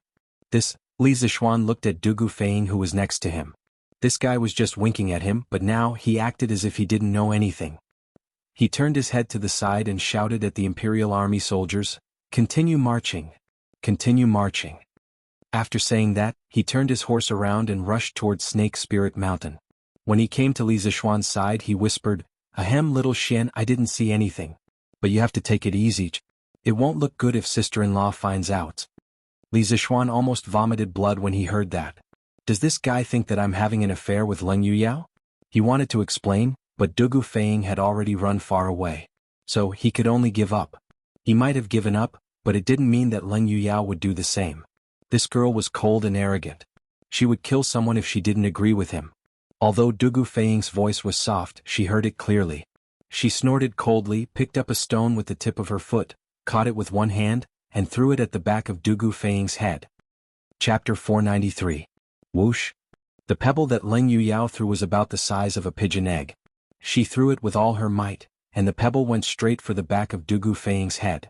Li Zixuan saw everything clearly from the back, but he couldn't do anything to stop it. He couldn't help but think that this girl was really ruthless. Because if this attack landed, even if Du Gufeng didn't die, he would become a retard. Seeing that the pebble was about to hit him, Du Gufeng used one hand to support himself on the horse and jumped into the air, dodging the attack by a hair's breadth. After landing on the back of the horse, he quickly reined in the horse and turned around to glare at Lung Yuyao. You. I'm still the Lieutenant General of the Left Wuwei Guards, and you dare to attack me in public. If it was someone else who dared to play like this, Du Gufeng would have long since turned his sword on them. However, he still didn't know what relationship Lung Yuyao had with Li Zixuan, so he could only vent his anger with his mouth. You deserve it. Who told you to talk dirty? Lung Yuyao didn't back down and glared back at him. Actually, she regretted it a little when she threw the pebble. Du Gufeng was also a member of the imperial court, and if he was killed by her pebble, it would definitely bring trouble to her young master. But luckily Du Gufeng was still agile. You. Du Gufeng glared at her and trembled in anger. He finally understood how troublesome it was to deal with a woman. Ugh. Cough cough. Miss Lung, don't you have something to say to me? Let's get on the horse and talk. Feng, the situation is urgent, so don't bother with Miss Lung. Li Zixuan tried to mediate between the two sides, mainly because he was anxious. Who knew what was going on over at Du Guxian's side? It would be bad if they couldn't handle the situation and got wiped out by the 7 cultivators of virtue. Fine little Xian, I'll give you face. Du Gufeng glared at Lung Yuyao and turned his horse around to continue forward. Sir Li, a few days ago my young master sent a letter to the family head via pigeon, informing him of the matter regarding the assassins from the 7 cultivators of True Virtue sect. After the family head received the news, he attached great importance to it and specially went to see the second young master, who is currently being imprisoned by the disciplinary hall. After asking around, second young master hasn't had any contact with outsiders in the past few months, so the assassin that day definitely has nothing to do with second young master. Leng Yuyao rode on her horse and followed Li Zixuan at the very back of the imperial army. The two of them rode side by side. Leng Yuyao whispered to Li Zixuan the purpose of her pursuit this time. Li Zixuan nodded and said with a smile, "I've already said that day that I believe Rinbiao's words. I didn't expect Rinbiao to mobilize so many people and even make Governor Wang work so hard. He really shouldn't have done that." Leng Yuyao shook her head and said softly, "Young master cares a lot about his friendship with Lord Zhu, so young master must confirm this matter again and again. Also, there's an important piece of news from the family head. It's about the origin of that assassin." "Oh, Miss Leng, please speak." Li Zixuan became spirited and quickly asked. The family head learned from second young master that the flying snake who kidnapped Madame Zhu has a master realm master, known as Snake King. No one knows the specific name of this person, but his martial arts are all highly toxic. Therefore the assassin that day is very likely to be the flying snake's master, Snake King. Leng Yuyao urged the horse under her as she replied. "Snake King? His martial arts are all highly toxic?" Li Zixuan frowned and nodded. It seems that the assassin that day is most likely Snake King. However, this person is really bold. He actually dared to openly go against the imperial court for his disciple. Even if the assassin was the flying snake's master, Li Zixuan still had a lot of doubts. The most important thing was that the assassin actually assassinated a country's baron for his disciple. This was the most inconceivable thing.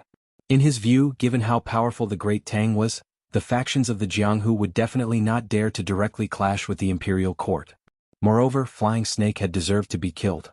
Logically, and realistically, the Snake King should not have taken such a risk for the sake of a disciple. Or could it be that the people of the evil sect were so loyal and righteous that they dared to go against the whole world for their disciple? This was a little different from the people of the evil sect in his impression. Actually, Leng Yuyao suddenly interrupted. She seemed to want to say something but stopped.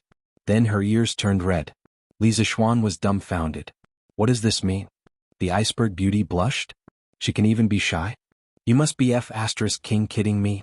Li Zixuan suddenly felt a strange feeling in his heart. He thought to himself, could it be that what Dugu Feiying said just now was right? That shouldn't be it. As the saying goes, the onlooker sees the clearest. Even a fool can see Leng Yuyao's feelings for Wang Renbiao. But now, how should I explain this shy girl in front of me? Cough cough. Miss Leng, what did you just say? Li Zixuan braced himself and asked. Leng Yuyao's face turned red and white. After hesitating for a while, she gritted her teeth and said, actually, the flying snake was not only the Snake King's disciple, but also the Snake King's Dao companion. I heard from the second young master that they had a very good relationship. That's why the Snake King wanted to kill Lord Zhu at all costs. Dao companion? After hearing this, Li Zixuan's face turned green. He stared and asked, this? Aren't they all men? How can they be Dao companions? Leng Yuyao said angrily, isn't this a matter between you men? Lord Zhu, you should know better than me, right? Asking an innocent girl to talk about such embarrassing things was really a bit difficult for her. Li Zixuan instantly thought of something bad. Holy shit, this picture is so King poisonous. Li Zixuan shook his head and didn't dare to think about it anymore. He was afraid that if he continued to think about it, he would vomit out the breakfast he had in the morning. With a depressed expression he said, CK, so it's 2 King gaze, damn it. According to this result, everything made sense. No wonder the flying snake had a disgusting sissy look at that time. It turned out that he had been bent. No wonder the Snake King had such a big reaction when he learned of the flying snake's death. It turned out that the flying snake was his other half. Leng Yuyao didn't understand, nor did she want to understand. She cupped her fists and said goodbye. Lord Zhu, I've already told you everything that the young master wanted me to tell you. There shouldn't be anything else here, so Yuyao will take her leave. I hope Lord Zhu can take care of yourself in the encirclement of the 7 cultivators sect. Goodbye. Chapter 494. After chatting with Leng Yuyao, Li Zixuan felt unwell. He lowered his head and rode Big White to the front of the group. Hey, little Xian. You guys finished chatting so quickly? Dugu Feiying looked behind him and found that Leng Yuyao had disappeared. He turned around and winked at Li Zixuan with a smile. Li Zixuan looked at him strangely and said, Feiying, don't think too much. That girl is the personal maid of the eldest son of the Wang family. She has nothing to do with me. If you talk nonsense again, be careful that your head will be cracked open next time. Oh, so that's how it is. That little girl is really fierce. Dugu Feiying scratched the back of his head and said with lingering fear. Yeah. Not only you, but she also wanted to beat and kill me when she first met me. So, if you're not really interested in her, it's better not to provoke her in the future. Li Zixuan shook his head and recalled the first time Wang Renbiao brought Leng Yuyao to him. So he said to Wang Renbiao. Dugu Feiying was startled and hurriedly said, Ba. Who would be interested in her? Hey, but what were you guys talking about just now? Blurg. It would have been better if this guy didn't ask. Once he did, some disgusting scenes appeared in Li Zixuan's mind. He retched and hurriedly waved his hand. Don't ask, that's so cruel. Dugu Feiying. Dumbfounded, General and expert came down from the mountain. He claims to be the sect leader of the 7 cultivators of virtue, Yin Badian. He wants to invite you to the front of the battlefield. At the foot of Snake Spirit Mountain, the main tent of the army, a soldier cupped his fists and bowed to Dugu Xen. Yin Badian? Sect leader of the 7 cultivators of virtue? Is he finally unable to sit still? Dugu Xen muttered to himself. Then he got up and said coldly, Let's go. Come out with me to meet him. Even though Dugu Xen knew from Li Zixuan that the sect leader of the 7 cultivators sect was a peak grandmaster realm martial artist, he wasn't afraid at all. After all, he had never thought of fighting alone with others. He was a general with countless soldiers behind him. He was here to fight a war, not to be a hero. Even though Zhongshe realm pinnacle experts were powerful, they were still defeated by more than 1,000 elite imperial guards. Yes. Are you the sect leader of the 7 cultivators of true virtue? Dugu Xen led several of his personal guards to the front of the formation. Behind him, more than 1,000 imperial army soldiers gripped their weapons and waited. Seeing the tall and burly red-haired man, Dugu Xen asked indifferently. Yes, the 4th generation sect master of the 7 cultivators sect Yin Badian, greets the generals. I don't know why you've surrounded Snake Spirit Mountain with your troops. There must be some misunderstanding, so I came down the mountain to explain things to you and clear up the misunderstanding. Although Dugu Xen was only in the Qi transformation realm, Yin Badian did not underestimate him. He cupped his hands towards Dugu Xen and smiled kindly. Misunderstanding? Hearing this, Dugu Xen sneered and said, If it's a misunderstanding, then why is sect leader Yin standing so far away?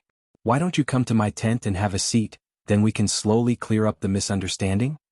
In order to prevent himself from being surrounded by the imperial army, Yin Badian purposely kept a distance of nearly 8 feet from Dugu Xen. He was prepared to flee at any moment if the situation turned bad. How could he possibly walk right into a trap? His expression changed and he said unhappily, The threshold for the general's tent is too high. I definitely won't go there. Why do you have to force me? Let's clear up the misunderstanding here. The threshold is too high? I'm afraid sect leader Yin doesn't have the guts to come here? Dugu Xen glanced at Yin Badian and sneered. General, don't go too far. Yin Badian had been high and mighty in the 7 cultivators sect for so many years. When had he ever been mocked like this? If it weren't for the fact that this was not the right place, he would have drawn his sword and killed him. Dugu Xen was too lazy to talk nonsense. He waved his hand and coldly said, Enough? Sect leader Yin knows very well why I led my troops to surround Snake Spirit Mountain today. If you want me to retreat, then immediately hand over the assassin who tried to assassinate Li Zhanshe a few days ago. Otherwise, when the imperial army arrives, I'll lead my men to wipe out your sect. A hint of anger flashed in Yin Baishan's eyes, but he quickly concealed it and pretended not to know. General, I'm afraid you've misunderstood. Our 7 cultivators sect has always been strict with our disciples. No one would do such an illegal thing. Therefore, I ask the general to investigate clearly and not wrongly accuse a good person. Dugu Xen coldly snorted and said, A good person? You know very well whether or not you're a good person. This general also knows whether or not the assassin is from your 7 cultivators sect. Therefore don't play the fool here. This general won't fall for it. Yin Badian was dissatisfied and said, General, you keep saying that the assassin is from my 7 cultivators sect. Then do you have any evidence? Or can you tell me the name of the assassin? I'll bring him here to confront the general. Yin Badian was betting that Lu Baodan, who was captured by Dugu Xen, didn't know that Snake King had tried to assassinate Li Zixuan. Under normal circumstances, There shouldn't be a second person in the entire Seven Cultivators sect who knew about this matter apart from him. He made the right bet. Dugu Xian was at a loss for words. He only got the information from Li Zixuan that the assassin was from the Seven Cultivators sect, but he didn't know who it was. It wasn't that he didn't want to investigate, but Liu Baodan, who was captured by the Imperial Army, knew too little. If I tell you the assassin's name, will you bring him down the mountain and hand him over to us? Just as Dugu Xian was at a loss for words and Yin Badian was about to reveal a victorious expression, a loud voice suddenly sounded. Dugu Xian recognized the owner of the voice and was delighted. He turned his head and saw that Li Zixuan had already appeared in front of him and was looking at Yin Badian with a faint smile. Yin Badian furrowed his brows and asked, "May I know who you are?" Li Zixuan waved his hand and said, "Don't ask who I am. Answer my question first. Do you still keep your word?" Yin Badian hesitated for a moment and said stubbornly, "Of course." Li Zixuan laughed and said, "Ha, good. Then please bring Snake King from the Seven Cultivators sect down to confront him. He's the assassin." Boom. Yin Badian felt as if he had been struck by lightning, and his expression was extremely interesting. Seeing this, Dugu Xian understood that Li Zixuan was telling the truth about the name of the assassin. He pulled Dugu Feiying, who had just run over, and asked in disbelief, "Feiying, how did Li Zixuan know about the assassin's identity?" Dugu Feiying glanced at his elder brother, paused and said, "Don't ask. He's ruthless." Dugu Xian. Chapter 495. Little brat, you've gone too far. My Seven Cultivators of True Virtue sect has never had a person named Snake King, and no one would ever do such a thing as breaking the law and breaking the discipline. Boy, you ruined the reputation of my Seven Cultivators of True Virtue sect for no reason, so this old man will teach you a lesson on behalf of your parents. At the foot of Snake Spirit Mountain, Yin Baishan's expression changed. Then he flew into a rage out of humiliation and dashed in front of Li Zixuan, wanting to teach Li Zixuan a lesson. "Bastard! How dare you!" Dugu Xian was shocked and shouted angrily. However, his reaction was still half a beat too slow. Before he could finish his words, Yin Baishan's palm was about to hit Li Zixuan's chest.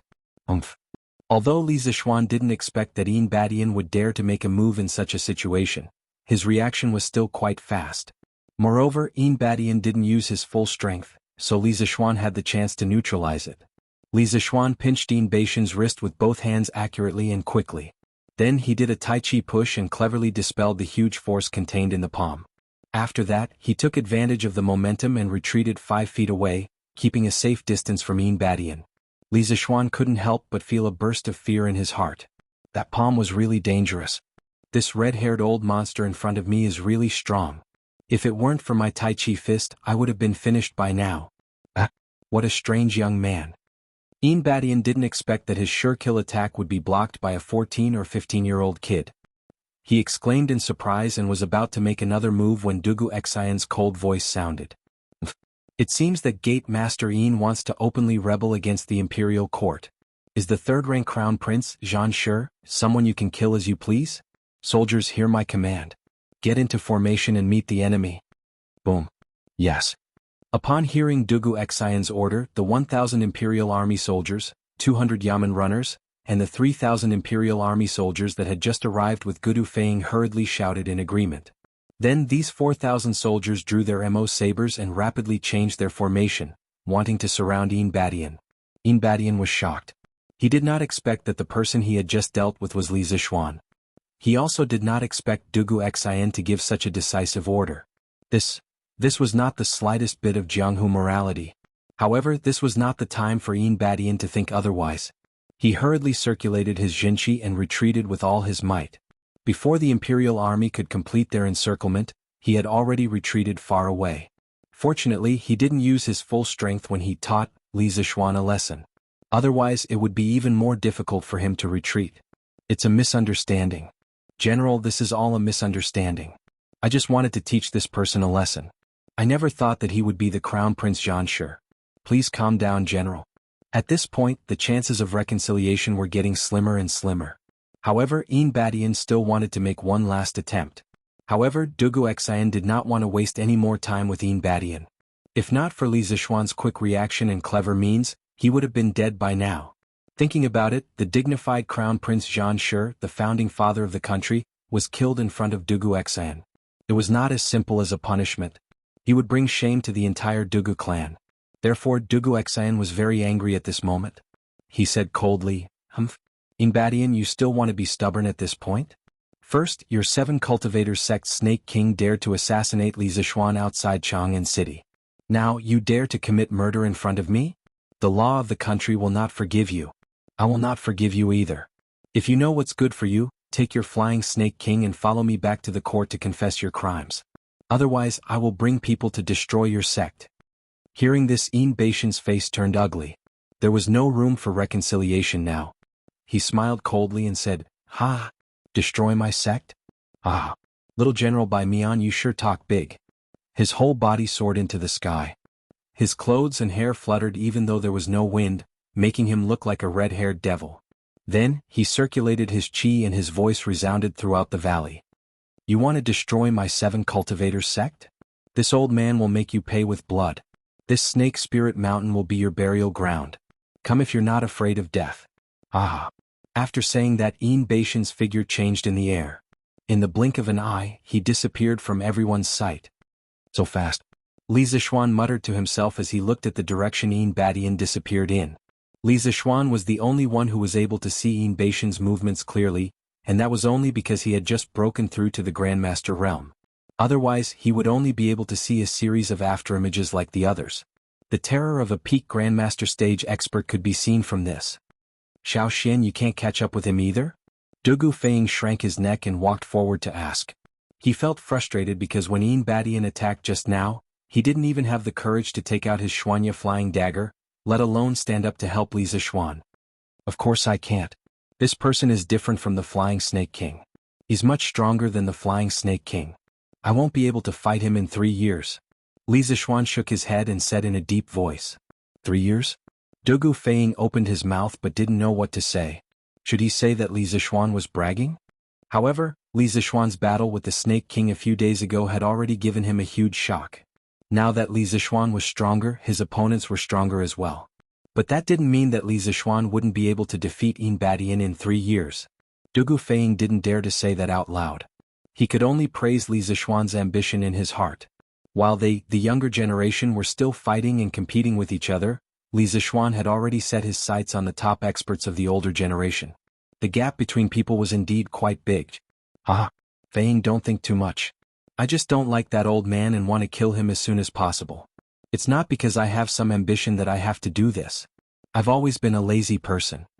Just when Dugu Feiying was expressing his endless admiration for Li Zishuan in his heart, he suddenly felt a punch on his shoulder. Then he heard Li Zishuan laughing heartily. "Dugu Feiying. Okay. Let's get down to business. Feiying, did you bring the Emperor's decree with you this time?" Dugu Xn asked while Dugu Feiying was feeling extremely depressed. Chapter 496. "Big brother, His Majesty ordered me to lead 3,000 Imperial Guards to support you. We must force the 7 cultivators of true virtue to hand over the culprit. The Imperial Court cannot lose face. If they don't hand over the culprit, we will attack them from the front and take them down." When Dugu Feiying heard Dugu Xian's question, he calmed himself down before answering. "It seems that they don't intend to hand over the culprit, so we can only attack them by force." At this point, Dugu Xian hesitated. "But if we attack by force, the poisonous miasma in the Serpent Spirit Mountain will cause us to suffer heavy losses." Dugu Xian smiled. "Big brother, you don't have to worry about that. Other than the 3,000 Imperial Guards, there are also 2 doctors from the Imperial Physician Bureau with me." Then Dugu Feiying pulled 2 frail middle-aged men from behind and said, "Come, Dr. Wang, Dr. Qin, let me introduce you. This is my big brother, the commander of the Northern Imperial Guards. Big brother, these 2 are doctors from the Imperial Physician Bureau. They are very good at detoxification." Dugu Xian was overjoyed. He quickly stepped forward and cupped his fists. "Doctors, thank you for your trouble." The 2 of them quickly returned the salute. The older doctor said, "General Dugu, it's our duty to treat patients. As doctors, it's our duty to treat, save and detoxify. Brother Wang and I will do our best to deal with the poisonous miasma in the mountain.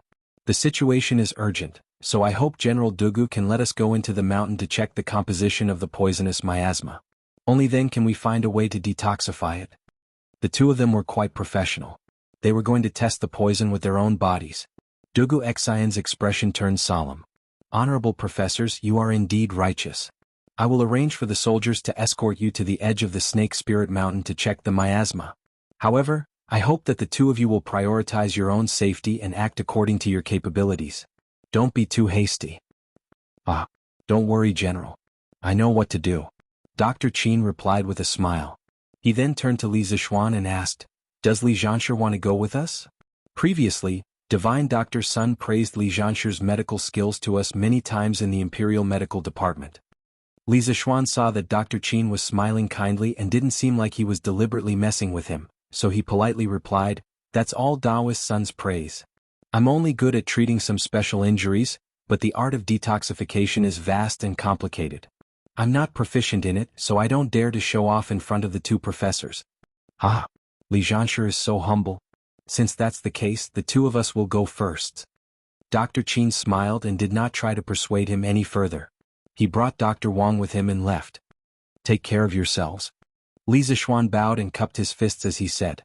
Dugu Xian hurriedly called for 4 bodyguards to escort the two of them. Under normal circumstances, the people of the 7 cultivators of true virtue wouldn't take the initiative to come out and throw away their lives. But these 2 doctors were very important, and Dugu Xian had no choice but to be cautious. Senior brother, how is it? Are the soldiers at the foot of the mountain willing to reconcile with our 7 cultivators of true virtue? On the Snake Spirit Mountain, in the secret chamber where the Snake King was recuperating. Snake King was recuperating with his eyes closed when he sensed someone pushing the door open. He opened his eyes and saw that it was Yin Badian. Sighed. Yin Badian sighed deeply and sat on the stone bench next to him. He said, No. They're determined to catch you now, junior brother. It seems that a fierce battle is inevitable. Snake King was delighted. In the end, he didn't want the 7 cultivators of true virtue to reconcile with the imperial court just like that. If that happened, it would be like having a sword pressed against his neck all the time, and he would have to be on guard against Li Zixuan's sudden revenge. Looking at Yin Baishan's expression, it seemed that he had shed all pretense of cordiality with the army at the foot of the mountain. In that case, he wouldn't be the only one fighting. With so many people fighting side by side with him, it would be a lot easier for him. Although he thought so in his heart, the Snake King did not dare to show it on his face. He pretended to sigh helplessly and he sighed and said, Sage. It's all my fault for being too reckless and causing the sect to fall into such a situation. Otherwise, senior brother would have just handed me over as a scapegoat. After all, the imperial court is powerful. Bullshit. Yin Badian angrily slammed the stone table and said, This old man has told you more than once that I, Yin Badian, will never betray my fellow sect members. Junior brother, don't say such words again in the future.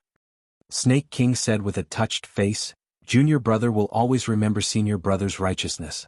If we can survive this calamity, I, Flying Snake, will definitely follow senior brother's lead in the future. Yin Badian was somewhat relieved to hear this. He waved his hand and said, Junior brother, you don't have to do this. However, this old man did meet Li Zixuan, the person you wanted to assassinate earlier, at the foot of the mountain. Snake King immediately became spirited and said excitedly, Oh? Did senior brother take the opportunity to kill him? This old fart had been looking forward to Li Zixuan's violent death all this time. At this moment, he looked at Yin Badian with a hopeful expression, praying that he would hear the answer he had been dreaming of. No. Although I attacked him before, I didn't know that the kid was Li Zixuan when I attacked. I only wanted to teach him a lesson, so I didn't use my full strength. In the end, that kid dodged it. Yin Badian shook his head and explained. Then he frowned and sighed. That kid's kung fu is quite strange. Although I didn't use my full strength, it's still not something that a kid who just entered the Grandmaster realm could dodge. Junior brother, it seems that you didn't lose to that kid in vain. Snake King's face was filled with shame. From a certain perspective, he was the one who made Li Zixuan what he was today. If it weren't for him, Li Zixuan might not have become a Grandmaster. His existence only served to highlight how outstanding Li Zixuan was. Senior brother. That kid's kung fu is strange. Every move seems weak, but it's actually very powerful. If there's a chance to seriously injure him, we have to force him to tell us what kung fu he's learned before killing him. Snake King thought for a moment and said coldly. Hearing this, Yin Baishan's eyes inevitably flashed with greed. He nodded and said, What junior brother said makes sense. But the most important thing right now is to find a way to help the 7 cultivators of true virtue survive this crisis.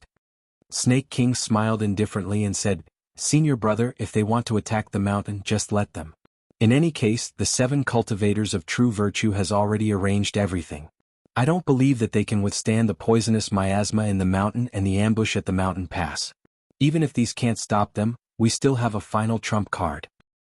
Final trump card? Badian looked at Snake King strangely. Then, as if he had thought of something, his face suddenly changed and he said, Junior brother, you mean? Chapter 497. At the foot of Snake Spirit Mountain. Under the escort of 4 Imperial guards, the 2 doctors from the Imperial Medical Department gradually arrived at the edge of the Snake Spirit Mountain. Seeing that the entire mountain forest was shrouded in a faintly discernible black fog, Dr. Wang worriedly said, That's right. Brother Qin, I'm afraid this mountain is full of poisonous creatures. Otherwise, how could it produce so much miasma? Dr. Qin nodded thoughtfully and replied, That is indeed the case. I have never seen such a dense and solid barrier before. Fortunately, Dugu Xan did not rashly lead his troops to attack the mountain. Otherwise we would have suffered heavy losses. How about this? I'll go in first to test the miasma's composition. Brother Wang, you stay behind me. If I'm unfortunately poisoned and faint, I'll rely on you. Dr. Qin, you mustn't. Before Dr. Wang could speak, one of the guards behind them stopped him. When we came out just now, the general personally instructed us to ensure the safety of the 2 of you. If Dr. Qin wants to test the poison, why don't you let me go in and experience it? If I'm poisoned, Dr. Qin can find a way to detoxify me. That way you can also figure out the composition of the miasma. The other 3 soldiers also expressed their willingness to go into the mountain to test the poison. Dr. Qin and Dr. Wang looked at each other. They did not expect things to develop to this point. However, as a doctor, Dr. Qin shook his head and said, I appreciate the general's kindness, but the 2 of us still do not know the composition of the miasma. If the general rashly enters the mountain and is unfortunately poisoned, what if our abilities are limited and we can't save you? How will we have the face to stand in the apricot forest in the future? Besides, if I personally test the poison, I can quickly find out the composition of the miasma. So, please don't stop me. Military intelligence is like fire. When the 4 guards heard this, they hesitated. They did not know if they should listen to the command. At this moment, Dr. Wang said, Brother Qin is right. Testing and detoxifying the poison is the responsibility of a doctor. It's not worthwhile to involve the generals. Don't worry, Dr. Qin has been immersed in the medical field for many years. He knows what to do. Nothing will happen. At this moment, Dr. Qin had already handed his medicine box to a soldier. Then he brushed his sleeves and said to the first guard who said he wanted to help test the poison, I'll go. Don't worry, little general. It should be fine. After saying that, he turned around and walked up the mountain path. The Imperial Guard did not expect a weak doctor like Dr. Qin to be so brave. He was stunned for a moment before he quickly bowed and said loudly, Dr. Qin, take care. In the central tent, Dugu Xang could not help but ask how Li Zixuan knew that the assassin was Snake King. Li Zixuan then repeated the information that Leng Yuyao had told him on the way here. Of course, Li Zixuan would never mention that Snake King and Flying Snake were good friends, as he was afraid of polluting his ears. Oh, did that mean that Badian was lying on purpose? I didn't expect that there would be such a loyal and righteous person in a small Jianghu evil sect. If it was any other sect, the Snake King would definitely be abandoned. Dugu Xan shook his head and sighed. Li Zixuan did not believe that Badian was a loyal and righteous person. There must be another reason why he did not give up on Snake King. It definitely had nothing to do with being loyal and righteous. He could tell this from the relationship between Snake King and Flying Snake. Dugu Feiying looked at his brother and said, Big brother. That Badian almost got away with his sweet talk. We can't let him go so easily. Dugu Xan nodded and said, Of course I won't let him go. But when Badian escaped, he said those harsh words. It's obvious that he has something to rely on. So, we have to be careful. Xiaoxian, what do you think? Dugu Xan then looked at Li Zixuan and asked, Xiaoxian, what do you think? Yuanfang, what do you think? Li Zixuan almost vomited blood. This guy obviously did not come from the modern world. How could he be such a prank? However, although Li Zixuan was depressed, he could not explain further. He took a deep breath and said to Dugu Xan, Xan, you're right. Not to mention that Badian is a martial arts master at the peak of the Grand Master realm, the geographical environment of the Snake Spirit Mountain itself is enough for us to be cautious. Now, let's see when the 2 doctors from the Imperial Medical Department can make the antidote. Only then can we proceed to the next step. Xian? Dugu Xian and Dugu Feiying were dumbfounded. What the hell was Xian? Li Zishuan said with a matter-of-fact face. What's wrong? Feiying and I call each other friends and brothers. Xian, you're Feiying's brother. How dare you call me Xian? No. It's me calling you Xian. Is there anything wrong with that? Li Zishuan did not change his words and almost said, Do you dare to answer me if I call you Xian? If he really said that, it would probably be a big deal. Dugu Xian was speechless. He felt that Li Zishuan's words were very reasonable, but he felt that calling him Xian was very awkward. There's nothing wrong with that. You should call him that. Dugu Feiying didn't mind watching the commotion and laughed loudly at the side. Reporting to the general, the two doctors from the Imperial Medical Department are back. Just as they were talking and laughing, a soldier came in from outside the tent. It was Ma Liao's bodyguard who took the initiative to test the poison for Dr. Qin. He bowed and said after entering the tent. Dugu Xian's spirit was lifted. He quickly waved his hand and said, Why aren't you inviting them in? The soldier in the tent hesitated for a moment and lowered his head, not daring to make a sound. Li Zishuan's heart skipped a beat. He suddenly had a bad feeling. He took 2 steps forward and asked in a deep voice, What's wrong? Did something happen to the 2 doctors? The 2 brothers, Dugu Xian and Dugu Feiying, were shocked when they heard this and turned their attention to him. The soldier kneeled and cupped his fists. I have failed in my duty and failed to protect the 2 doctors. Just now at Snake Spirit Mountain, Dr. Qin risked his life to test the poison alone in order to analyze the toxicity of the gas in the mountain. In the end, in less than 15 minutes, Dr. Qin staggered out with a purplish-black face. Dr. Wang is now doing his best to save Dr. Qin. What? Dugu Xian's expression changed. He came in front of the soldier in a flash and said hurriedly, Cut the crap, Du Chun and the rest of you will be punished for your negligence in the future. Bring me to see Dr. Qin now. Du Chun quickly got up and said, Yes, General. Please come with me. The few people in the tent hurriedly followed Du Chun out. Chapter 498. Dr. Wang, how is Dr. Qin? Dugu Shinran's voice came from a side tent not far from the commander's tent. Then he quickly walked in with Li Zishuan and Dugu Feiying. General. Dugu. Don't worry. This old man is not in danger. Before Dr. Wang could say anything, Dr. Qin, who was lying on the bed, said weakly. His lips were cracked and his cheeks were dark purple. He looked very scary. Hearing that Dr. Qin could still speak, the 3 people who came in couldn't help but breathe a sigh of relief. However, when they saw Dr. Qin's face, Li Zishuan couldn't help but gasp. He hurriedly said, Dr. Qin, you've been poisoned too deeply. It's better if you don't speak. Elder Wang, what poison is in Dr. Qin? Is there a way to detoxify it? Li Zishuan admired Dr. Qin from the bottom of his heart. Although he had only known them for less than half a day, Li Zishuan had already developed a sense of admiration for the 2 doctors from the Imperial Physician Department in front of him. A doctor's benevolence. Dr. Qin's actions were the best interpretation of this phrase. Don't worry, Dr. Li. I'm doing my best to prepare the medicine according to Brother Qin's description. Overall, there shouldn't be any major problems. Dr. Wang was holding a small booklet and kept writing and drawing on it. When he heard Li Zishuan's question, he answered without turning his head. Li Zishuan hurriedly said, That's good. Dr. Wang, you focus on preparing the medicine first. No one will disturb you during this time. We'll wait on the side. Dr. Wang nodded and then asked Dr. Qin, who was lying on the bed, Brother Qin, I've already suppressed the poison in your body with golden needles. You can continue speaking. Don't be too loud, otherwise you'll waste a lot of energy. Li Zishuan and the other 2 were holding their breaths. They didn't even dare to breathe loudly. They were afraid that they would make noise and affect Dr. Wang's ability to listen to Dr. Qin. The serpent spirit. Mountain's barrier qi contains poison. If an ordinary person enters, within less than a quarter of an hour, the poison will enter his body. He is not treated in time, he will definitely die from the poison. This old man went to Lingnan a few years ago. Over there, the ground is hot and humid, and it's easy to form obstructive qi. Ordinary people stay there for a few days, and they'll get swollen, diarrhea, but it won't cause death.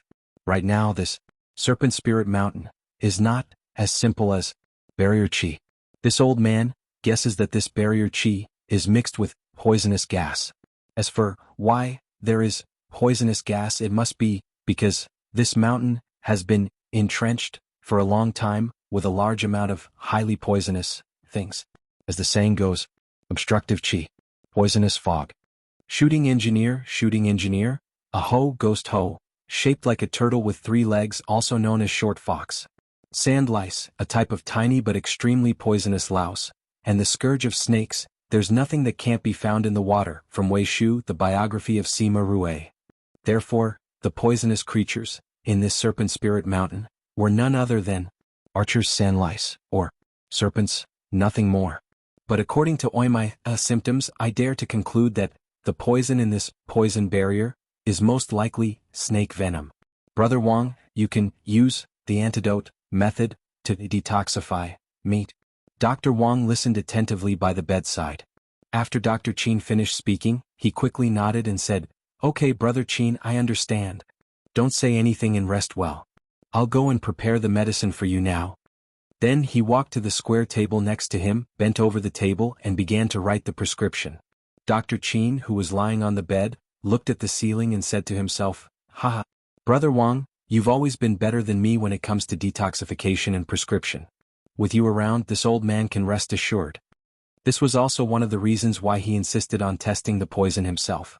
In less than a quarter of an hour, Dr. Wang had finished writing the prescription. He checked it, then walked to Dugu Xen and said, "General Dugu Xen, I've written the prescription." "General Dugu, I finished writing the prescription. There are some herbs that we brought with us when we came, but there are a few rare herbs that we didn't bring with us, so please," Dugu Ling Tian said. "No problem. Dr. Wang, give me the prescription quickly. I'll send someone back to Chang, and on a fast horse to bring these herbs for you." Without waiting for Dr. Wang to finish, Dugu Xen quickly interrupted him. "Thank you for your trouble." Dr. Wang thanked him and passed the prescription to Dugu Xen. He also told him about the few herbs that he needed. Dugu Xen immediately turned around and was about to go out to find someone to get the herbs. Dugu Feiying stood out and said, "Brother, let me get the herbs. My horse runs fast." Dugu Xen thought for a while and nodded, "Okay, I'll let you go. But Feiying, not only do you have to go quickly but also be careful." "I understand, brother." Dugu Feiying saluted Li Zixuan with his fists and turned around to leave the side tent. "Dr. Qin, take care of yourself. Dr. Wang, if you need any help, just send someone to call me." Dugu Xen said and was about to leave with Li Zixuan. But Dr. Qin, who was lying on the bed, spoke again. His voice was weak. "The two of you, please wait." Li Zixuan and Dugu Xen were both martial artists. Their hearing was very strong, so they naturally heard Dr. Qin's call. "Dr. Qin, do you have any other orders?" Li Zixuan came to the bed and asked softly. "Order? I don't dare, this old man just wants to remind General Dugu and Li Zhanshi." On the surface, the Serpent Spirit Mountain looked calm and serene. But in reality there were hidden dangers everywhere. Snake Spirit Mountain.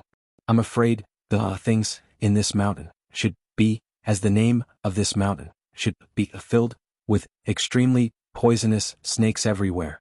So, General, you must think of a perfect plan to reduce the casualties. Dr. Qin's voice was as soft as a mosquito's. Dugu Xen nodded seriously and said, "Don't worry, Dr. Qin. I, Dugu Xen, am not a reckless person. I will not let the soldiers lose their lives for no reason. You should take the time to recuperate." After a few more words, Dugu Xen and Li Zixuan walked out together. Li Zixuan's heart was heavy. After all, this battle on Snake Spirit Mountain was all because of his own personal grudge. But now he realized that Dr. Qin had taken such a risk for his own personal grudge. Li Zixuan would be lying if he said that he did not feel guilty. I hope Dr. Wang can come up with the antidote as soon as possible. This way not only can Dr. Qin be saved, but the rest of the soldiers will also have fewer casualties when they go up the mountain." Since he could not change anything, Li Zixuan could only pray twice in his heart. Chapter 499. Lord Zhu, Dr. Qin is getting better. General Dugu has already rushed over. Do you want to go and take a look? The next morning, Li Zixuan was woken up in his tent. When he opened his eyes, he saw the shadow of a soldier outside. Yesterday, in order to help the army attack the mountain, Dr. Qin did not hesitate to use his own body to test the poison. As the initiator of the family extermination mission, how could he abandon the army and go home alone to hug his wife? Therefore he spent the night in his tent. Of course, his family had already sent a message back, so his father and mother would not be too worried. "What? Dr. Qin is better? I know. Tell General Dugu that I will go immediately. When Li Zixuan heard the news, he immediately lost his sleepiness. He shouted at the soldier outside and immediately got up to put on his clothes. After a while, Li Zixuan washed up and went to the side tent where Dr. Qin was lying. From outside he could hear the voices inside.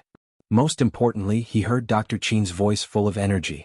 Clearly, just by listening to his voice, he could tell that Dr. Qin's poison was no longer a problem. Li Zixuan's expression relaxed slightly.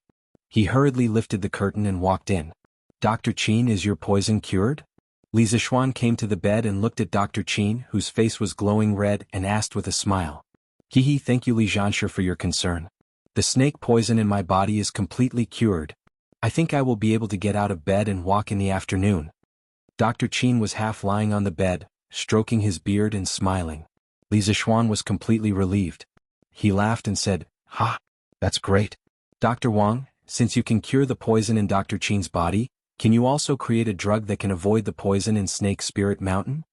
This was not only what Li Zixuan was concerned about, but it was also the reason why Dr. Qin risked his life to test the poison. Of course. Li Zhanshe, I have already discussed the formula of the anti-poison drug with Brother Qin. We will do some verification in the morning and it will be a success. At that time, we will be able to break the poison barrier of the Snake Spirit Mountain. The way of detoxification had always been Dr. Wang's pride. When he heard Li Zixuan's question, he cupped his hands and smiled confidently. All right. The two imperial physicians were so conscientious that they didn't even hesitate to put themselves in danger. Their medical ethics were so high that I admire them. After the army returns to the court, I will personally ask His Majesty to reward the two of you. Li Zixuan laughed and cupped his hands towards the two doctors from the Imperial Physician Department. Dr. Wang and Dr. Qin hurriedly waved their hands and said, Li Zhanshe, you're exaggerating. These are all our duties. We dare not take credit for it. Li Zixuan shook his head and said, It's not right for the two of you to say that. If it were someone else doing the same thing, it would be very difficult for them to be as conscientious as the two of you. Meritorious deeds should be rewarded and wrongdoings should be punished. His Majesty will not bury meritorious people for no reason.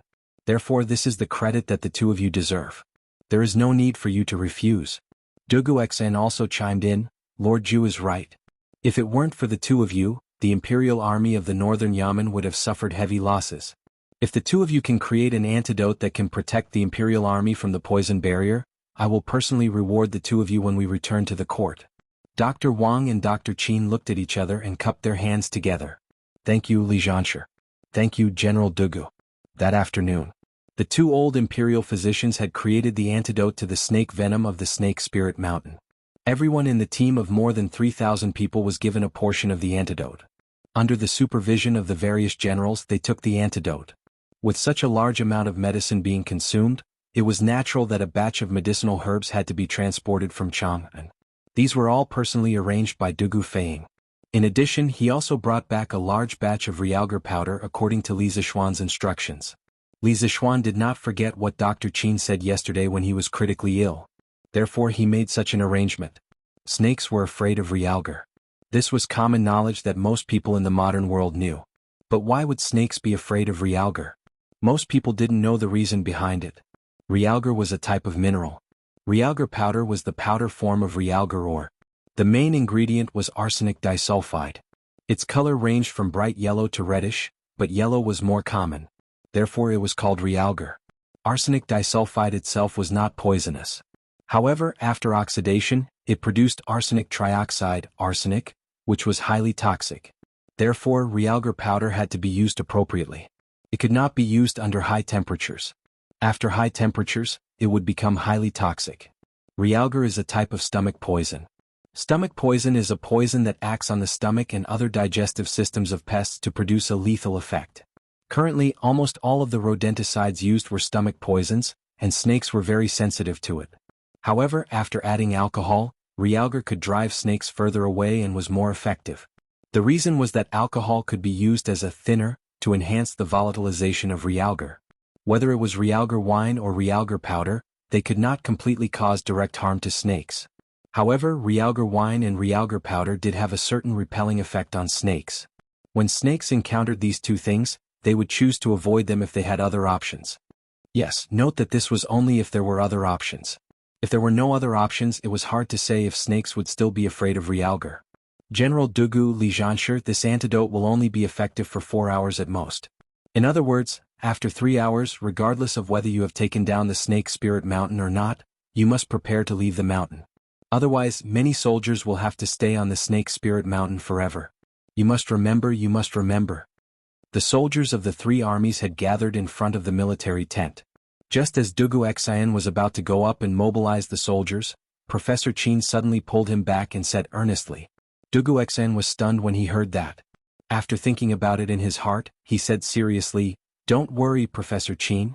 If the 4,000 Imperial Army soldiers can't take down this mob in 3 hours, then they won't have the face to continue fighting. Therefore, no matter what, we must return to the foot of the mountain within 4 hours." That's good. Professor Qin stroked his beard and smiled. Dugu Feiying, who was beside him, could not help but ask, "Since one portion of the antidote can last for 4 hours, then why don't we just let everyone take a few more portions of the antidote? Why do we have to go through so much trouble?" This guy's logic does sound reasonable, but I'm afraid he's not wise, mentally retarded. Li Zishuan covered his face. Taking medicine was not as simple as 1 + 1. General Dugu, the effects of this antidote cannot be stacked. If we use it now, we must wait for another 24 hours before we can take it again. Therefore, your suggestion just now is not feasible. Chapter 500. Is that so? Forget it then. Big brother, lead everyone and start attacking the mountain. Yes, hurry up and attack the mountain. Don't waste time. Dugu Feiying scratched his head awkwardly and said. Although he was trying to cover it up, the second half of what he said still made sense. Li Zishuan agreed. Feiying is right. Ixen, let's attack the mountain quickly. Let's take down Snake Spirit Mountain before the sky turns dark. Dugu Xian's mouth twitched. Ixen, my foot. However, when faced with such a shameless fellow, even if he wanted to object to this name, it was still ineffective. All right. I'll tell them a few things and start attacking the mountain. Finally, Dugu Xian nodded and walked out of the tent. He began to mobilize the 4,000 Imperial Guards in an unusually simple manner. All right. All in all, you are about to face a group of Jianghu ruffians who don't listen to His Majesty's orders. As the most elite Northern Yamen Imperial Army, if you are defeated, I want to see how you can stay in Chang and city. So, everyone be on your guard and take note of any unexpected risks in the mountain. The brave will be rewarded and the cowards will be punished. Don't let the pugilistic world people look down on the Northern Yamen Imperial Guards. Do you hear me? Li Zishuan, Dugu Feiying, Academician Qin, and Academician Wang chatted for a while in the tent. After leaving the tent, he heard Dugu Xian talking to the soldiers. Roar. I hear you. The Northern Yamen Imperial Guards will never retreat. The Northern Yamen Imperial Guards will never be a laughing stock. The Northern Yamen Imperial Guards will never retreat. The Northern Yamen Imperial Guards will never be a laughing stock. The Northern Yamen Imperial Guards will never retreat. The Northern Yamen Imperial Guards will never be a laughing stock. The response to Dugu Xian was a heart-wrenching roar from the 4,000 soldiers of the Imperial Army. Li Zishuan felt the entire forest tremble. Compared to the army of more than 10,000 people he had brought with him, this army of only 4,000 was clearly more imposing. Just from this aura, one could see that this was a powerful army. Of course, Dugu Xian's ability to motivate the Imperial Army with just a few words was truly commendable. Clang. Dugu Xian unsheathed the sword at his waist and pointed it at the sky. Let's move out. Attack the mountain. Yes. All the soldiers roared in agreement. The group of more than 4,000 people began to move in an orderly manner toward the mountain pass of the Snake Spirit Mountain not far away. Li Zishuan patted Dabai's head and told it to wait at the foot of the mountain. Then he picked up the wind-chasing sword and chased after Dugu Xian. He had to participate in this attack, but he wouldn't bring Dabai along. The poison in the Snake Spirit Mountain was a fatal threat to Dabai. After all, the antidote developed by the 2 doctors from the Imperial Physician Department was only effective on humans. No one knew if it would be effective on horses. Li Zishuan also didn't want to use Dabai as a test subject. In any case, the mountain passes in the Snake Spirit Mountain were rugged, and there were very few places where horses could be used. Moreover, his instincts told him that this attack on the Snake Spirit Mountain would definitely not be a smooth one. On the contrary, it was very likely that there would be great danger. Li Zishuan couldn't explain why he felt that way. If he had to give a reason, it could only be a man's intuition. Oh. Dubai wanted to chase after its master, who had always been very close to it, when it saw that its master was about to leave. However, it was pulled back by the reins tied to the tree. It anxiously and sadly let out two strange and sorrowful cries in Li Zishuan's direction. Dubai understood human nature. It could feel the heaviness in Li Zishuan's heart, so it was very anxious. Li Zishuan felt a little uncomfortable when he heard that. However, he didn't have any confidence in protecting anyone's life in this mysterious snake spirit mountain, let alone a horse. After all, the cultivation of the sect leader of the 7 cultivators sect was terrifying. It was comparable to some of the martial uncles in the Celestial Master sect in his memories. The Northern Imperial Army will never retreat. The Northern Imperial Army will never be a laughing stock. On the Snake Spirit Mountain. At this moment, the deafening roars of the Imperial Army could be faintly heard from the foot of the mountain. Badian and the Snake King were both people with profound inner strength. Even though they were in the stone room, they could still hear the faint roars. They are starting to attack the mountain. This army is actually the Northern Imperial Army. Our 7 cultivators sect's opponent this time is really terrifying. Baishan's expression suddenly changed. He clasped his hands behind his back and muttered to himself, "Senior Marshal Brother. So what if it's the Northern Imperial Army? As the saying goes, capture the ringleader to capture the bandits. You are a peak Grandmaster expert. When they are exhausted by the poisonous miasma, ambush and harassment in the mountain, won't it be fine if you capture Li Zishuan and the Northern Imperial Army's commander?" The Snake King rolled his eyes and smiled sinisterly. Badian didn't buy it. He shook his head and said, "Things aren't as simple as you think. The Northern Imperial Army is the elite of the elite in the Chang and Imperial Army. Li Shimon's most reliable cavalry was selected from the Northern Imperial Army. It is said that the Northern Imperial Army is not only good at chaotic battles between hundreds of thousands of troops, but also good at coordination. With 500 Northern Imperial Army soldiers, they are not afraid of any Jianghu experts. That includes grandmasters. Once they attack the mountain, Li Zishuan and the commander of the Northern Yamen Imperial Army will definitely be heavily protected. If I try to capture them and get caught in the formation of the Northern Yamen Imperial Army, I'm afraid I won't be able to get out." Snake King was not as cultured as Badian. He was slightly taken aback as he was slightly intimidated by the might of the Northern Yamen's Imperial Army. After a while he said, "But Senior Marshal Brother, don't forget that our Snake Spirit Mountain has a poisonous miasma. No matter how strong the Northern Imperial Army is, they will have to lie down after a quarter of an hour, right? At that time, won't we be able to torture Li Zishuan and the Imperial Army's commander however we want to torture them?" Badian wasn't as optimistic as the Snake King. In fact, he hadn't been calm for the past 2 days. At this moment he could only shake his head and say, "Junior Marshal Brother, you should recuperate first. I'll go check on the defense of the sect's disciples. The Imperial Court's people are attacking. Smash them. Smash them." At the first checkpoint of the mountain path, the disciples of the 7 cultivators sect who had been lying in ambush discovered the Imperial Army's invasion. Therefore they took advantage of the fact that the Imperial Army was only 10 feet away to launch an attack. One after another, huge boulders rolled down from above. The soldiers in the front row who couldn't dodge in time were immediately smashed to the ground.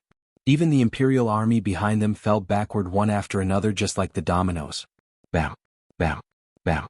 At the critical moment, Li Zishuan flew to the front of the group and kicked the rapidly falling boulders to the side. Facing the rolling boulders, Li Zishuan started his fancy football performance. After experiencing the initial chaos, the group quickly calmed down. Seeing that Li Zishuan was having fun, alone in front of the group, they all went up to help him. The first, annihilation crisis, was instantly resolved. Chapter 501. Smash. Quickly. The soldiers are coming up. Once they come up, we will all be beheaded. Smash as hard as you can. Li Zishuan's eyes were sharp. He saw a middle-sized man in black clothes at the corner of the mountain path ahead. The man was trying his best to urge the disciples of the 7 cultivators of true virtue to move the rocks. He seemed to be the leader of the group. Li Zishuan lifted his leg and kicked the rock, hitting the leader's forehead. The leader screamed miserably and rolled down the side of the forest before he could call for help. The mountain path of Snake Spirit Mountain was extremely narrow. If an ambush was arranged in advance at every turn, it would indeed be possible for one man to hold the pass against 10,000 men. This was because although there were many troops attacking the mountain, only one person was allowed to pass at a time. In a team of more than 4,000 people, only one person could fight at a time. It had to be said that Snake King's initial plan was really good. If other troops had encountered such a perfect ambush, they would have suffered heavy losses. However, Li Zishuan's tyrannical strength and explosive power directly destroyed Snake King's plan. Among the more than 4,000 people present, Li Zishuan was the only one who could kick a boulder that weighed several hundred kilograms like a football. This was the effect of an expert in a chaotic battle that could decide the outcome with a single strike. Yeah. Second senior brother is dead. Quickly run. Run. Run. At the first corner, the dozen or so disciples of the 7 cultivators of true virtue saw that their leader had been beaten down the mountain and began to scatter. In fact, when they saw the powerful army just now, they were already scared. Had it not been for someone watching over them, they would have run away long ago. Now that their leader was dead, how could they not run? After all, since ancient times, the common people didn't fight with the officials.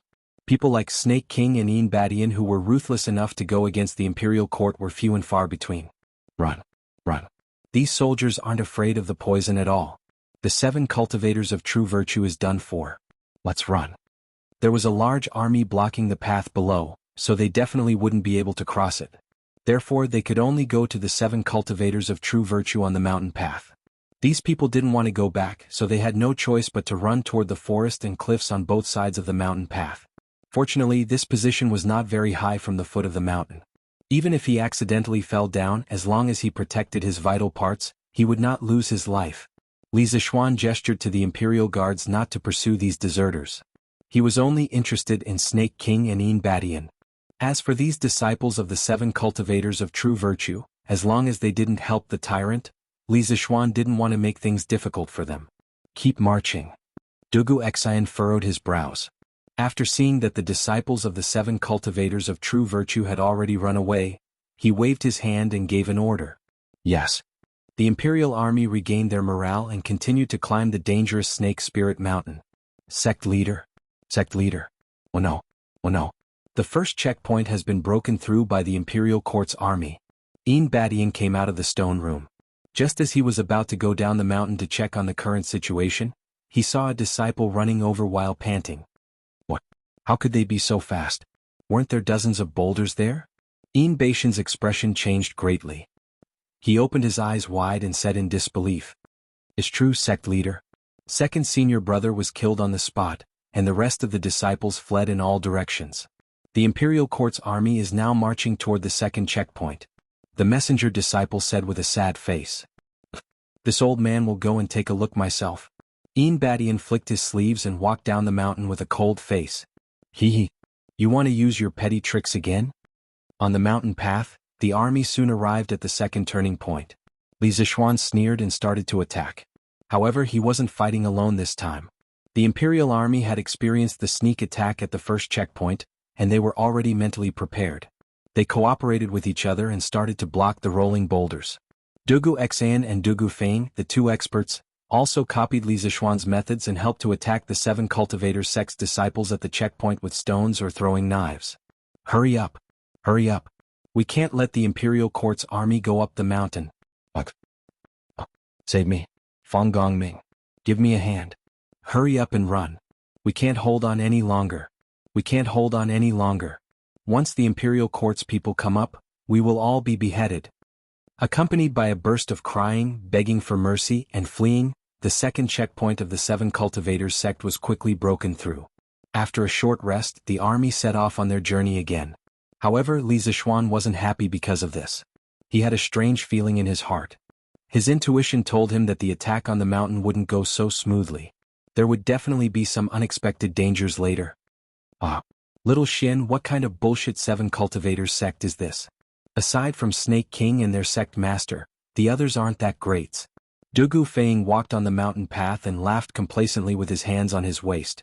In the second checkpoint, his throwing knives killed 3 or 4 disciples of the 7 cultivators sect. It could be said that he had made a great contribution. Therefore, he was now looking down on everyone in the world.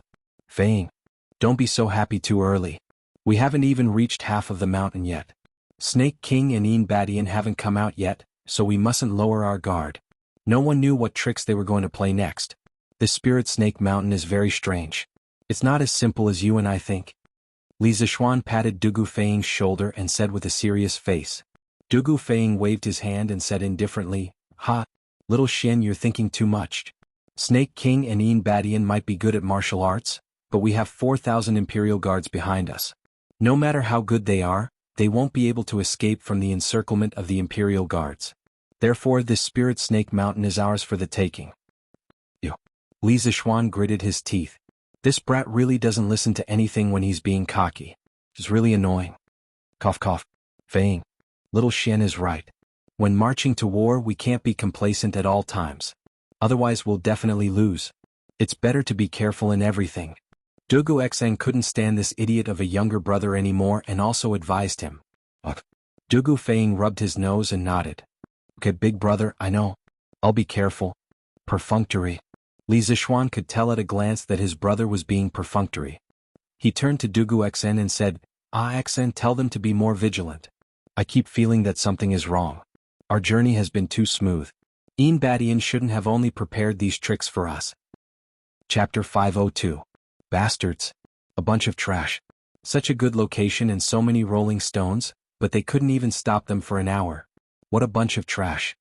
On a boulder above the mountain path, Yin Badian watched the army break through the second line of defense and couldn't help but curse out loud. Sect leader, what should we do? Many of our disciples died at the hands of the 3 leaders in the previous 2 checkpoints. The 3 of them are very accurate with their stones and throwing knives. As soon as our people show their faces, they will attack us. They are about to reach this checkpoint. What should we do? A tall young man beside Yin Badian mustered up his courage and asked. Although Yin Baishan's arrival calmed him down a little, he still couldn't help but feel nervous in the face of such a strong army. Lu Duang, I'm here. What are you afraid of? Yin Badian snorted in dissatisfaction. Then he frowned as if he suddenly thought of something and asked, That's not right.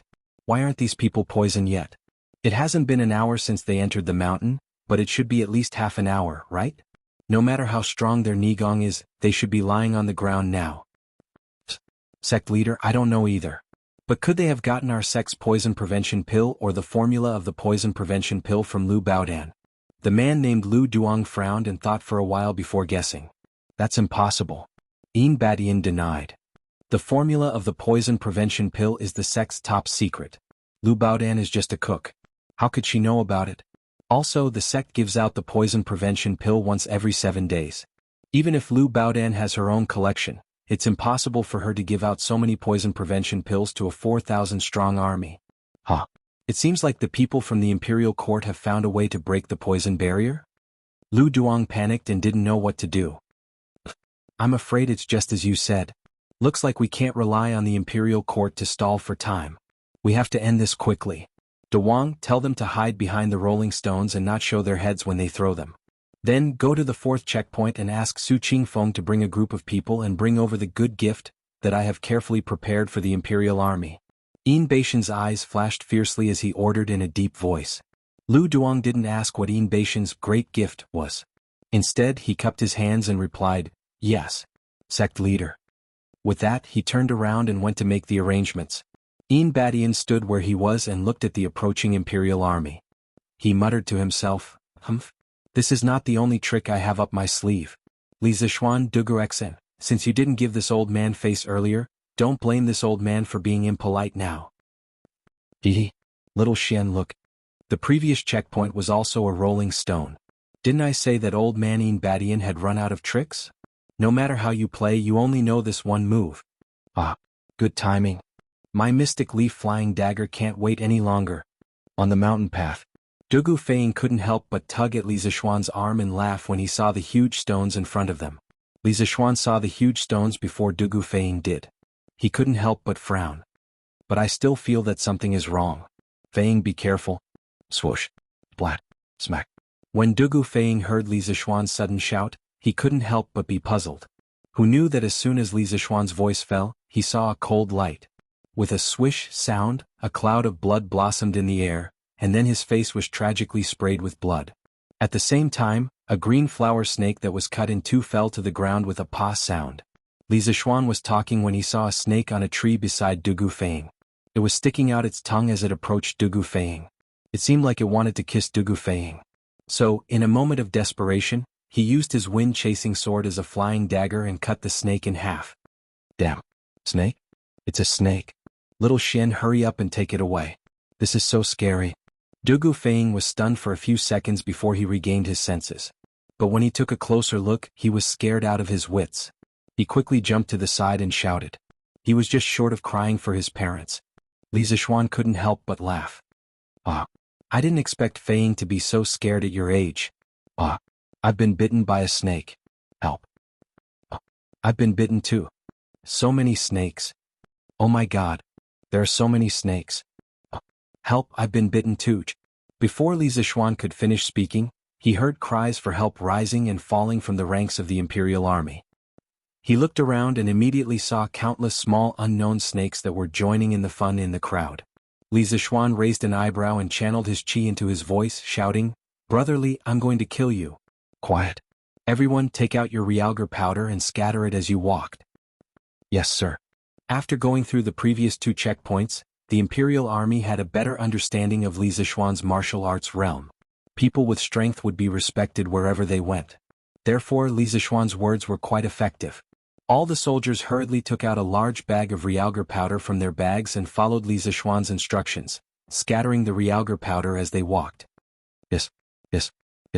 Finally, a bizarre scene appeared. When Li Zishuan saw the realgar powder, he thought that the snake army would retreat immediately. Who knew that at this moment, a strange and melodious tune could be heard. The snakes paused for a moment on the road. Then not only did they not retreat, but they immediately rushed toward the army as if they had changed into another person. Oh no, it should be that they had changed into another snake.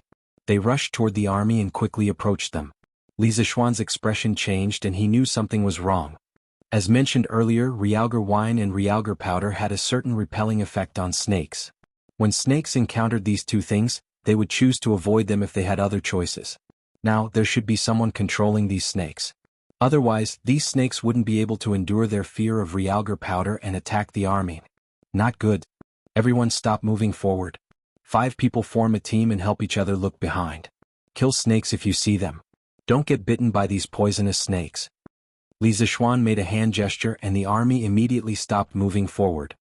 He ordered the army behind him as he killed the poisonous snakes around him. Chapter 503. Snake Spirit Mountain. Halfway up the mountain, tens of thousands of venomous snakes, under the control of that strange tune, charged fearlessly at the 4,000 Imperial Army soldiers. Although many of the snakes couldn't break through the swords of the Imperial Army soldiers, and many of them couldn't even touch the sleeves of the soldiers before they were cut into pieces, they still didn't know what fear was and continued to charge at the Imperial Army soldiers. Just thinking about the scene of tens of thousands of venomous snakes in one place made one's scalp tingle. Although the Imperial Army soldiers were elite soldiers who had experienced hundreds of battles, the ones they had fought before were living humans and not these densely packed venomous creatures. Why can't these venomous snakes be killed? My arms are sore from cutting them. *CK. How dare you bite me? I'll chop you up. Help. I've been poisoned. I've been bitten too. The 4,000 Imperial Army soldiers obeyed Li Zishuan's orders and formed small groups of 5. They formed a circle with their backs against each other to resist the attacks of the venomous snake army. However, the venomous snakes in front of them seemed to be endless. After killing 1, 4 or 5 more would come. As time passed, the entire mountain was filled with venomous snakes. The stamina of the Imperial Army soldiers was rapidly depleted by the venomous snakes' attacks. More and more soldiers were bitten by the venomous snakes, but the attacks of the venomous snakes didn't weaken at all. Xiaoxin, we have to think of something. We can't go on like this. Who knows how many snakes there are on this Snake Spirit Mountain? Dugu Feiying used his sword to parry the venomous snakes around him as he spoke to Li Zishuan at the top of his voice. This unlucky child was only good at throwing knives, but his other abilities were mediocre. However, he couldn't possibly use his throwing knives to kill the snakes, right? In this endless sea of snakes, even if he carried a sack of throwing knives, it wouldn't be enough to kill them all. This fellow clearly knew this as well. He had gotten a sword from somewhere and was now completely relying on his speed and strength as a middle-stage chi-forming cultivator to fend off the venomous snakes from all directions. However, this kind of method of wielding the sword without any technique also caused his vital energy to be depleted very quickly. In less than 15 minutes he was already panting. Indeed, we have to think of something. Although these poisonous snakes were annoying, they posed no threat to Li Zixuan, who had entered the Master Realm. They didn't even consume much of his genuine qi. Firstly, his current realm was too high. Secondly, his Taiji swordsmanship could both attack and defend. Its moves were exquisite and it didn't consume much genuine qi. Although the snakes could not threaten Li Zixuan had to consider the bigger picture. If he allowed the situation to continue, the army would suffer heavy losses. Li Zixuan looked around and finally fixed his gaze on Yin Badian, who was playing the sun on a boulder not far away. The reason why he could recognize that the oval-shaped object in Yin Badian's hand was because he had seen pictures of it on the internet in his previous life. However, today was the first time he had seen someone play a tune on sun. Suns were made of clay, so it was very difficult to play a tune on them. Ixen Feng, these snakes were all attracted by Yin Badian. The three of us should work together to kill him. Otherwise there will be more and more snakes. In the end, these 4,000 people will either be poisoned to death or die of exhaustion. Li Zixuan said to Dugu Xan and Dugu Feng after using White Tiger's tail and Sweeping Wind Plum Blossom to kill all the venomous snakes within 3 feet of him. F***CK. Is this what you've come up with? Dugu Feng almost vomited blood when he heard this. Yin Badian was at the peak of the Master Realm. The three of them were like small shrimps in front of him. How could they possibly defeat him with such a huge difference in realm? What? Isn't Yin Badian at the peak of the Master Realm? He's not even a Grandmaster. Feng, why are you so afraid? The three of us dared to fight the Snake King, who was at the middle stage of the Master Realm. Now that I'm at the Master Realm and have the help of the Imperial Army, we might have a chance. Li Zixuan understood what Dugu Feng was thinking. In fact, he didn't expect that the siege of the 7 cultivators sect would turn into a battle between 2 kings. He had the Imperial Army behind him, so he would be crazy to fight Yin Badian. However, now that things had developed to this point, he wouldn't be at ease for the rest of his life if he didn't stand up. However, if they cooperated well in this battle, there was still a chance for them to win. Who's afraid? Let's do it, I'm not afraid. Dugu Feng straightened his neck and quibbled. Then he looked at Dugu Xian and asked, Big brother, what do you think? Are you going to do it or not? Although Dugu Feng didn't show any fear on his face, he was feeling guilty. After thinking about it, he could only seek comfort from his elder brother. Dugu Xian frowned. In the end, he was a general and it was his duty to lead the army to war. He didn't like this kind of Jianghu struggle and trying to be a hero. Last time he was forced to fight the Flying Snake King because of the situation. But this time, if he didn't take action, the 4,000 Imperial Army soldiers would probably be in big trouble. Let's do it. Dugu Xian's words were always concise and to the point. However, for such an ambiguous word to come out of the mouth of a cold-faced general, it sounded weird no matter how one listened to it. In any case, Li Zixuan almost laughed out loud. Dugu Feng opened his mouth. Since his brother also supported Li Zixuan's king versus king plan, what else could he say? He could only follow along. Haha. Good. Today we'll fight side by side again.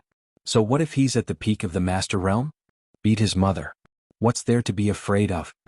When Li Zixuan saw Dugu Xian and Dugu Feng come over and stand by his side, he could not help but recall the scene of the 3 of them beating up the flying serpent.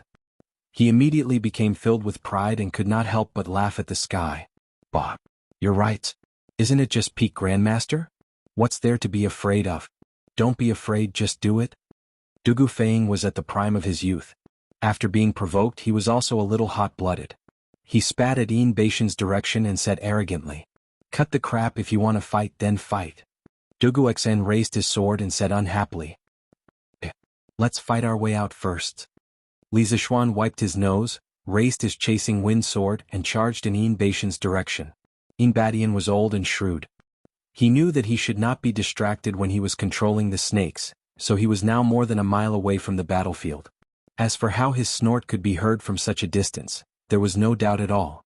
As a martial arts master at the peak of the Grandmaster realm, he had the ability to let the entire Snake Spirit Mountain hear his voice. Swords were drawn and the battle of king versus king was about to start. Chapter 504. Kiki, Juniors, you have the guts to challenge this old man. You are courageous, but you will pay with your lives. On top of a boulder on the mountain path, Yin Badian looked at Li Zixuan, Dugu Feng, and Dugu Xan, who were charging towards him from the Sea of Snakes. If Li Zixuan and the others had stayed with the Imperial Army, Yin Badian wouldn't have been able to do anything to them. After all, no Jianghu expert would dare to go against the Imperial Army. But now that Li Zixuan, Dugu Feiying, and the others had left the army and were going to have a king versus king battle with him, Yin Badian was very happy. In the end, the reason why he brought these snakes to the battle was because the 7 cultivators sect had too few disciples. There were less than 100 of them, and they wouldn't be able to defeat them in a head-on battle. Moreover, it would be too dangerous to capture their leader. After all, the elite imperial army wasn't afraid of any Jianghu expert. Now that Li Zixuan and the others had delivered themselves to his doorstep, it was exactly what Yin Badian wanted. Although fighting with Li Zixuan and the others would affect his control over the snakes, there were already so many snakes on the mountain path that they could at least buy some time. As long as he could defeat Li Zixuan and Dugu Feiying before the imperial army got rid of the snakes, the crisis of the 7 cultivators sect would be resolved in an instant. The victor is yet to be decided. Yin Badian, this duke will ask you one last time. Are you really not willing to hand over the Snake King? Li Zixuan, Dugu Feiying, and Dugu Xan jumped onto the platform opposite of Yin Badian and said coldly. He wasn't talking nonsense before the battle. He was also trying to buy time for the imperial army to get rid of the snakes. His 5 senses were sharp, and he had already noticed that the snakes on the mountain paused for a moment when Yin Badian was talking to them. This meant that Yin Badian's control over the snakes had a time limit. As long as he could buy some time, the snakes would definitely be able to break free from Yin Badian's control. Duke Li, you're doomed to waste your efforts. 15 minutes is more than enough to get rid of the 3 of you. Yin Badian smiled indifferently. Although he was well aware of Li Zixuan's intention of stalling for time, he didn't care at all. He slowly put away the sun, drew out the long sword at his waist and pointed it at Li Zixuan and the other 2. I remember that the Snake King said something similar a month ago, but I'm sorry to disappoint you. I'm still alive and well, but the Snake King has become an earthworm that doesn't even dare to step out of his house. Li Zixuan retorted without fear.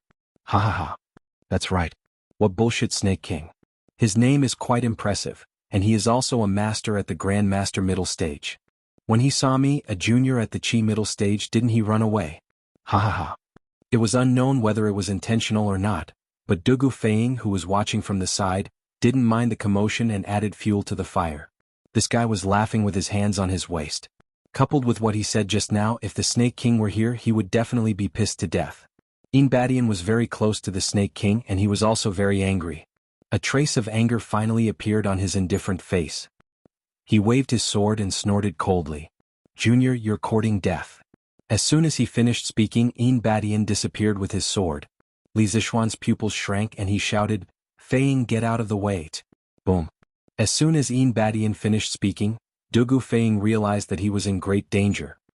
He felt as if he was being stared at by a ferocious beast, and his entire body was filled with an extremely cold, murderous intent. He couldn't even move if he wanted to. Li Zixuan's shout seemed to have some kind of magical power that warmed up his cold inner breath slightly. Only then did he have the ability to move. The moment he turned his body, he felt a long sword as cold as water slashing down on the hair on his face. Dugu Feiying was so scared that he immediately used all his inner force to jump to the side. The place where he was just standing was instantly blasted into a big pit. How terrifying. The power of a peak Grand Master was indeed terrifying. The dust settled. Li Zixuan, Dugu Xan, and Dugu Feiying all had the same thought. As the person involved, Dugu Feiying was undoubtedly the one who felt it the most. At this moment he felt so bitter in his heart. He regretted agreeing to Li Zixuan to come over and cause trouble. They weren't causing trouble, they were risking their lives. When Yin Badian disappeared from the spot earlier, only Li Zixuan among the 3 of them saw his footwork in the air. Dugu Xan and Dugu Feiying could only see a series of afterimages. Almost in the blink of an eye, Yin Badian flew down from above Dugu Feiying's head. Yin Badian's furious attack was obviously more powerful and aggressive than the one he used to test Li Zixuan at the foot of the mountain yesterday. If there were no accidents, this sword would definitely pierce through Dugu Feiying's body from the top of his head, and Dugu Feiying would definitely die. Unfortunately, there were many accidents in reality, and Dugu Feiying was still alive and well. Yin Badian's sure kill attack missed. I've underestimated you juniors. To think that there are actually people who can survive my Chenkuan sword. I'd like to see how long a sharp-tongued brat like you can live.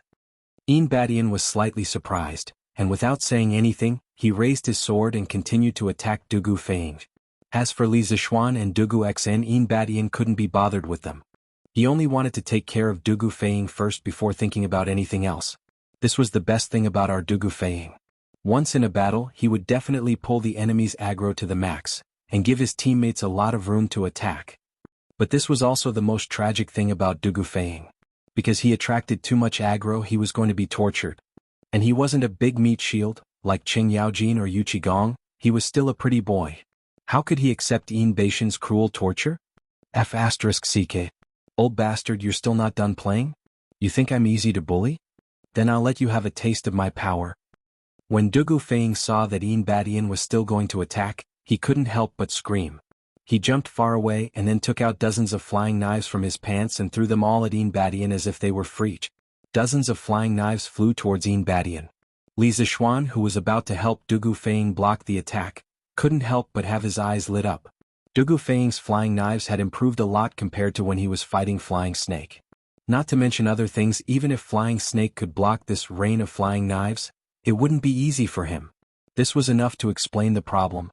Although their opponents were more than one level stronger than Flying Snake, the three of them had also improved and they might not lose this battle. Chapter 505. Bam. Bam. Bam. Bam.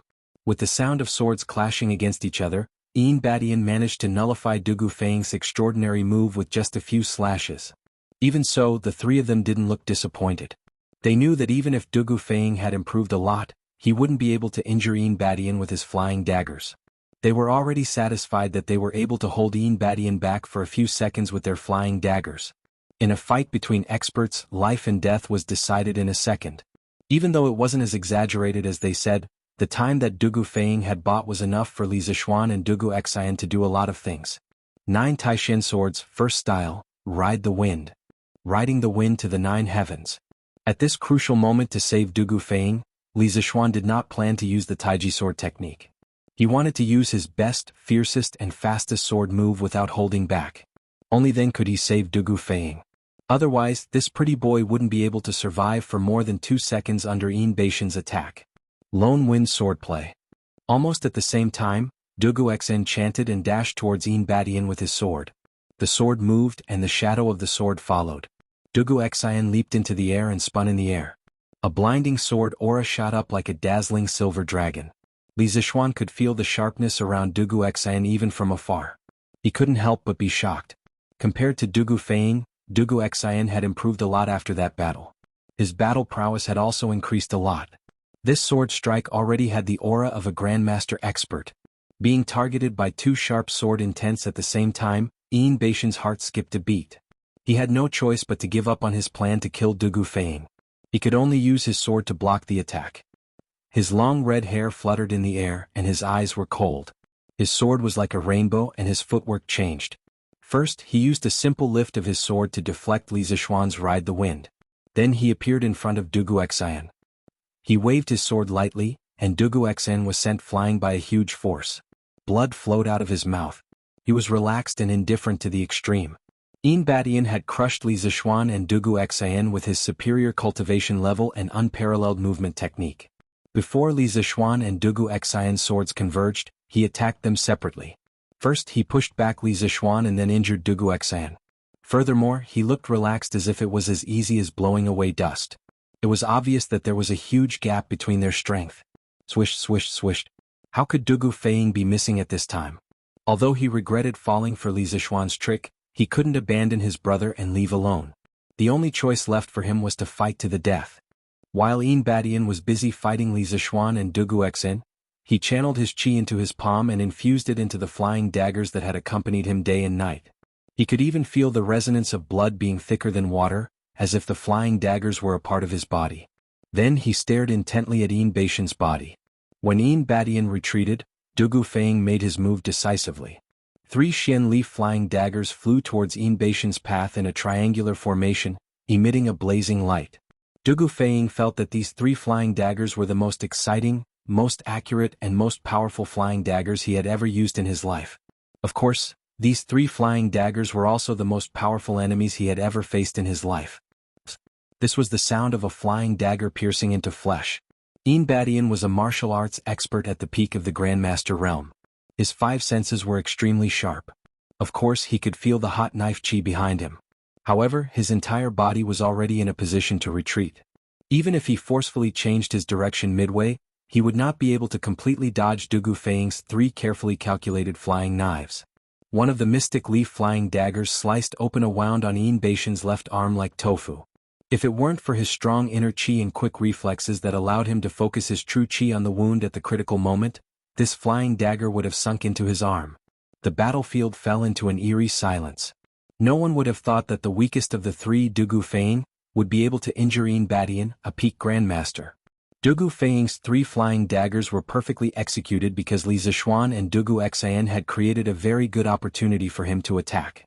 However, to be able to grasp the opportunity so well was enough to prove that Dugu Feing's current ability was much better than before. This brat has suddenly exploded with power.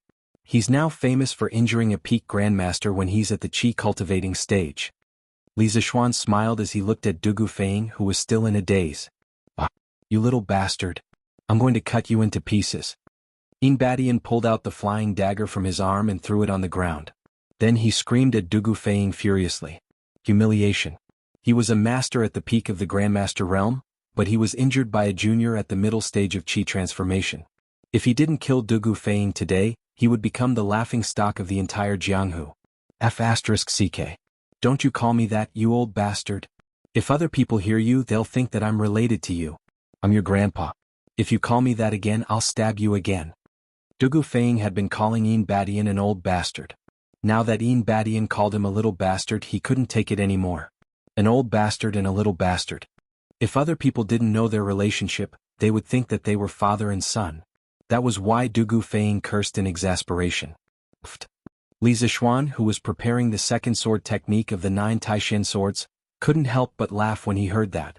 He didn't expect Dugu Feing, this unlucky kid, to be such a prankster. He didn't forget to be funny even in a life-and-death situation. Because of that, more than half of the sword technique that he was preparing dissipated. Wah wah wah. You little bastard, you're too much.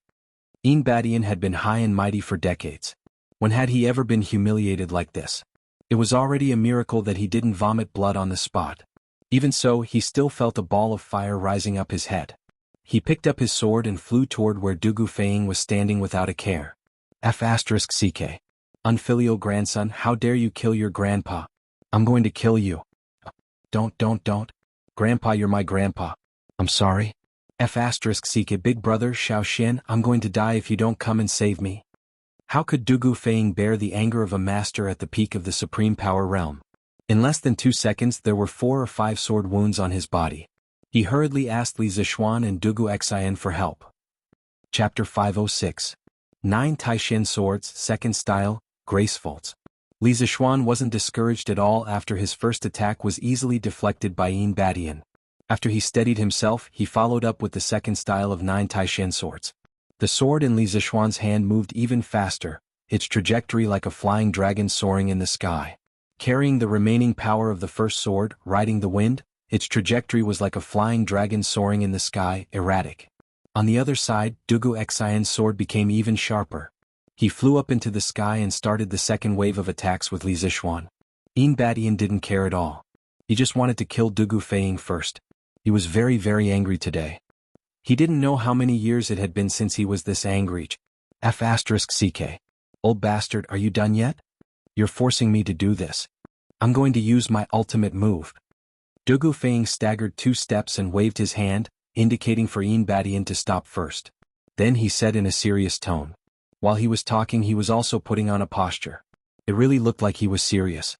Actually, he knew that he was just an empty shell now. Although only a few breaths of time had passed, the true chi in his body had been exhausted.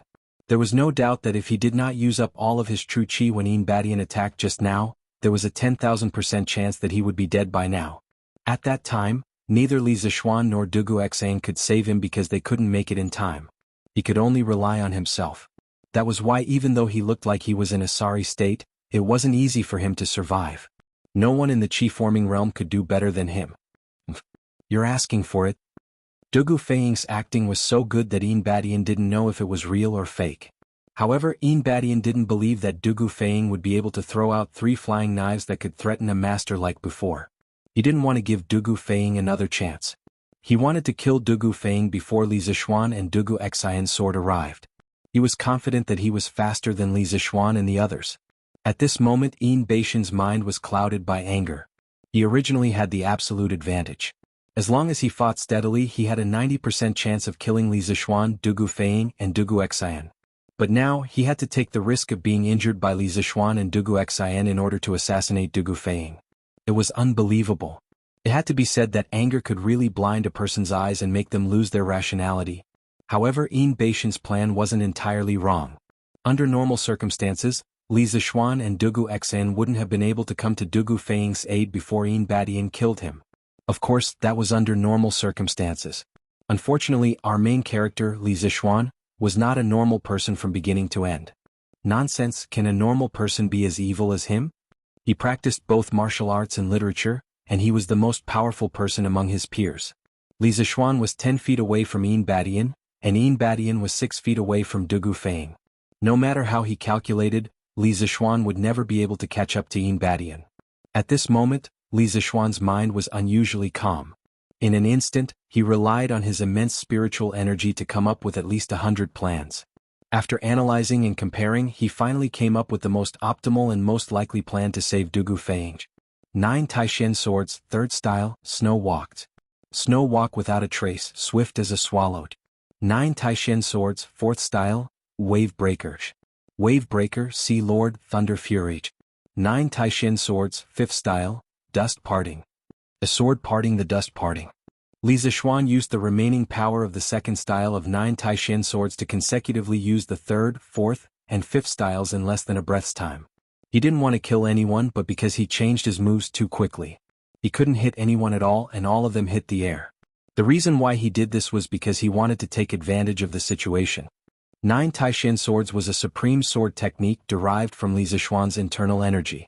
When he used it, the 9 styles were linked together and it was like a storm. It was continuous and overwhelming. Moreover, the power of each style would stack with the power of the next style. Correspondingly, the speed of the sword style would also stack. Li Zishuan planned to use this method of stacking sword styles to catch up with Yin Beishan's speed. This was the most feasible plan that he came up with after using his immense spiritual energy to deduce countless times. After the 5th style of 9 Taishen swords was used, the tip of the chasing wind sword shone with a cold light. An extremely cold sword intent instantly locked onto Yin Beishan's body. This sword was really a dust parting. Li Zishuan's speed had already exceeded his limit. Because of this extreme speed, his long hair was pulled back like a steel wire on this windless mountain path. After entering the Grandmaster realm, Li Zishuan's 5 swords were now at least twice as powerful as the 5 swords he used to fight against the devils incarnate in the Qing mansion. 9 Taishen swords was able to surpass the level of the enemy. That was why he was able to fight Qing Yaojin to a standstill when he was only at the peak of Qi refining stage. Although Qing Yaojin went easy on him in terms of moves, he wasn't inferior to Qing Yaojin. Now that he was able to use 5 swords in a row as a Grandmaster, judging from the power of the 5th style, Dust Parting, he indeed had the ability to threaten a Grandmaster peak expert. Not enough, still not enough. Li Zishuan did a rough calculation and felt that his current speed was still not enough. Therefore he continued to change his moves. The 6th style of 9 Taishen swords, Drifting Cloud. Smoke Parting Drifting Cloud Never Return. Li Zishuan's speed had already reached the extreme, but now it was 40% faster. At this moment he and his sword were like smoke and drifting cloud, never to return. Others couldn't even see his real body. This was the first time Li Zishuan used the 6th style of 9 Taishen swords in a real battle. Since he entered the Grandmaster realm after fighting with the Flying Snake last month, he had practiced this sword style at least 100 times at home. Now he couldn't say that he had mastered it thoroughly, but he had some small achievements. Moreover, with the power of the 5 swords in a row just now, the 6th style at this moment was like a sword that didn't belong to the human world. Its speed was even faster than Yin Badian. On the other hand, Dugu Xian was not idle. When Li Zishuan used the 4th style of 9 Taishen swords, he had already seen through Li Zishuan's intention. After all, his martial arts talent was one of the best among the younger generation. Moreover, the person who was in danger was his brother. Logically speaking, he should be more anxious than Li Zishuan. After seeing through Li Zishuan's intention, Dugu Xian jumped up and used a series of complicated sword moves. Then his speed increased by 60%. Although he was not as fast as Li Zishuan, he was not far behind. The two of them, one in front and one behind, stabbed their swords at Yin Beishan's backs. Chapter 507. This is bad. When Yin Beishan's sword was less than 3 inches away from Dugu Feiying's throat, he suddenly felt two murderous intents coming from behind him. He felt a sense of danger. But at this moment, even if he turned around, he wasn't confident that he could block these two killer moves. However, he had no choice but to turn around. He didn't want to die together with Dugu Feiying. During this moment of hesitation, Li Zixuan's sword got closer to Yin Beishan's heart. Although Yin Beishan's martial arts realm was higher than flying snakes, his ability to make decisions on the spot was not as good as flying snakes.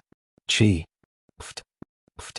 In a moment of desperation, Yin Badian had no choice but to give up on Dugu Feiying.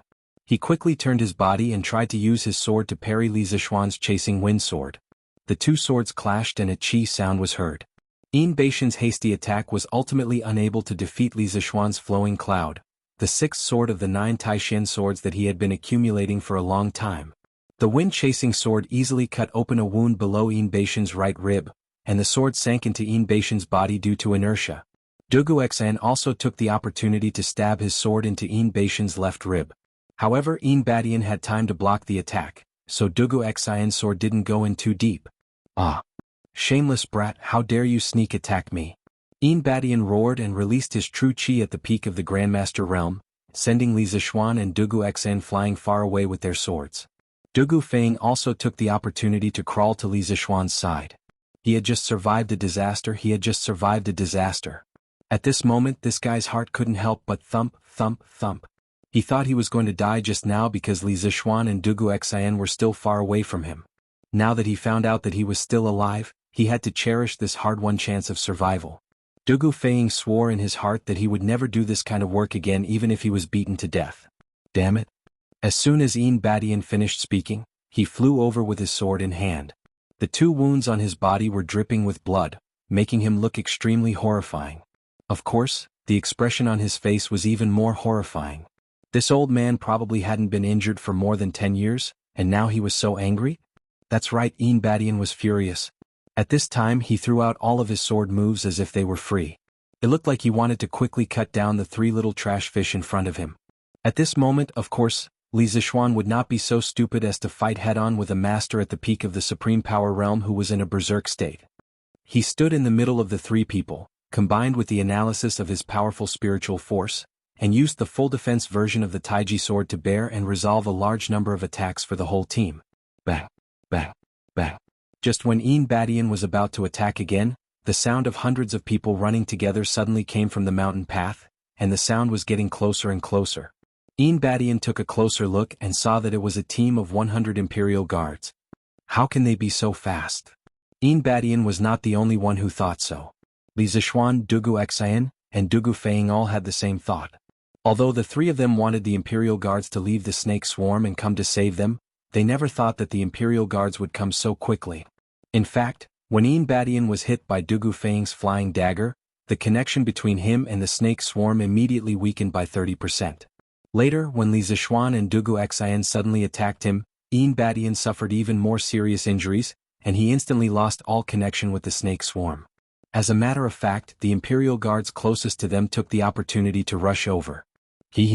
Trying to run? It's not that easy. Li Zixuan sensed that Yin Badian was quietly retreating. He laughed coldly and appeared in front of Yin Badian. He was going to take the initiative to attacks. Rock spreading wings, hugging the moon, Yaksha exploring the sea, wild goose shooting, green dragon showing claws, falling flower, white tiger grabbing the tail, black dragon twisting the pillar, sweeping plum blossom. Last time when he fought against the flying snake, Li Zixuan had taken 18 offensive sword moves from the 55 Taiji sword forms and used his powerful mind energy to quickly deduce the best combination of offensive sword moves. He created a full offensive version of the Yang-style Taiji sword and beat the flying snake until it could not breathe. This time, Li Zixuan did not hesitate to use the full attack version of the Taiji sword against Yin Badian. His goal was to stall Yin Badian and prevent him from escaping. Back then, Snake King had personally told Yin Badian in the secret chamber, "If you meet that Li Zixuan kid, if you can kill him in one move, don't save it for the second move. That kid is evil and he'll be a disaster if you let him live." At this moment, Yin Badian finally understood Snake King's good intentions. Previously, when he wanted to fight Li Zixuan had created a strange set of sword forms that could always nullify his attacks. Now that he did not want to fight anymore and wanted to escape, Li Zixuan had created another set of sword forms that stuck to him like glue. It was really annoying. Dugu Xian and Dugu Feiying were not idiots. They also understood Li Zixuan's intention. One of them held a sword, while the other threw a flying knife from afar. They both joined the battle at the same time. In this short period of time, Dugu Feiying had already recovered 10 to 20% of his inner breath. He could still throw flying knives from afar to harass Yin Badian. Poor Yin Badian, a master at the peak of the Grandmaster realm, was being chased by 3 juniors at a lower level. It was really frustrating. However, there was nothing he could do. He could only defend himself while feeling anxious. The 100 Imperial Guards took advantage of the precious time that Li Zixuan had bought for them to surround Yin Badian. At this point, the situation of a pack of wolves trapping the Lion King was finally formed. The arrogant master at the peak of the Grandmaster realm was now like a hero at the end of his road. He looked at the increasing number of Imperial Guards around him, and his eyes flashed with anger and unwillingness. Seeing this, Li Zixuan quickly retreated from the battle with Dugu Xian. He did not need to personally charge into the battle anymore. The Imperial Guards had a battle formation that was specially designed to deal with the masters of the Jianghu. He only needed to stay outside and hold the line. Yin Badian, you only needed to hand over Snake King, but you insisted on doing things your own way. In the end, you dragged your sect down with you. You're asking for trouble. Since you don't want to hand over Snake King, I have no choice but to wipe out your 7 cultivators of virtue. Li Zixuan calmed his inner breath and said coldly. Now that the situation was settled, he was no longer in a hurry. Bah. The winner takes all. You can kill me or cut me up as you wish, but do you think it's your turn to teach me a lesson? When I was roaming the Jianghu, you were still in your mother's womb. Chapter 508. You're about to die, yet you still have a sharp tongue. As citizens of the Great Tang, the 7 cultivators of virtue disobeyed His Majesty's orders and openly opposed the imperial court's army in broad daylight. This is no different from a rebellion. Soldiers, listen up. Take down this hut. Dugu Xian didn't want to cause any more trouble, so he waved his hand and ordered coldly. At this moment he was back to being a great general who commanded thousands of soldiers and horses. Yes. The imperial army answered loudly, and hundreds of soldiers formed a Mo saber formation with their Mo sabers and began to attack Yin Badian. Although the imperial army's martial realm was far inferior to Yin Badian's, their seamless cooperation made up for their lack of individual strength. When Yin Badian beat back an imperial army soldier, dozens of Mo sabers would follow behind him. Thus he didn't dare to go all out and attack anyone. This was the power of a battle formation. Many people scoffed at the use of battle formations, thinking that it was just something made up by novelists and that its use on the battlefield was negligible. Li Zixuan also thought so in the past, but after seeing the imperial army beat up Yin Badian, he didn't think so anymore. In fact, if one didn't have a battle formation, it was no different from being a hooligan. The tactics of ancient armies mainly relied on battle formations. Because communication methods were basically non-existent, sound couldn't travel far, flags couldn't be seen, fireworks and musical instruments were monotonous, and messengers could be killed if they ran too slowly. A mechanized battle formation was the only way to achieve the goal of a general. For soldiers, they just had to remember who was next to them and whether they should stand in a horizontal line or a diagonal line. As for the rest, it was up to the officers. As for the power of military formations, a simple example could be used to illustrate it.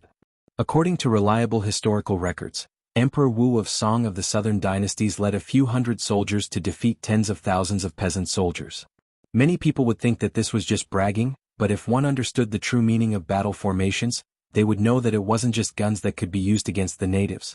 The Art of War recorded the 10 most basic battle formations: square formation, circle formation, sparse formation, number formation, sharp formation, goose formation, hook formation, shen formation, water formation, and fire formation.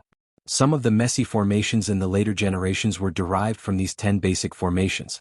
The principle of using formations was to break through the weak points of the opponent's formation and expand the results of the battle after breaking through. Later on, this theory was no longer limited to field battle formations. Eventually, it was promoted to national strategy by Sun Wu.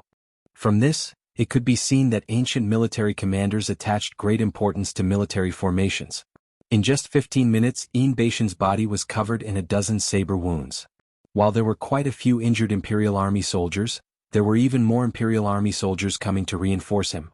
What made Yin Badian want to curse the most was that while he was fending off the soldiers, he also had to be on guard against the shameless sneak attacks of Li Zixuan, Dugu Xian, and Dugu Feiding. Right now, the three of them were considered experts in Yin Beishan's eyes. They were experts who could threaten his life. The wounds on his body were proof of that. Under the influence of various unfavorable factors, Yin Beishan's true qi was being depleted faster and faster. The saber wounds on his body were increasing, and he had entered a vicious cycle. If this continued, he would be hacked to death in less than 15 minutes because of his true qi. After all, even a martial Dao master could not have an endless supply of true qi. Yin Badian, why don't you just surrender? You are also a formidable person. I don't think you want to end up being hacked to death, right? If you surrender, I can leave you with an intact corpse. Li Zixuan's eyes were like torches. He had already seen through the situation on the battlefield. He crossed his arms and looked at Yin Badian coldly. Yes. Yin Badian, if you call me Grandpa, I might be kind enough to give you a quick death. Don't make any more pointless struggles. Ah. Dugu Feiying laughed as he played with the Xian Li flying dagger in his hand. To him, there was no way he would let go of such an opportunity to beat a drowning dog. Moreover, this was a peak grandmaster. He would be proud to brag about such a drowning dog in front of others. But he had forgotten who was the one who shamelessly called him Grandpa and begged for mercy during the battle. Shameless brat, if I have the chance, I will definitely kill you. New and old grudges surged in his heart. Looking back at the battle just now, Yin Badian realized that he had lost because of Dugu Feiying's foul mouth. That was why he had made several wrong decisions. Therefore, the person Yin Badian hated the most was not Li Zixuan or Dugu Xan. It was definitely Dugu Feiying. He wanted to eat his flesh and drink his blood. Ah! Come at me. Come at me if you dare. Unfortunately, you can't hit me. Let me ask you, are you angry? Are you angry? Ah! Dugu Feiying continued to use his foul mouth. But this time, his foul mouth was going to cause trouble again. Sha sha sha. Suddenly, a very clear sha sha sha sound came from above the mountain path. Li Zixuan and the others looked up in confusion and were shocked. It was a giant python with 7 heads. When it stood up, it was as tall as 4 people. Li Zixuan cursed in his heart. At this moment, he wondered if the world he had transmigrated to was the real world of Tang Dynasty. Why does it feel like a magical world? Even a giant python with 7 heads has appeared. What the hell is going on? Following behind the huge snake was a man with a thin face and snow-white hair.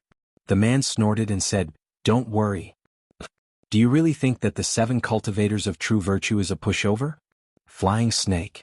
Li Zixuan's pupils shrank as he suddenly spoke. He recognized the person in front of him at first glance.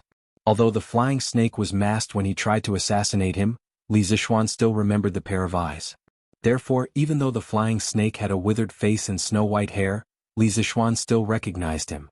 Although the flying snake didn't have much true qi fluctuations on his body, he looked even more sinister and terrifying when he stood next to the giant 7-headed snake. Mr. Li, you really have good eyesight. You can actually recognize me. The flying snake put his hands behind his back and sneered. Junior Marshal Brother, your hair. The Imperial Army was also frightened by the giant 7-headed snake and stopped attacking. Yin Badian looked at the withered face and snow-white hair of the flying snake and couldn't help but exclaim in shock. It's fine. Senior Marshal Brother, you should heal your wounds first. Next, let these people see the real 7 cultivators of true virtue. Ah! The flying snake waved his hand and laughed maniacally.